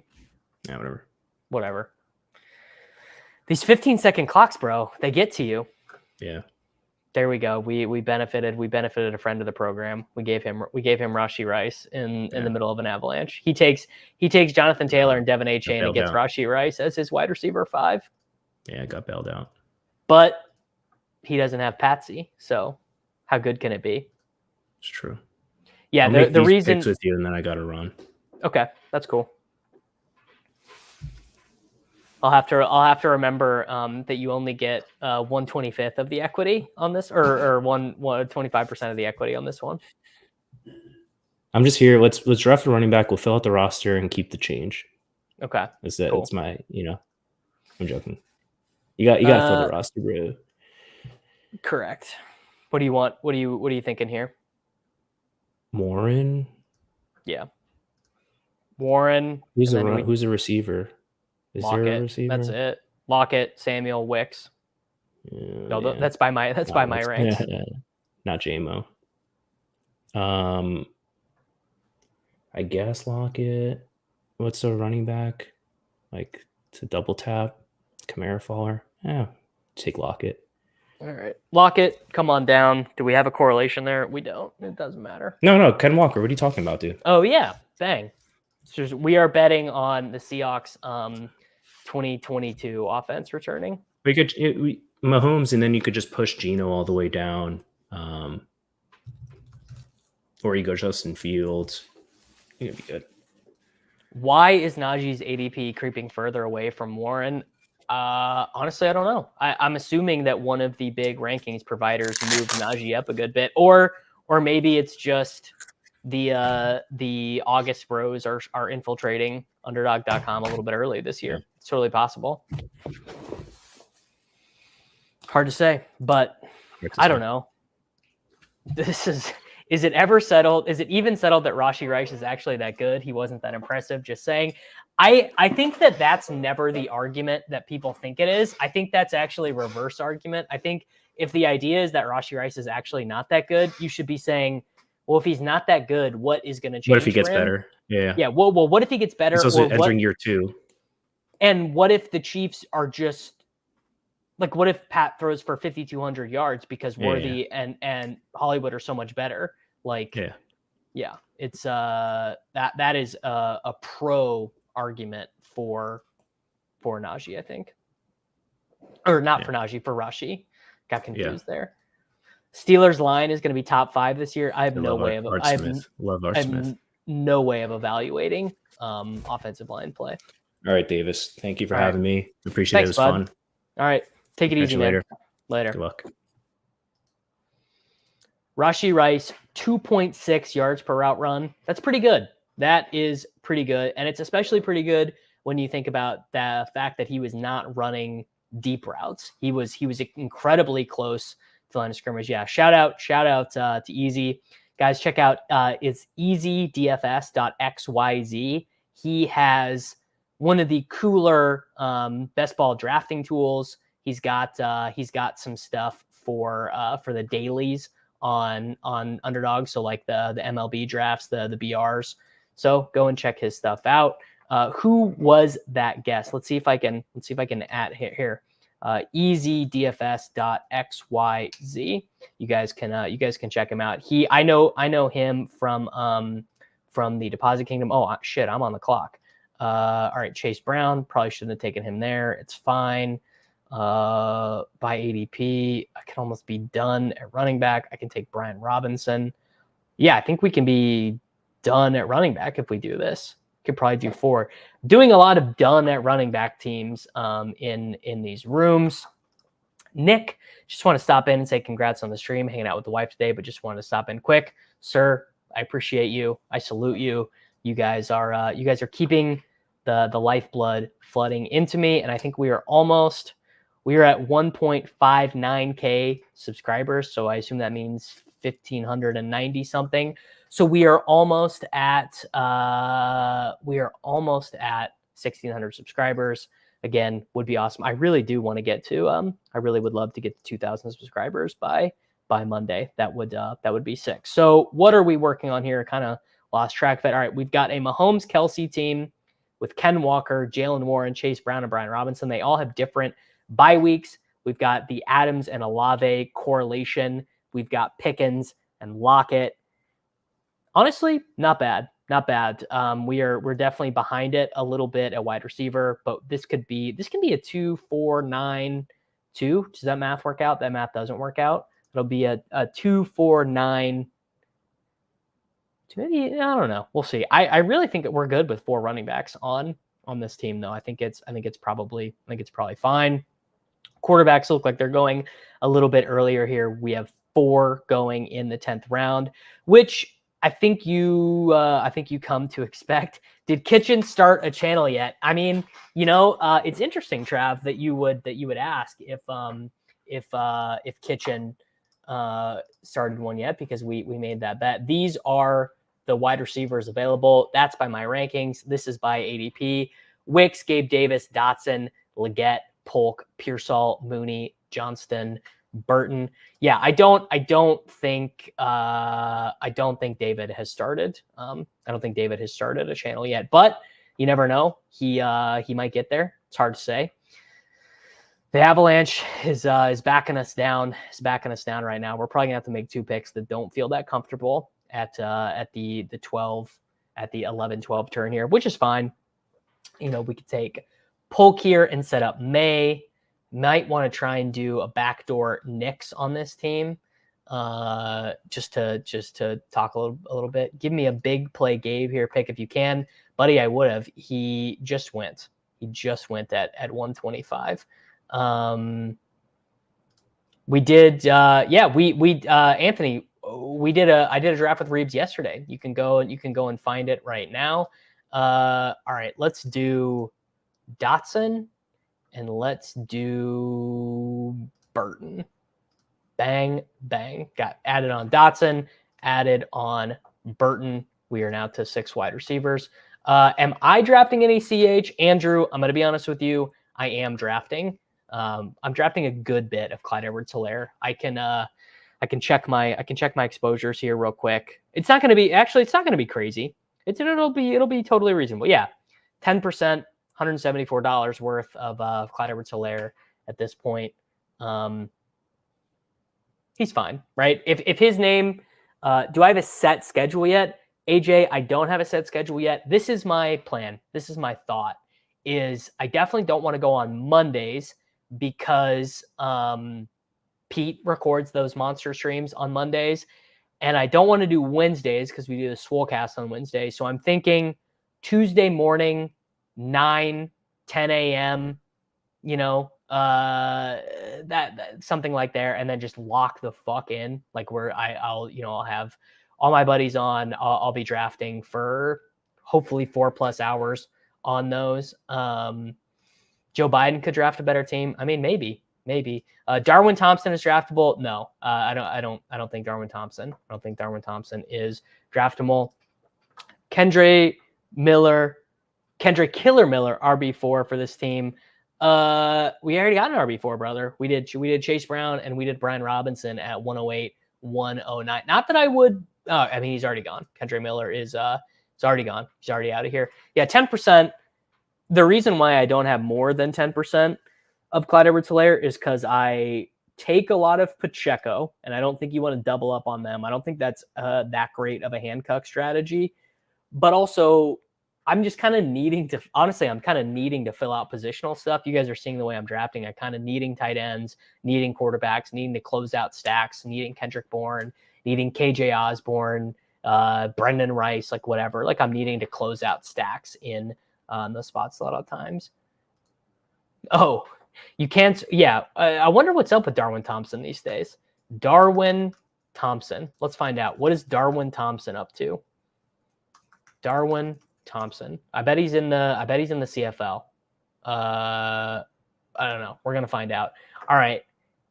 Not really time to start thinking about another quarterback yet because none of our stack guys are here. So we need another wide receiver. I think that there is a stack that I would like to set up. I'm going to set it up with Troy Franklin. Easy would be mad at me for clicking too soon. Ben Sinnott doesn't do anything for this team. We already have Kelsey. We're good at quarterback. Do we take another wide receiver? Do we take a running back? Gibson, let's star him. Damn, ran out of time. All right, there we go. 5 running back team. Turns out I lied. We were not done at running back. So now I've got my optionality with Geno, May, and Bo Nix. I can take any of them. It totally doesn't matter. Best ball breakfast on Monday, Tuesdays with Davis. Yeah, it's kind of what I'm thinking. Also need to come up with a name. Better name. Needs to be something catchy. Needs to be something better than 2024 best ball fantasy football draft. Needs to be better than drafting for $1.5 million on UnderDog because we haven't even just been doing best ball manias, and I'll probably be doing other stuff. I'll be doing puppies and all that. Getting running back out of the way relatively early is comfortable. Yeah. Does Gibson rotate any series with Patriots this year? I mean, I'd bet my bottom dollar he does. I think Easy is likely wrong about Antonio Gibson's value in fantasy football this year. I mean, obviously I do. My exposure to Antonio Gibson is quite high. He's becoming one of my most drafted guys. I'm going to check in on Seat Pass real quick. 20 games won. That's going to be a shipper. We're in the 7th inning for the Yankees So Aaron Judge still on the lower home runs. Kitchen's new channel is at 1250. You're shitting me. There's no way. Link me. All the correlation in the world couldn't make me feel good about starting my draft with 3 wide receivers from teams projected in the bottom third of 12 points, but the 12 spot sucks. So whatever, live a little. I mean, that's valid. I don't think the Saints are in the bottom third in projected points. That they should be a little bit higher than that, just based off of the environment that they're in. Adams for sure. I mean, again, you're really just hoping that volume ends up playing a larger role than anything else. I think is where you're at with that, and I think that's wrong. Has Gibson ever not been fake sharp? The only year of his career he wasn't fake sharp was his rookie year. That was when he was actually sharp. He was a good pick. He was a good pick as a rookie. Not that it really means anything as he's heading into basically the last year of his contract. All right. You know what? I don't care. Quarterbacks are going crazy here. I'm taking Nix. We got Nix and Franklin. We need another wide receiver. Jalen McMillan, baby. Easy, light work. Probably doesn't correlate with anyone. I don't care. I want more Jalen McMillan. Saints were a top 10 scoring offense last season with one of the worst offensive lines in the leagues.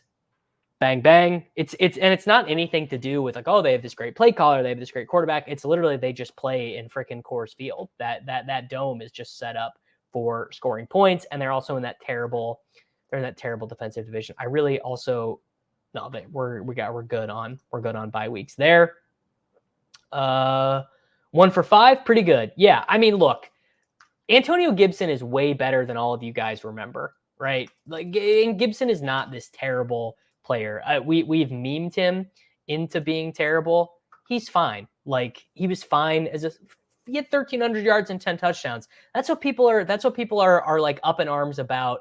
That's like people are up in arms about Saquon Barkley doing that, right? Like he's not that bad. Who plays X receiver for the Chiefs this year?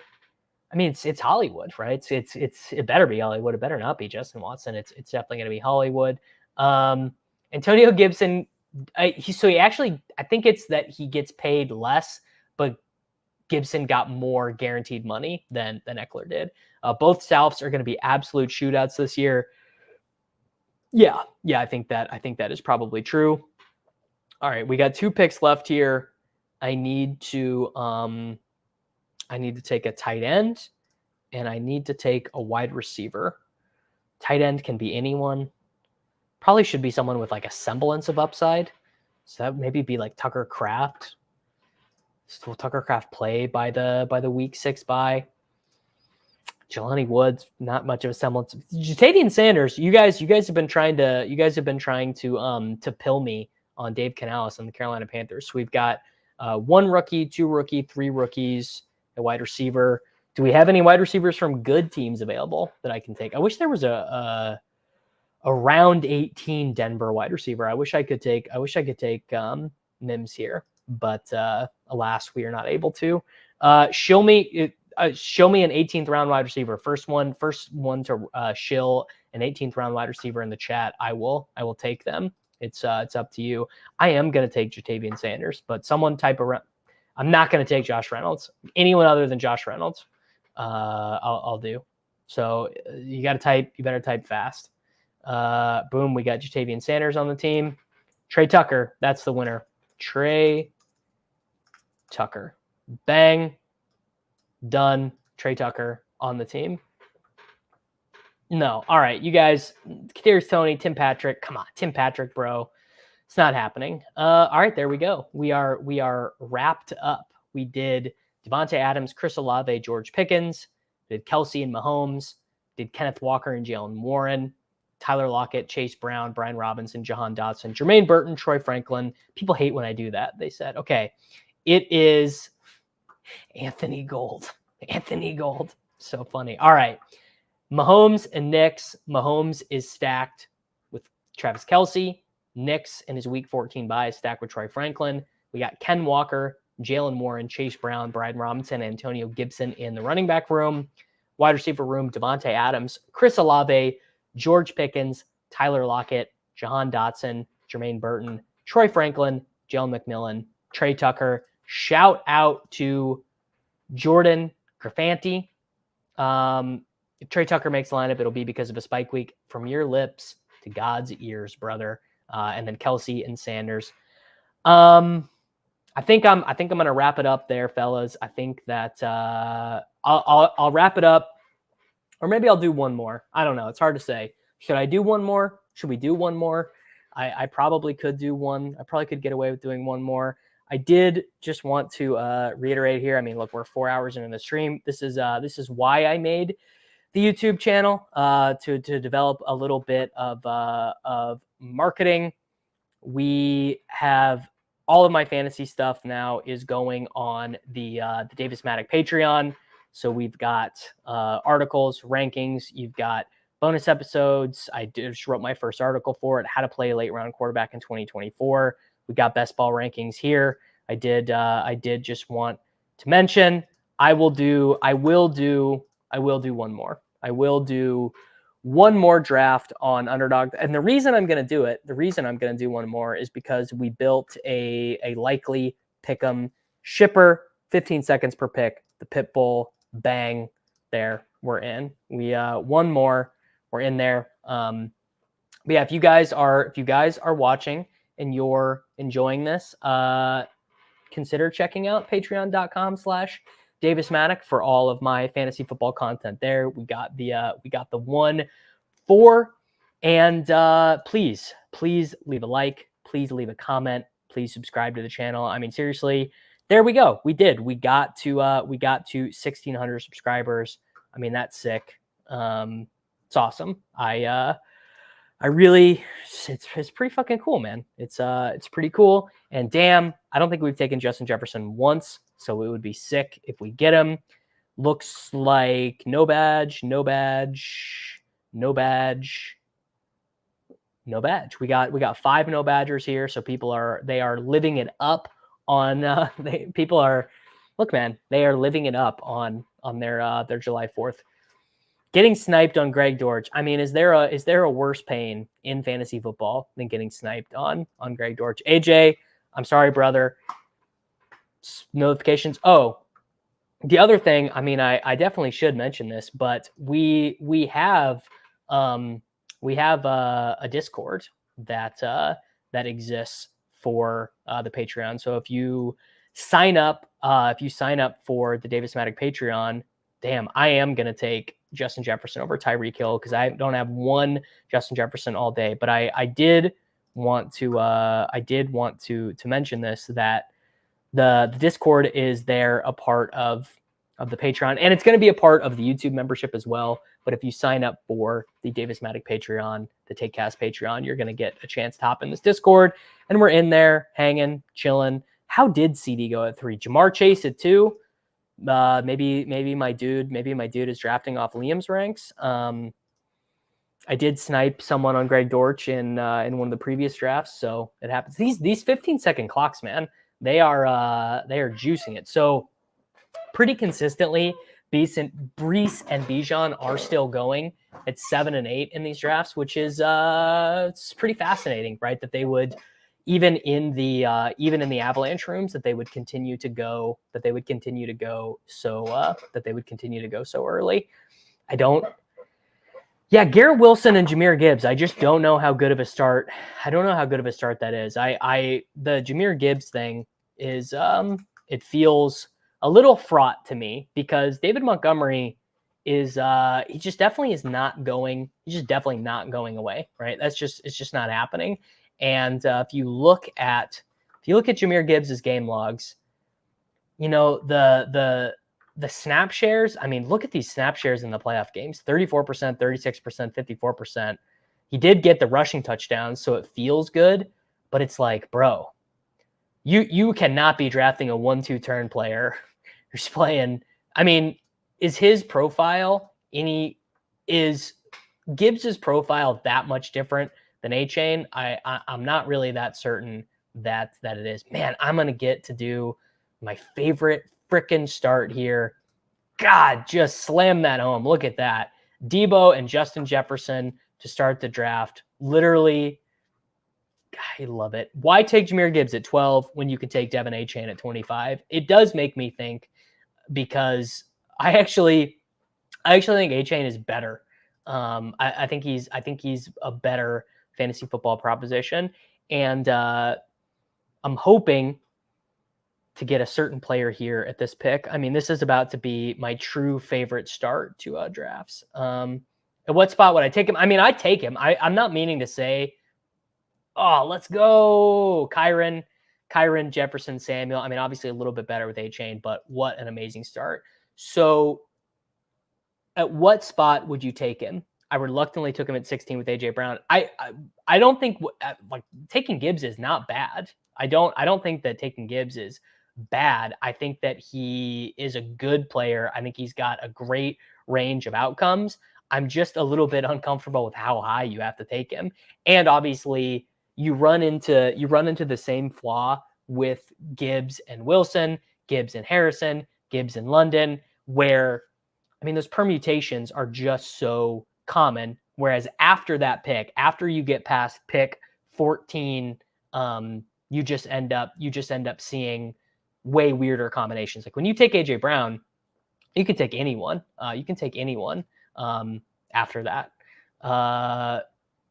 I just had an old friend, my good friend Jordan Bloom from DraftKings, text me. He's drafting in these, and he did a Christian McCaffrey, Barkley, A-Chain start. And I'm going to say, buddy, get ready to learn Avalanche. He just doesn't know. He's a no Badger. He just doesn't know the waters that he just waded in, starting a draft with Christian McCaffrey, Saquon Barkley, and Devin Achane. James Young says Achane missed 7 games last year. He did miss 7 games last year, and he's still huge win for fantasy. I mean, I think you could even let's say you bake in that Achane is missing a minimum of 4 games because he's a smaller guy. I think you can make a real argument. He's still a good pick. He's still a good pick where he goes, truly. This room seems maybe a little bit less Avalanche heavy. Just looking at it, I guess we do see, frick, I would have taken T. Higgins there. Well, guys, Xavier Worthy, maybe, Keenan Allen. I guess I just took Xavier Worthy. I didn't even really mean to do that. If you start Breece and Gibbs, when do you take running back 3? Not until the 9th round. I think on a Breece Gibbs team, I think you're even taking like Cortland Sutton and Jamison Williams and guys like that, because you are just you're just too locked in. Yeah, JJ, Debo, Kyron, that's a good start. Worthy, probably a bad pick there. I really actually didn't really want to take him there. I really would have preferred to take T. Higgins there, but the game is the game. Favorite uncommon start at the 1-2 turn. I actually don't like that Olave Adams one that we just did. Shit. I'm gonna take Patsy here. Bang, light work. We got Patsy, we got Worthy.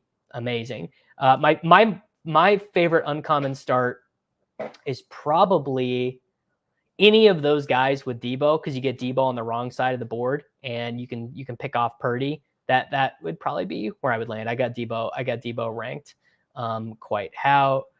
Oh my God. 67 combined points for Ryan Jeffers and Juan Miranda for the Minnesota Twins right now. I don't think that is what I did. We did get to 21 games won for Tsitsipas. I said this on the stream on Tuesday. This is the exact right comp for Devin Achane. It's Chris Johnson, CJ2K. That's all I need to know. If anything happens to Mostert, it's going to be insane with him. I like Achane. I mean, I like Mostert. I like Mostert too. I think Mostert is I've come around on Raheem Mostert. Meatwad says his personal favorite is anything with Nico Collins, London, Evans teams. I don't know if I would take Evans there. That because you can get Evans, like there are teams that are going to be getting Evans at like the 3-8 and shit because he just is a random faller. Achane has added 15, 20 pounds this offseason. Is that true? Devin Achane, best shape of his life. I wonder if this turns anything up. Can we see a Devin Achane looking thick on Reddit? Pretty good. That's what we want. A thicker Devin Achane. Yeah, it's pretty good. The U.S. Sun, is this a reputable source? Oh man, look at this, guys. Look at this. This dude is looking rocked up. Beautiful stuff. Oh damn. I forgot. I gotta share the screen again. I'm taking Ladd McConkey. Damn, I messed that up, guys. I gotta present again. I gotta share the screen. 4 picks away. All right, I'm back. I took Ladd McConkey while we were gone. I took him right at ADP. Rookie streamer makes a mistake. What can you do? I might take Brian Thomas here. Do I take Brian Thomas or do I take David Montgomery? Yeah. Who knew? Who knew Devin Achane was so thick though? I mean, that was big. That was big. I almost lost the draft though compared to that. Running back might be there's going to be a better running back. We're going to take Brian Thomas. Could take Evan Ingram, but we're going to take Brian Thomas. This is going to be a 3 tight end team. We'll see what ends up happening at running back. Najee lost some weight and Jalen Warren put some on. Do we want Najee losing weight? I don't know if we do want Najee. Losing weight. Najee losing weight. Judge made the last out in the 7th. Shouldn't bet again. From your lips to God's ears, buddy. I'm hoping that it's good. I'm hoping that we get off the stream and the only sweat that we have is waiting for Lionel Messi to score a golazo tonight. Argentina plays Ecuador. Ecuador does have this fun little central attacking midfielder, Kendry Paez. Might be a fun little game to watch this evening on the 4th of July. I wish the U.S. men were available to play in the quarterfinal of the Copa America Centenario. It's not the Centenario, but would be fun. But they are not eligible to do it. We need someone to bring up Devin A. Chain's weight game anytime Liam brings up the Dolphins weight gain pop quiz again. Yeah, a lot of Jalen Wright propaganda for our dude. I don't know how I feel about it. Jordan says Najee looks like he runs with tight jeans on, so maybe losing some weight would work out. Here's the deal. I don't know. I don't know if that's true. In fact, I think it's probably not. I think Najee is a perfectly cromulent. Najee's a perfectly cromulent NFL running back. He's definitely way better than all of us fantasy football nerds say he is. He's fine. He's like not a losing player at the running back position. I have my friends in our group chat talking about the NBA Top Shot lawsuit. They both just got the email to do their claim, which is very funny. Didn't Najee have the most 15 plus yards runs last year? I'm gonna guess there's no way that's true. I'm gonna guess that is like literally impossible. I'm gonna find. In fact, I'll be able to figure this out. Kyron, boom, we got Kyron, we got Mostert. They do share a bye week, but I don't care. I gotta pull this up on PFF. Give me a moment, guys. I promise we will get to the bottom of this. I gotta log in again. You guys know it's hard. All right, we're going to PFF. We'll share this tab by position. Rushing reports, halfback. And we're going to pull up breakaway percentage. We'll make it minimum rushing attempts, 20%. I mean, obviously A-Chain leads. Najee, still better than I would have thought. Better than ETN, 25.9% of his rushes, but only 278 breakaway yards. So not a ton there. What do we do? We'll take DeAndre Swift. Yeah. See, he's up there more. He's up there more than you guys thought. Nick said he left 3 hours ago, and I'm still streaming. Do we need to do any high stakes traps on the boomer sites on this channel? Yes. So last year we had a really good year in the main event, but we didn't ship. I think we finished 11th in the main event. Point being, we've got, I think, 7 tickets to the main event this year. So we will be doing FFPC main events on this channel, probably 3 or 4 live streamed FFPC main events. I might reach out to them and see if we can do some kind of deal. So maybe there'll be more.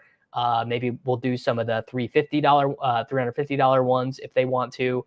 And we will probably do NFFC if they are interested in such a thing. So the team right now got Kelsey, running back room of Kyron, Mostert, and Swift. We got Justin Jefferson, Deebo Samuel, Xavier Worthy, Lad McConkey, Brian Thomas. So could take Purdy on this team. We could wait to take.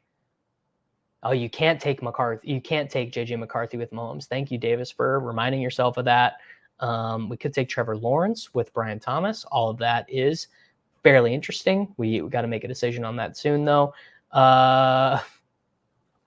Worthy goes so late on the boomer sites. Trust me, I believe you. I would believe you if you told me that Worthy went behind Rashee Rice on the boomer sites. Damn.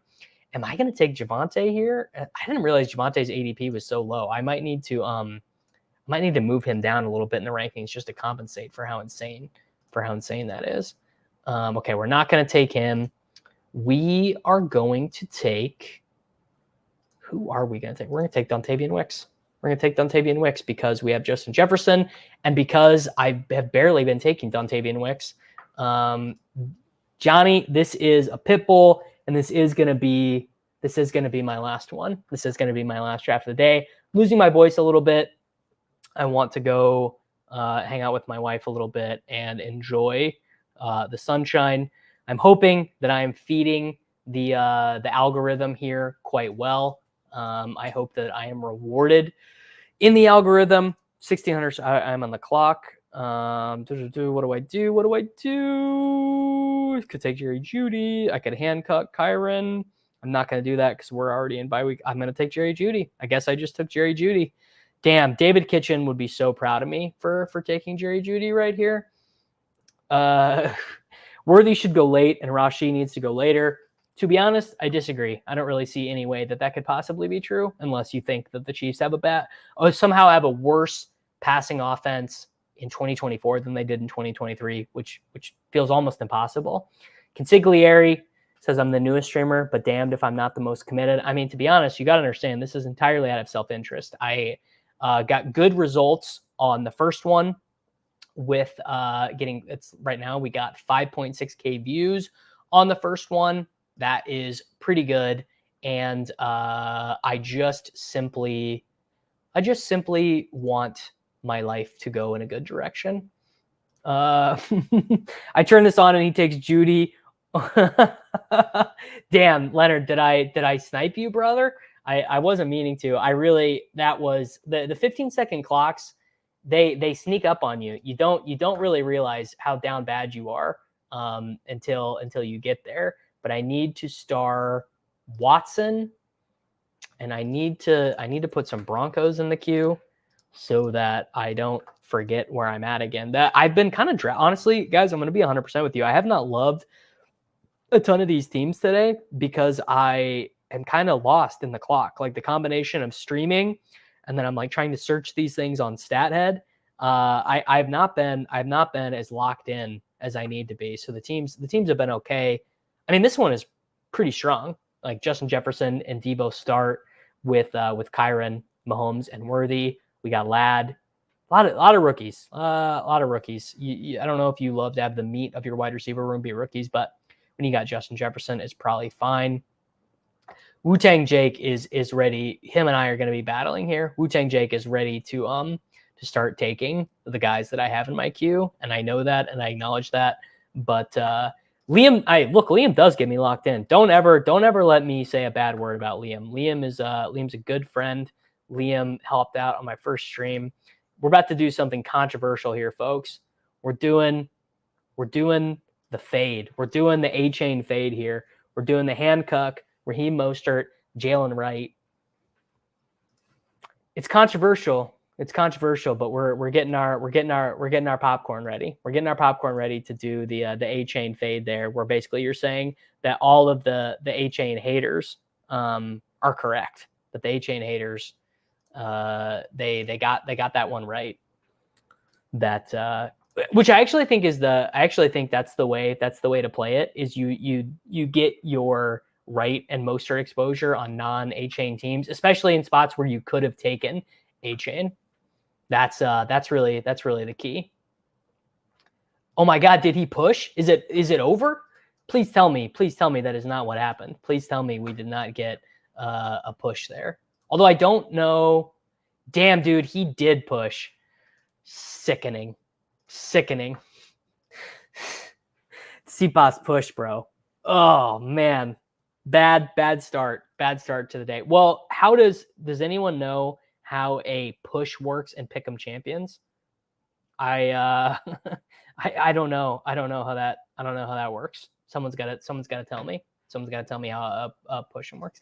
Liam is Overzet's kryptonite. It's so true. Yeah, he gets way more tilted by Liam than I do. I like drafting with Liam. Liam is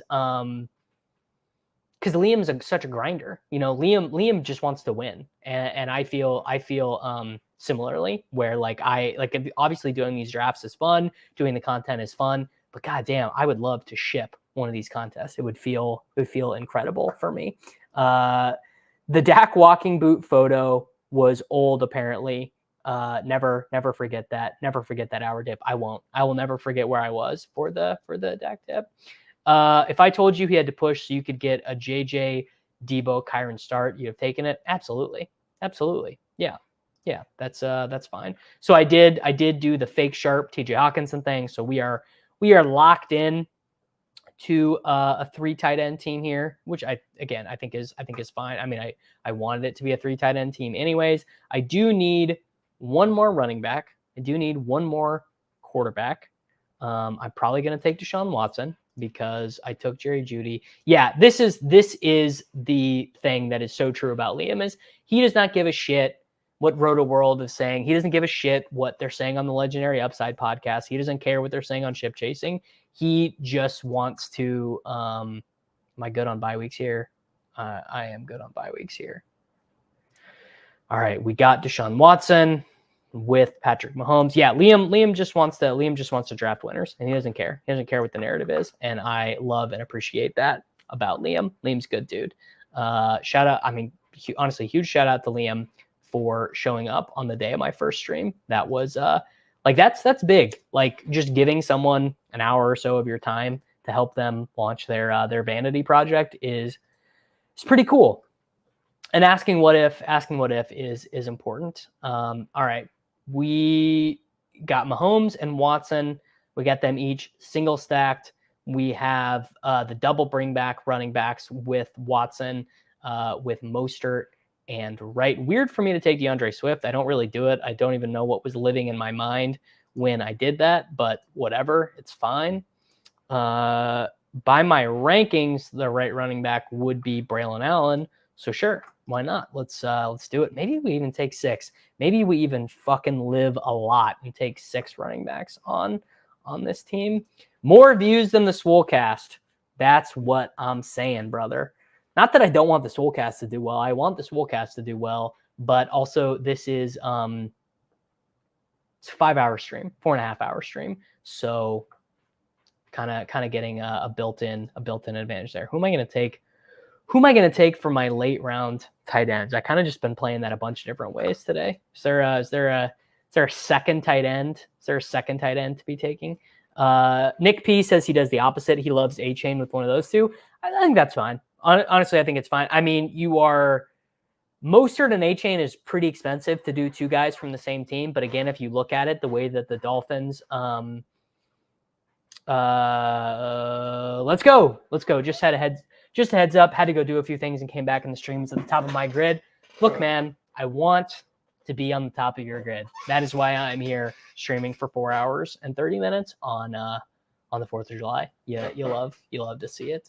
Healthy Hollywood could be scary. I mean, absolutely. Hollywood Brown, very underrated, playing on a terrible team, like a truly terrible team last year. Like, Josh Dobbs and like Jonathan Gannon, and it's just like kind of a mess, and no one's in. I don't know. I think it's so hard to judge NFL players that are talented who get paid a lot of money and then go from playing on a very good team to a very bad team.